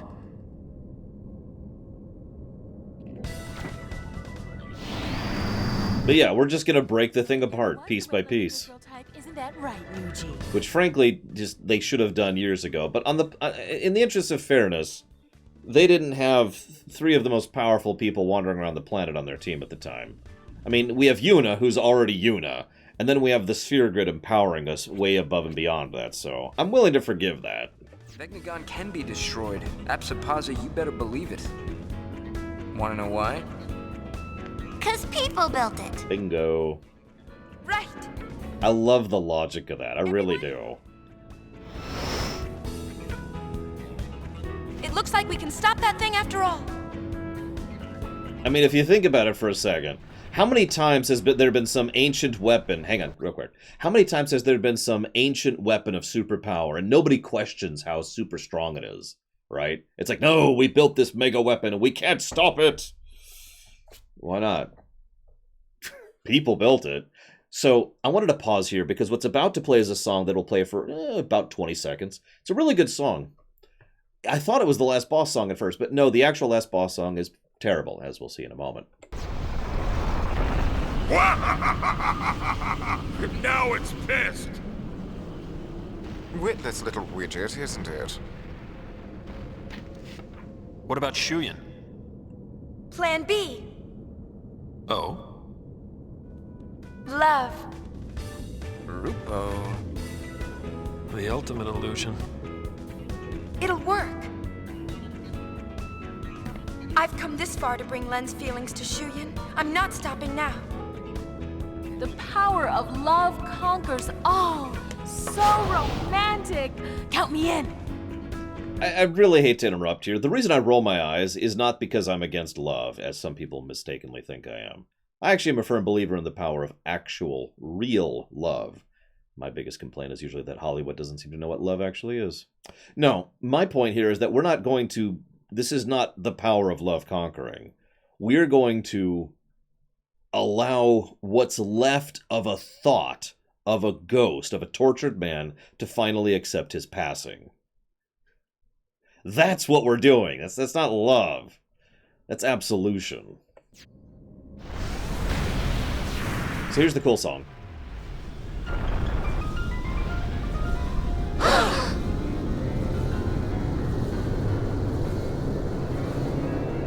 Look!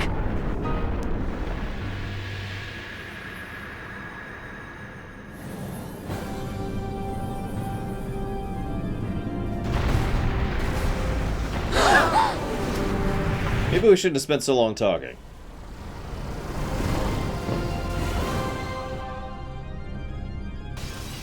I don't even know the name of this song. I don't think I have it on my soundtrack. Yeah, it's a good song.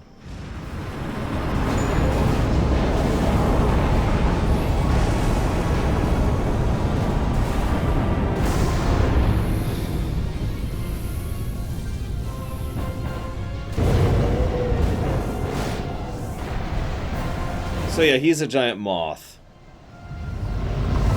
He looks so stupid. Who designed this thing? Like, in universe. Who designed this stupid thing?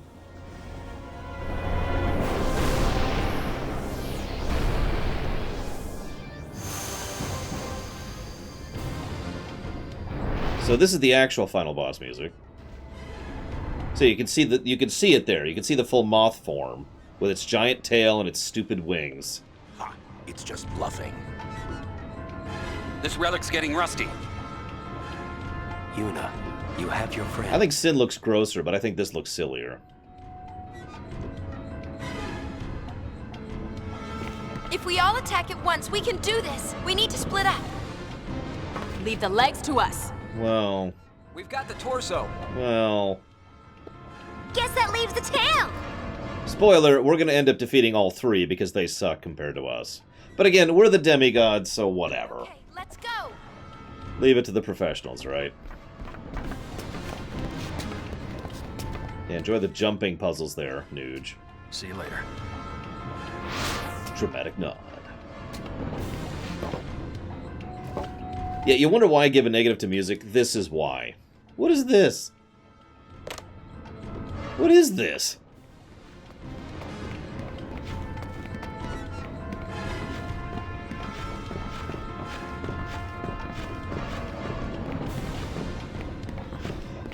Well, this cannon, if we let it go off, will literally destroy the continent, so this cannon's a little bit stronger. But the point is...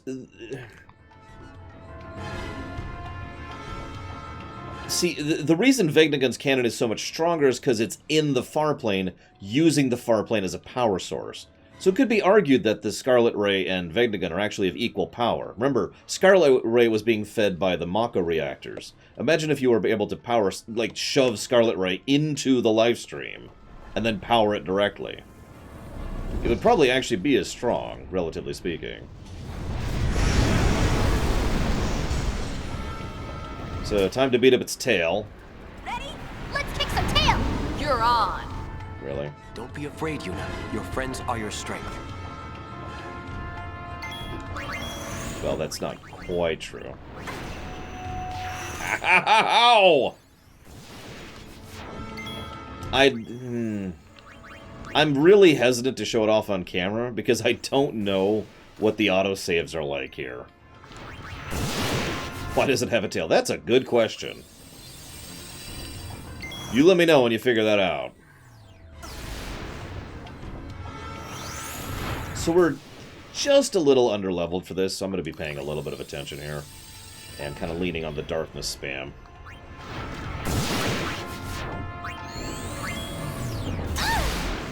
Oh my god, Permeus, really?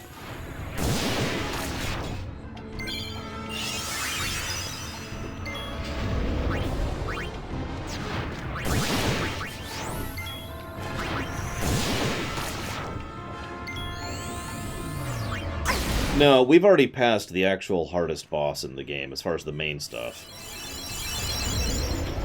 I'm not super worried, I'm just being cautious. But I'm pretty sure we're fine, which means the game's going to get another gameplay positive, so that's nice.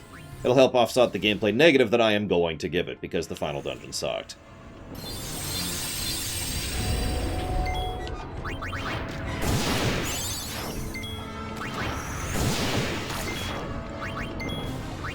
I don't remember how much HP all these things have, though, so... I could have cheated to speed this up, but, you know, I'm trying to see this legit style.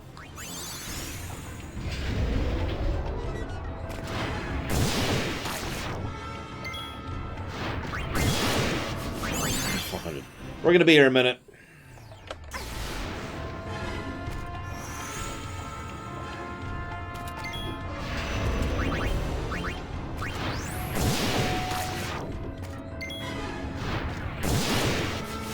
Yeah, we're not at the DPS race yet, nor will we be. Which is good, because I might not actually be able to do that. We'll see, I suppose. Oh, that sucks. Then the heal goes off. Thanks, game. Even stop the tail, forget about the rest. Yeah, shut up.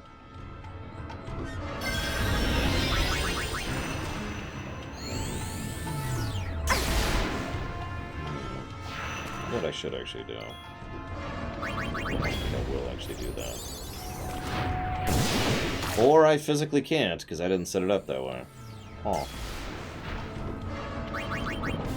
So my backup plan I physically can't do, because I'm a moron.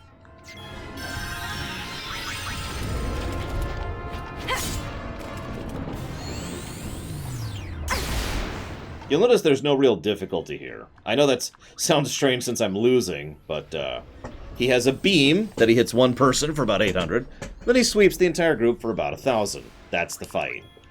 That's 100% of the difficulty. The first boss of FF4 is literally more of a complex fight than this one.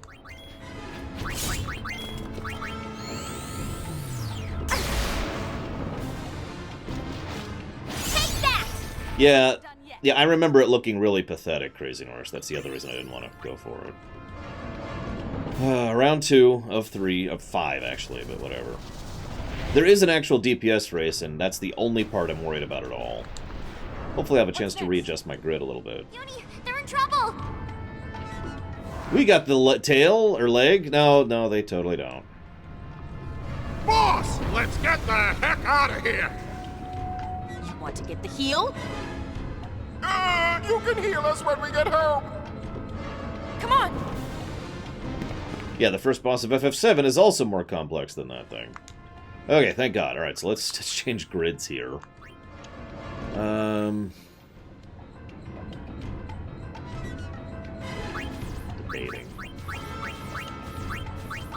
Dang, I got all the defense ones, but not all the attack ones. Did I get...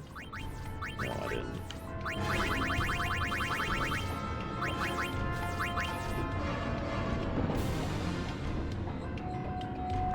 Yeah. Let's do this.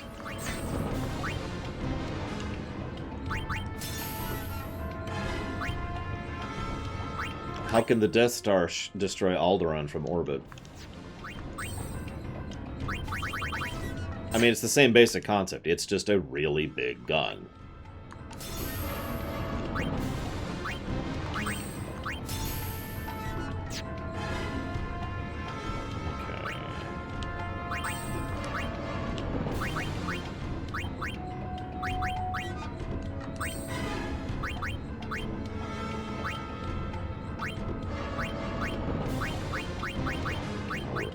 I know I have one.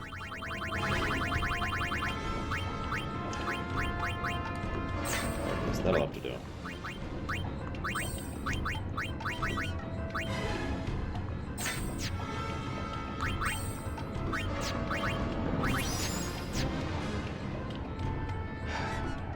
Let's heal really quick.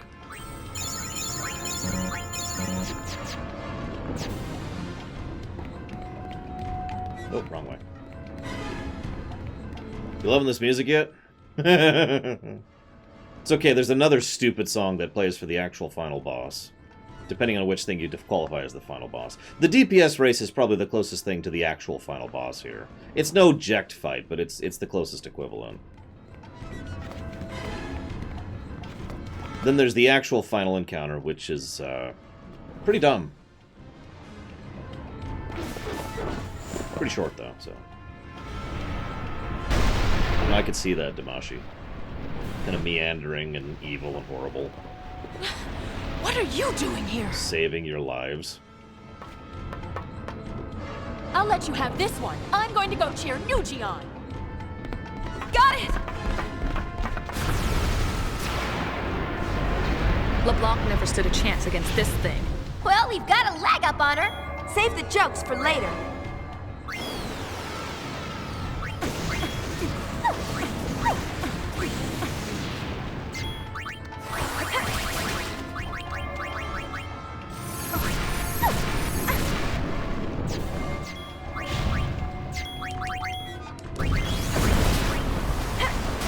I actually don't remember how to get rid of the nodes.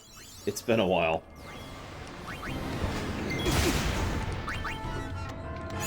I could, Baron. But you must understand the pain. The torment! You can't reach those nodes with a sword. Yeah, I know that. What I can do... No, it won't even let me use... You know what, this is stupid. I should have saved that. I may have just screwed myself over. Whatever. I hit the wrong item. How much health does a leg have again? Roughly? It's gonna be relevant in a minute here.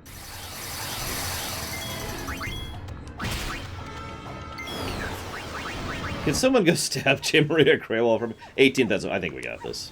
We just need to push through it quicker. And we just hasted, so yeah, we've got this.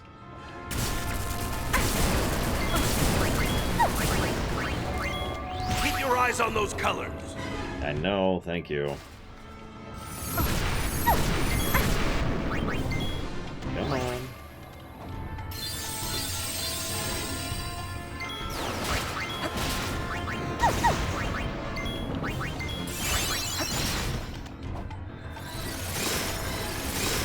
I'm a little surprised I haven't killed it yet.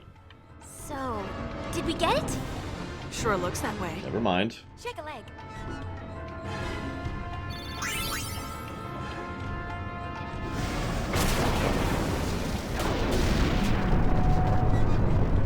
Look!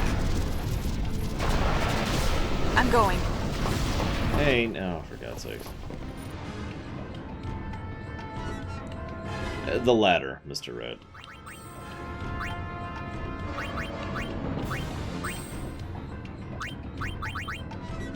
Ooh, that's actually pretty useful.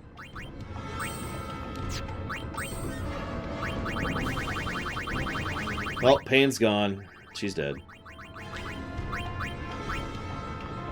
There we go.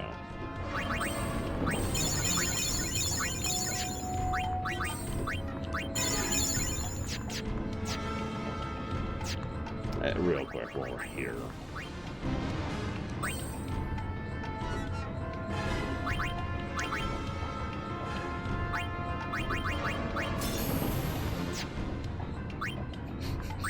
Why wouldn't he be a moth? I don't understand. You could do like a YouTube video about that. So why did you design him to be a giant moth? What do you mean? He's a giant moth. Yes. But he's a... Why is he a giant moth? Well, he's a mega machine designed to destroy, you know, the entirety of Xanarkand in one shot. Okay, so why is he a giant moth? He's a giant machine to do... Did you not listen to me? Hello? Pay attention.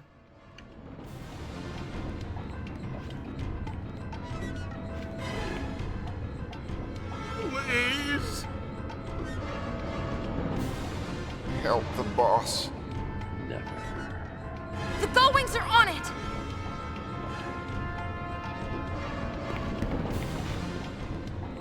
Supposedly, that's a good idea, but it's contradicted by the game itself, because supposedly they just decided not to use Vegnagun.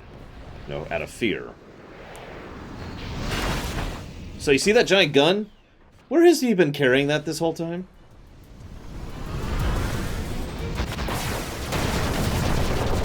They survived this. Ding. This thing just keeps on ticking. We'll finish it. Do it. Hope you like this song, because it's even worse than the last one. Woohoo! No more climbing! Could you please focus? This time the legs are just a distraction. You know where to strike.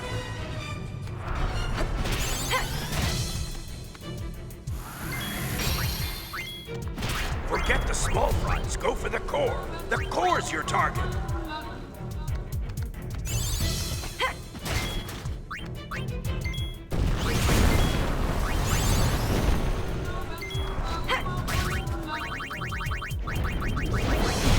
Okay, I do still have some. Use those in the actual fight. So... Ow! What?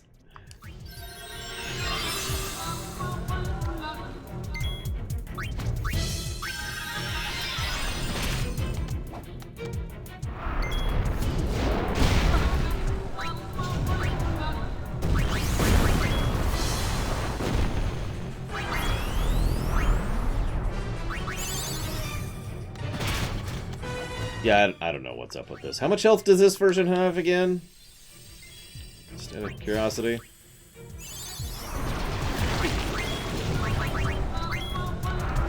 Has more, right? That's like 30,000 or something, so it's gonna take a while.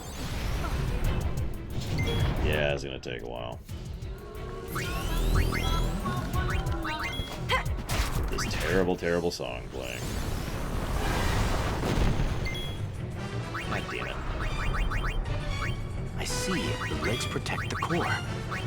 Yeah, I caught that. Thanks, you dumbass. The legs! They're throwing everything right back at us!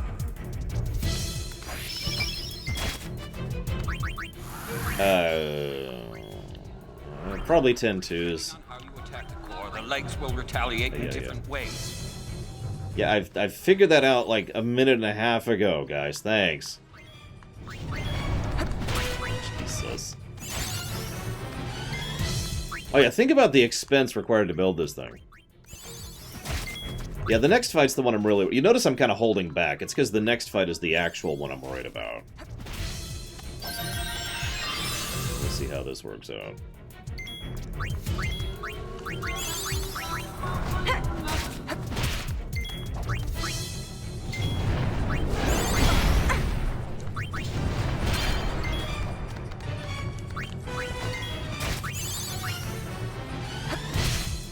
Like, this is nothing, once I get it set up right, which I now have, finally.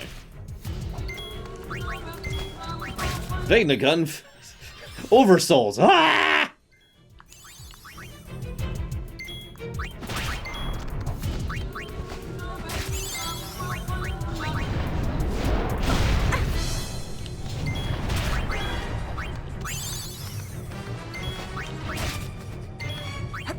But yeah, that's why I'm kind of slow-moding. I want to take my time and reserve all my stuff for the next fight.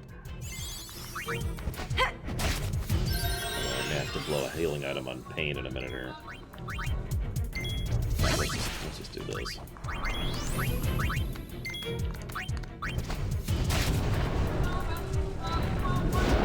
Listen, the dead are not dead anymore, okay? Just live with it.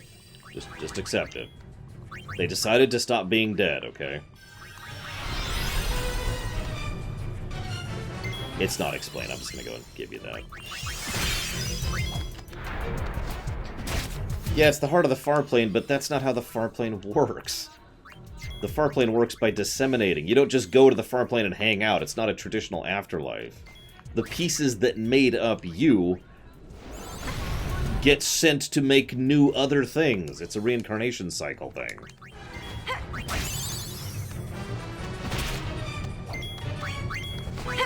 No, that's Jekt, Orin, and Braska, Slavity.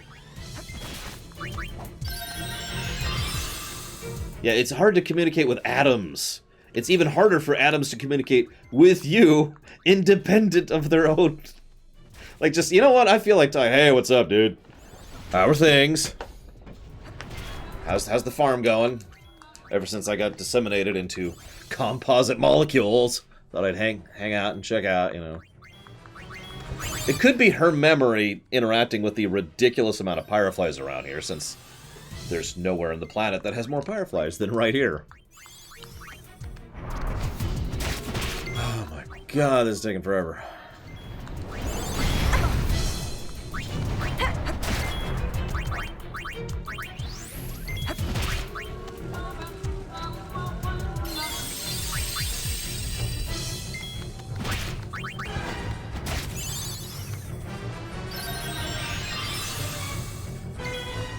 Oh my god, Cobrat, that was terrible. That's a worthy dad joke right there. You can't trust atoms, they make up everything.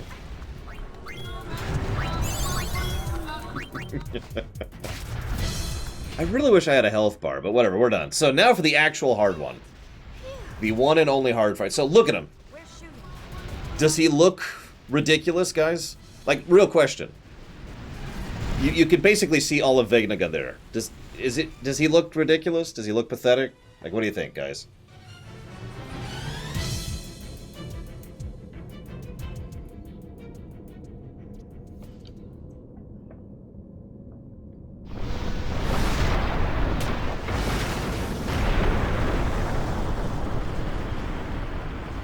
What now?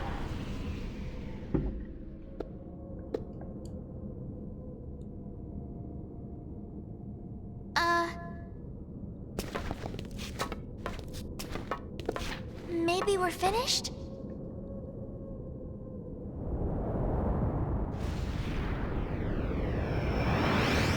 Finished indeed. So... All of Spira is finished. Blah, blah, blah. This is the actual last boss music. So, you thought he looked ridiculous? Well,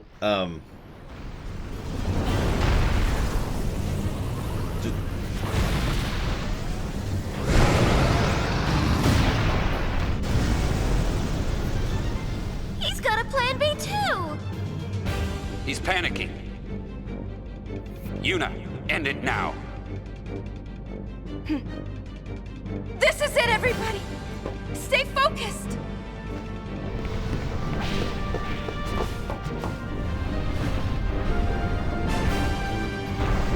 so he has a final form, which,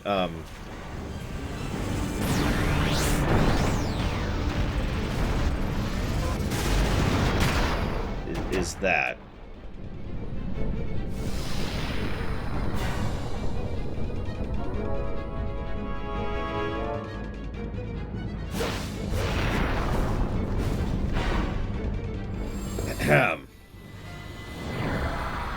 Never mind that several camera shots show that the gun is literally bigger than the rest of his body. Let's just ignore that for a second. Julian! It can't end like this. So this is the DPS race. So I'm gonna do a couple things here. Come, Vegnagun. And I'm Let gonna... us purge this repulsive world. Blah, blah, blah. I'm evil.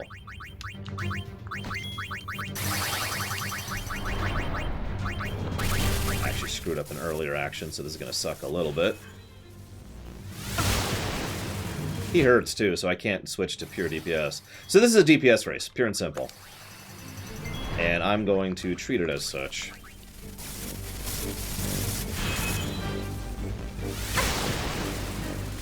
By hasting and then berserking, and we'll see what happens.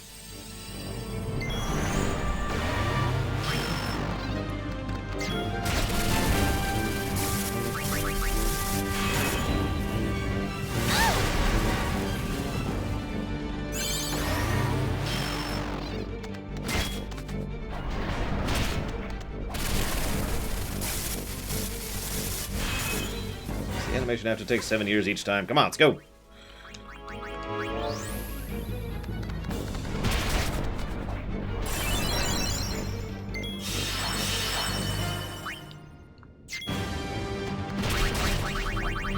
End now begins.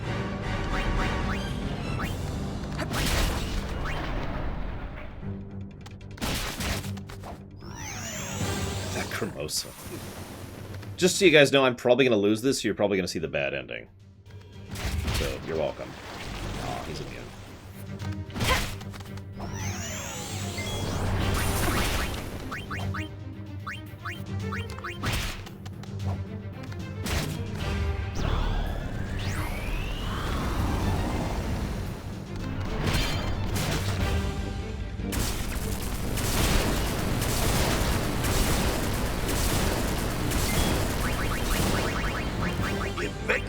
fires, it's all over.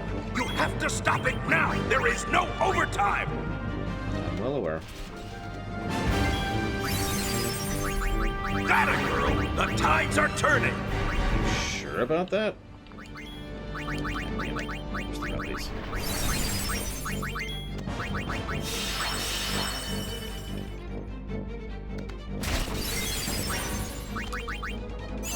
Stay calm. Keep attacking, no matter what.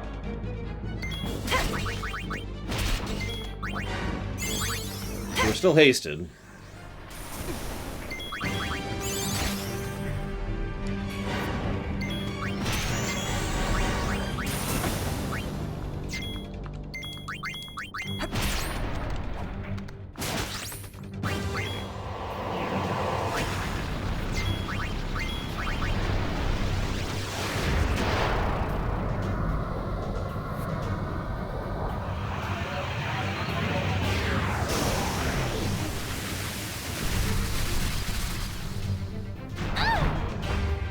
Ow.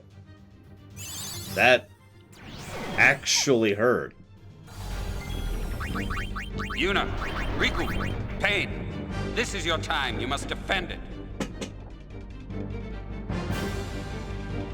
Well, I would, but I'm kind of busy right now.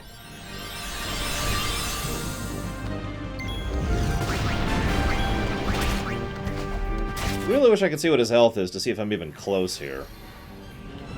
Is this thing finally out of juice? Maybe he'll listen. Nope, we did it. That was actually close.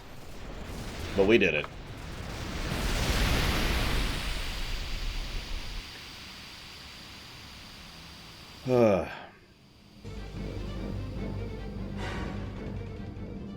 Yeah, imagine if you could use Pyreflies for energy. Then you could set up some Mako reactors and...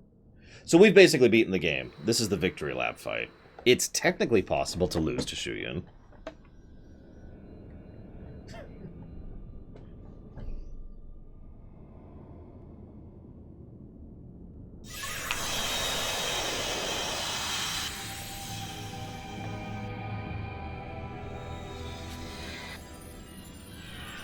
Yeah, it is casual.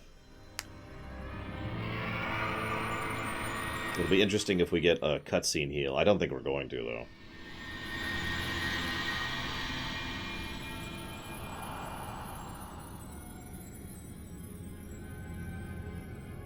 Shuyin. Len. So, the cooldown hug doesn't work. Spoilers. But only because he realizes we're not Len. Something I must tell you. Words left unspoken for 1,000 years.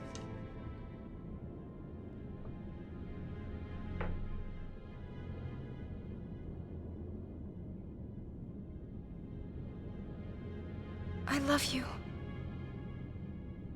And I'm grateful that you stayed with me until the end. But I couldn't save you. It doesn't matter. Please, don't go on grieving alone. Rest. Eternal sleep.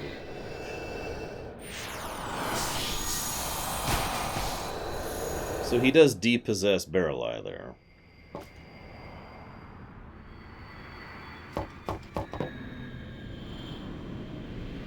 I shouldn't even say he, it. We can finally fade. Together. Well, no, you have to fade without me. Go fade. No. Wait! You are not Len!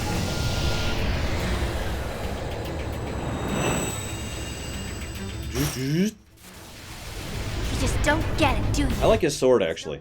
Oh, wow, we did get a cutscene heal. Holy crap. Stay focused. So yeah, victory lap time.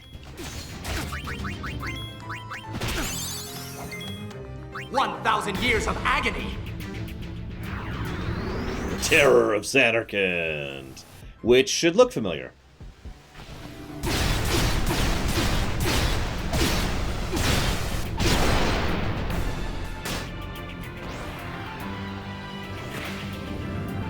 I like how the ball just comes in out of nowhere.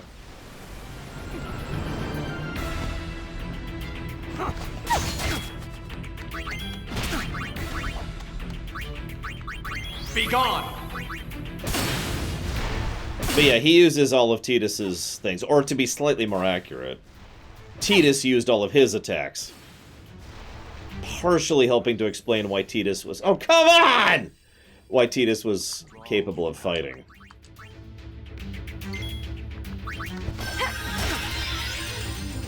Share my despair!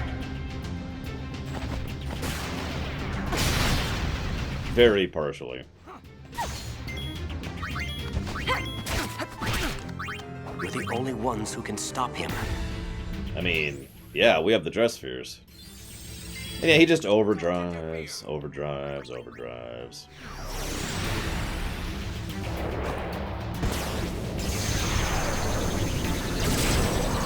Like I said, partially Plutonian. It doesn't really.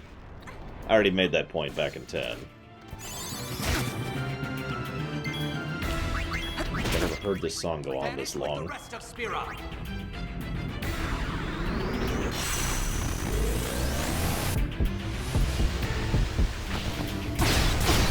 Oh, that's gonna kill Yuna. She's dead. She's dead.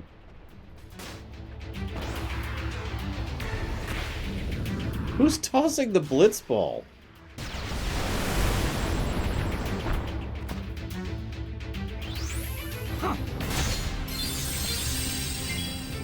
We don't know, Baron. We probably never will.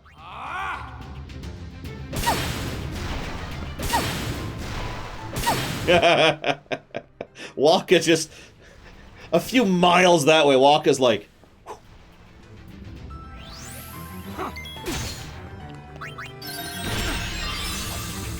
Put that crybaby to sleep! Be gone! Len's like, okay. Whatever.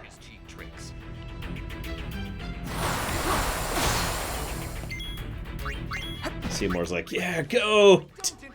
Team death everything!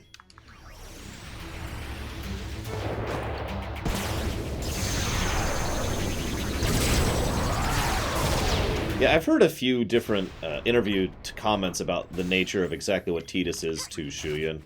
The one I like the best personally is the idea that Shuyin... Tidus and the various Tiduses are based off of idealized versions of Shuyin. That Shuyin was a pretty flawed and frankly horrible person.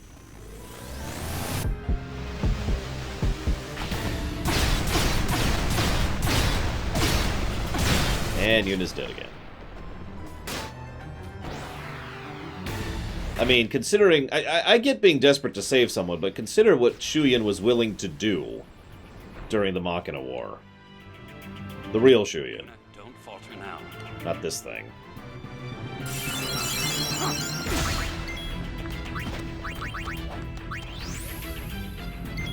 Possible Baron? Like I said, we know very little about the real Shuyin.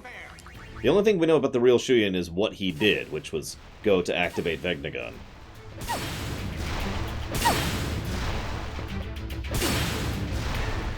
We don't even know if he actually was going to fire the thing, really, because he never got a chance to. Len stopped him. Then he got, you know, mortally wounded. How much health does this guy have? God, these last few fights. Share my despair. You know what?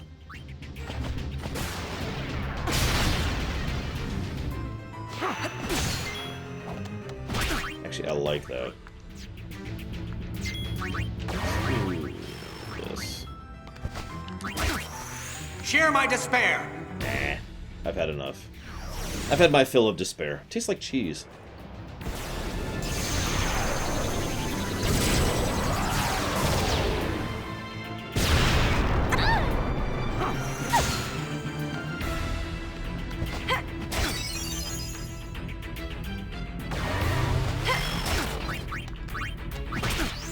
Don't let up! Keep fighting!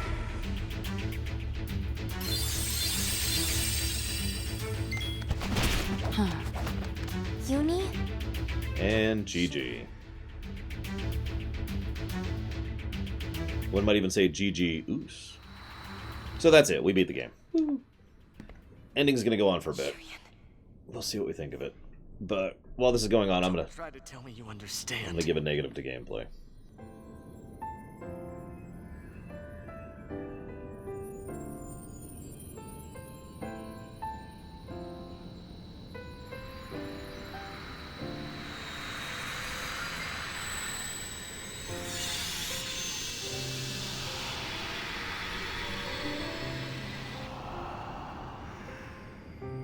Len?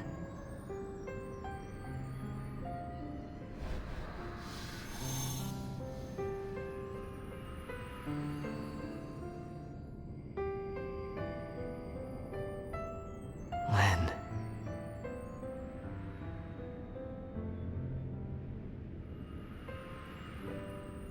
No, that's not Len. Hi there. That's just the sphere's memories of Len. 1,000 years, and this moment is all we get? It makes you feel any better. Neither of you actually got this moment. This moment's enough. So, there's that. I don't need anything else. Just knowing how you feel is enough.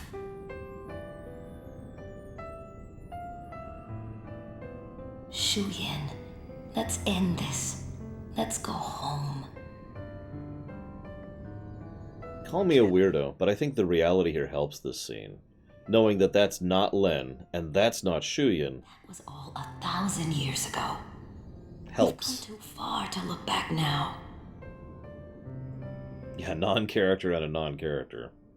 Rest, Shuyin. This is as much of a closure as these people get. Rest with me.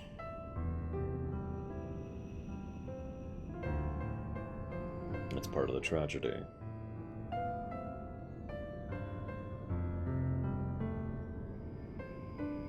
But it is a good thing that Shuyin 2 ceases to exist. Let's go. I have a new song for you. And I don't mean like a he's a threat thing. I mean, he deserves to cessate at this point. Whatever's left of it.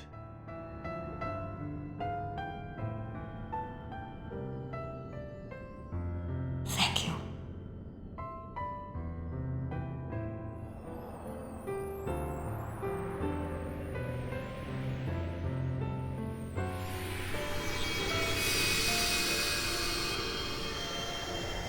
And so all those fireflies that contained all of his hatred and madness over 1,000 years dissipate directly into the far plane. I hope that has no negative effects in the future.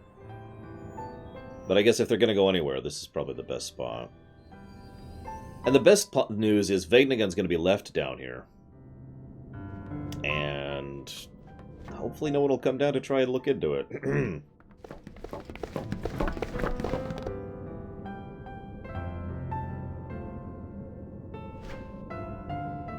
No. And Lieutenant Kenzies. Mission complete.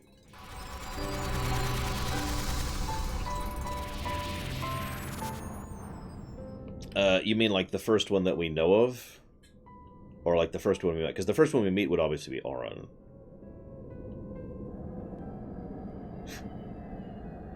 Don't forget, they reverse engineer Vegnagun to build Mako reactors. I'm not making that up. But yes, Shuyin 2 actually does have several parallels. Oh, right. Thank you for reminding me. Has several parallels to Yu Yevon.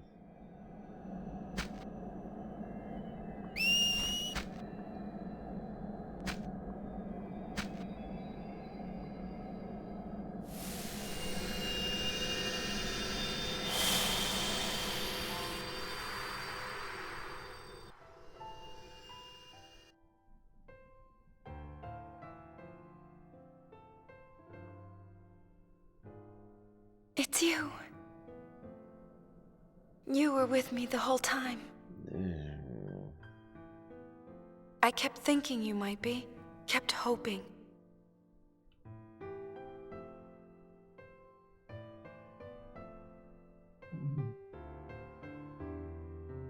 But you know, I'm not worried anymore. You will always have a place here in my heart.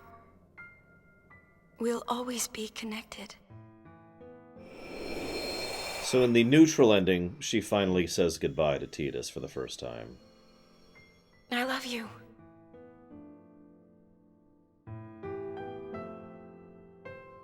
And it's horribly sad, but very well done, I will give them that. In the good ending, well, depends on how you interpret it. As I said, my interpretation of the good ending is that the Faith were willing to effectively re-summon Tidus for the next 80 or so years so they could have a normal life together. And then once Tidus eventually died of old age, they would cease the summon.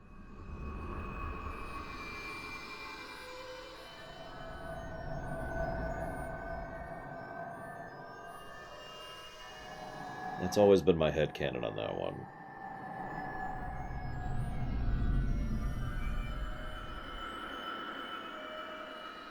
And besides, I think the Faith owe that to Yuna, don't you think? Arguably owe it to him, too.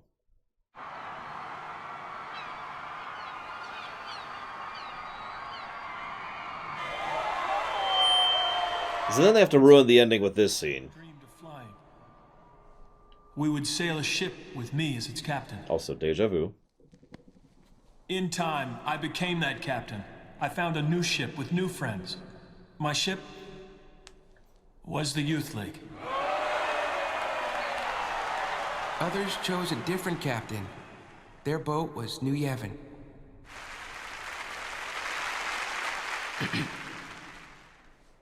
You know, I realize I'm like a lot of you people. We want a captain. And we want a ship to ride, but more important than that, really, we all want to ride together. There are some things you can't do alone. But they become easy with friends beside you. This was the lesson that we learned when we launched those ships. It was power. And we misused that power. We turned our friends and followers against each other.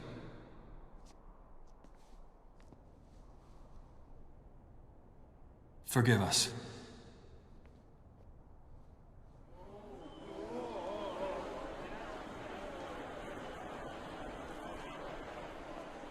Somehow we forgot. There's a much larger ship out there. One we've been riding ever since we were born.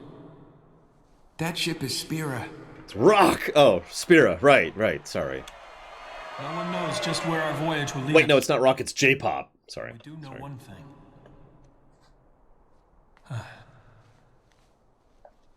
One way or another, we will get by. We'll go on living. Unless Vegnagun kills us all. The calm will... I like how his line is literally, the calm will continue. Until 10-3. We all owe thanks to a very special lady. Yeah, you all know who I'm talking about. We really hope that she could be here today.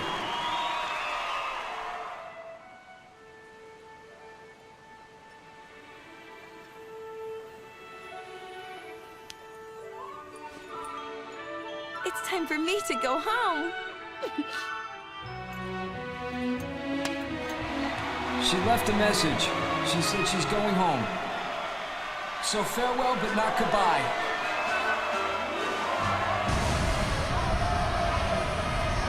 See you next time, kids. Yeah!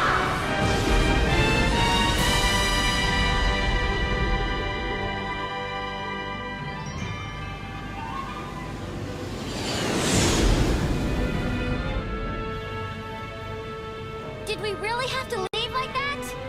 Just think of the party we're missing. I think we party enough, don't you? Brother, higher!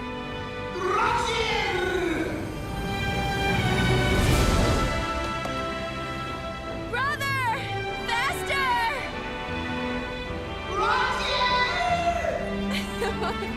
I can't hear you!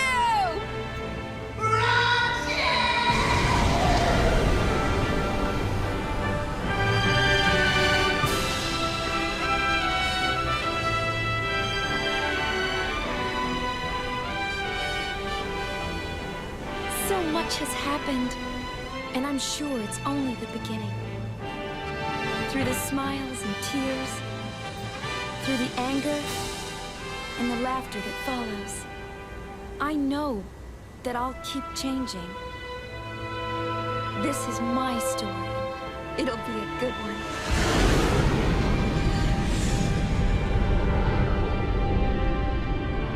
It all began when I saw this sphere of you.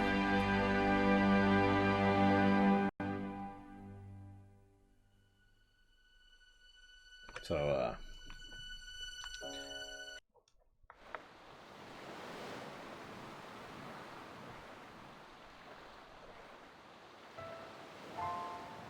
pretty sure that's it. You're just gonna have to let me do some here really quick. Creature completion. 1%. Times played. 1.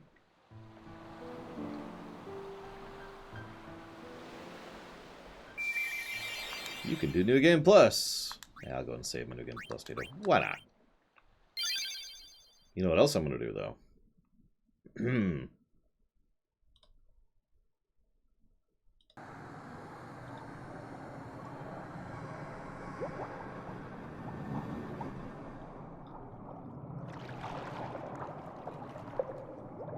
If this looks familiar, this is from the ending of FF10. It's just, rather than it ending as soon as he reaches the camera, he keeps going.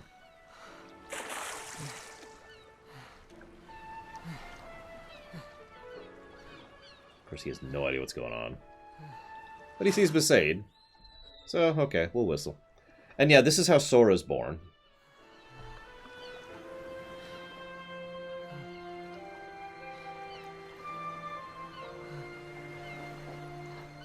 Oh, probably, Myron. Although it probably takes a few years to get there.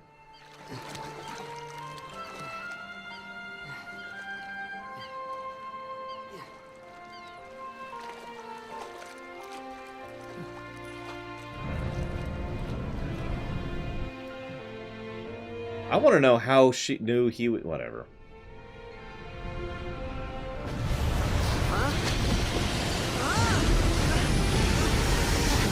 I get the urgency, I really do. The way she flings herself at him is actually awesome and adorable.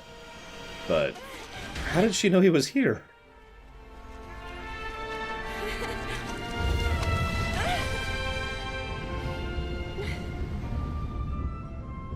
And yes, brother tries to kill Tidus to get rid of the one thing in his way. Are you real? I think so. I like the uncertainty there. He's not real, though. He's just resummoned. Sorry. It's okay, they can have a whole life together. Like I said. You're back. At least until they break up because of bad writing. And he dies because of bad writing. I'm home. No. Screw X3. Welcome home.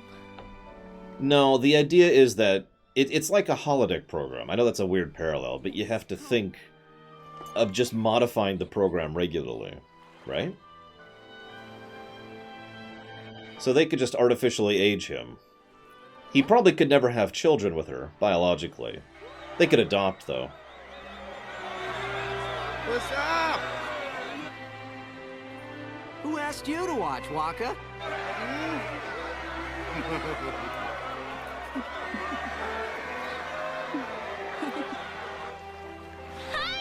Well, I went to YouTube, Joe Neutrino.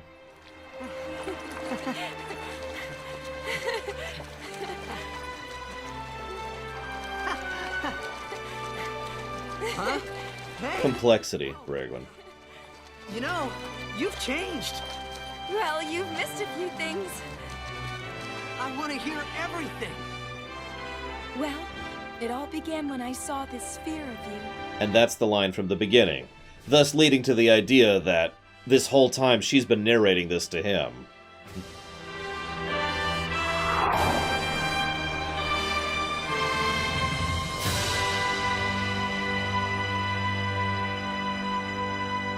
There's actually one last bit right at the end here, where they try to explain what just happened, badly.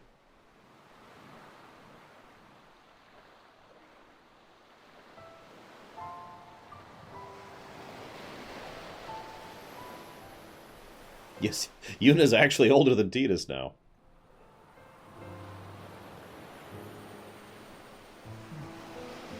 I got a theory.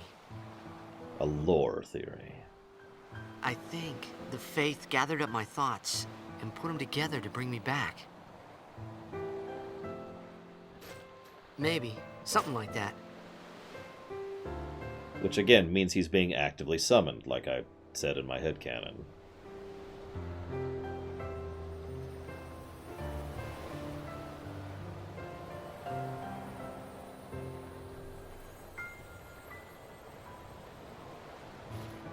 Or maybe I'm still a dream. Wait. So you'll disappear? Yeah, in like 80 years.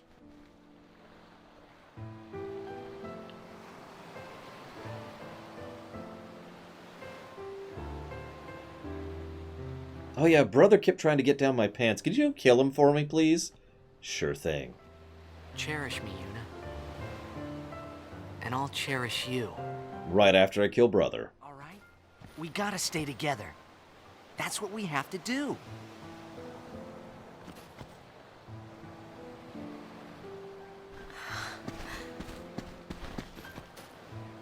Is that what the Faith told you? They didn't tell me jack. Nah, but I like it. Hey,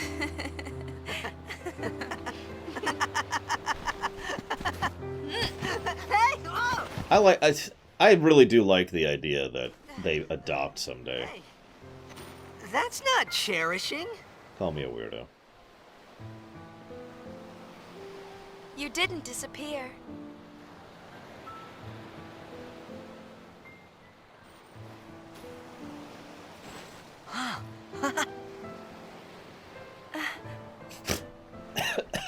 Someday I'm gonna grow up to be a blitzball.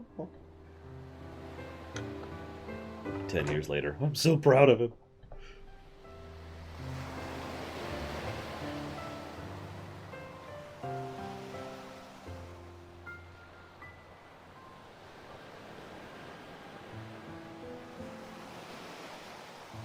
Because X-3 is extremely badly written, Speaker. So there's the real ending of the Final Fantasy X franchise. We're all in agreement? Good? Good. But I do like how that ending ends where 10 began. Nice little bookend thing there. So yeah. That leaves us with our final score. Looking at my notes here. I've codified a few things. I actually deleted one thing. Which leaves us... I'm looking at my notes here. Pretty sure that is it. So that brings us down to a net +7 to gameplay, which is actually really good, especially for an RPG. And a net +1 to story, which is, as weird as this may sound, that's better than I thought it would be. If they just removed brother... I'm surprised about that story, too. I really am. But I noticed this during the lore run of this game as well. The story is actually better than I remember it. You know, there's always that... But almost all of the cringe in this story for me is in Chapter 1. Once you get past Chapter 1, it starts to pick up rather substantially. And not just because of Vegnagun or whatever. Just the moments of cringe subside, you know? At least for me. So, we did cheat a little bit, but mostly no cheating. Oh! Right. I need to give another gameplay positive.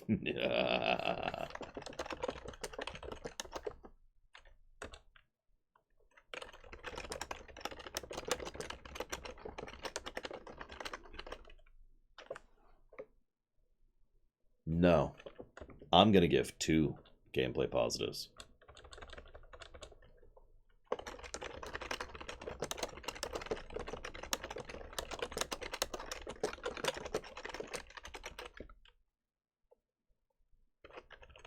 Yep.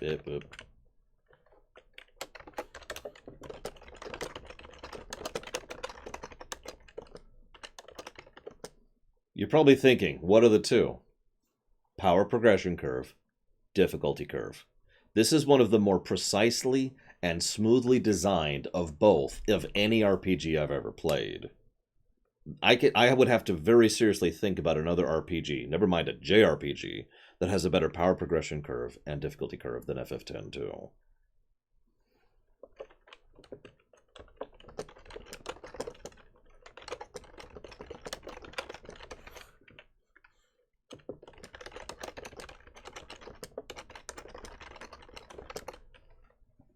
We had 27 brother cringe moments and 23 shots of the Celsius, for anybody curious. Do I count Darth? I don't want to talk about Dark Souls, and that's my reaction to that. So that actually leaves us with a +9 to gameplay. Hang on.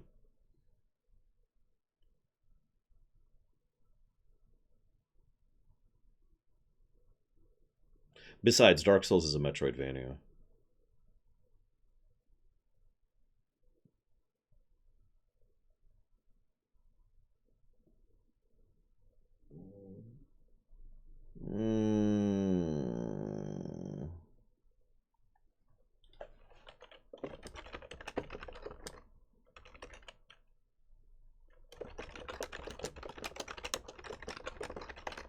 There. Okay. Yeah, no, I stand by that. +1, +9. As said at the beginning of this run that I was very curious what the final score for 10-2 was going to be. And I have to admit, that score actually surprises me. It really does. I know you guys probably hated the run, and I do apologize, but I had a lot of fun replaying this game. Like, a lot of fun. This is an awesome game. I didn't even do all the optional stuff. And I'm probably never going to again, unless they do a patch version for the thing. That would be nice. I do want to show off one last thing right at the terminus here, but we're basically done with the review. I just want to show something off really quick. Let's go with this. Sure. Oh wait, this is before that, isn't it?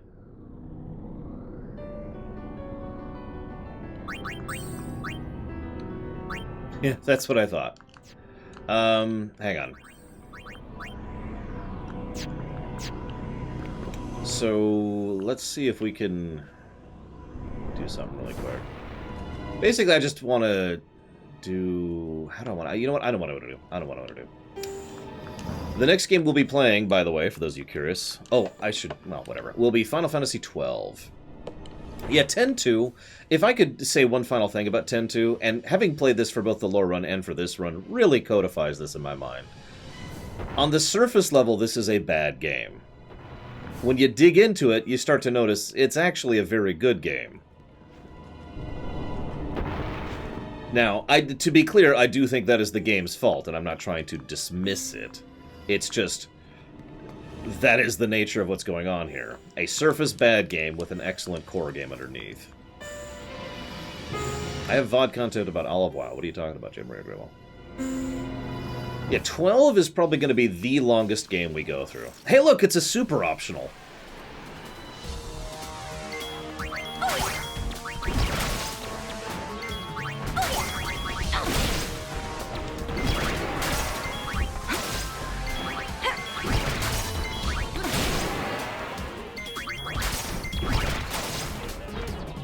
I'm just showing this off. This isn't with cheating, by the way.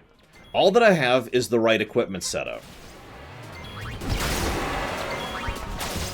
I just wanted to show off the power differential if you actually go and do the optional stuff and get the optional equipment. You'll notice I'm still only hitting for about 3,000, but,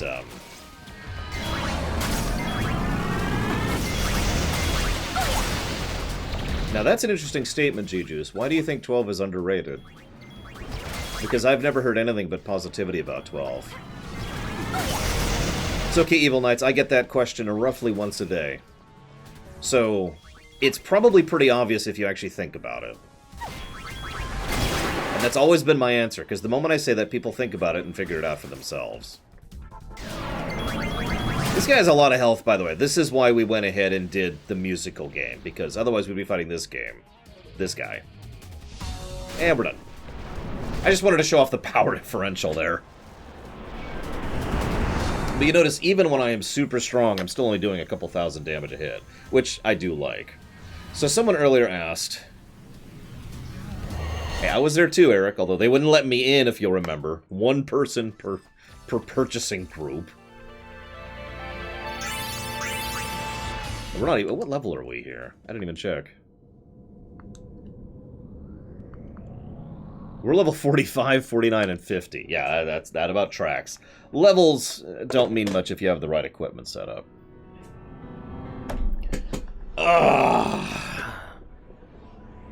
Tomorrow, FF12. Should be interesting.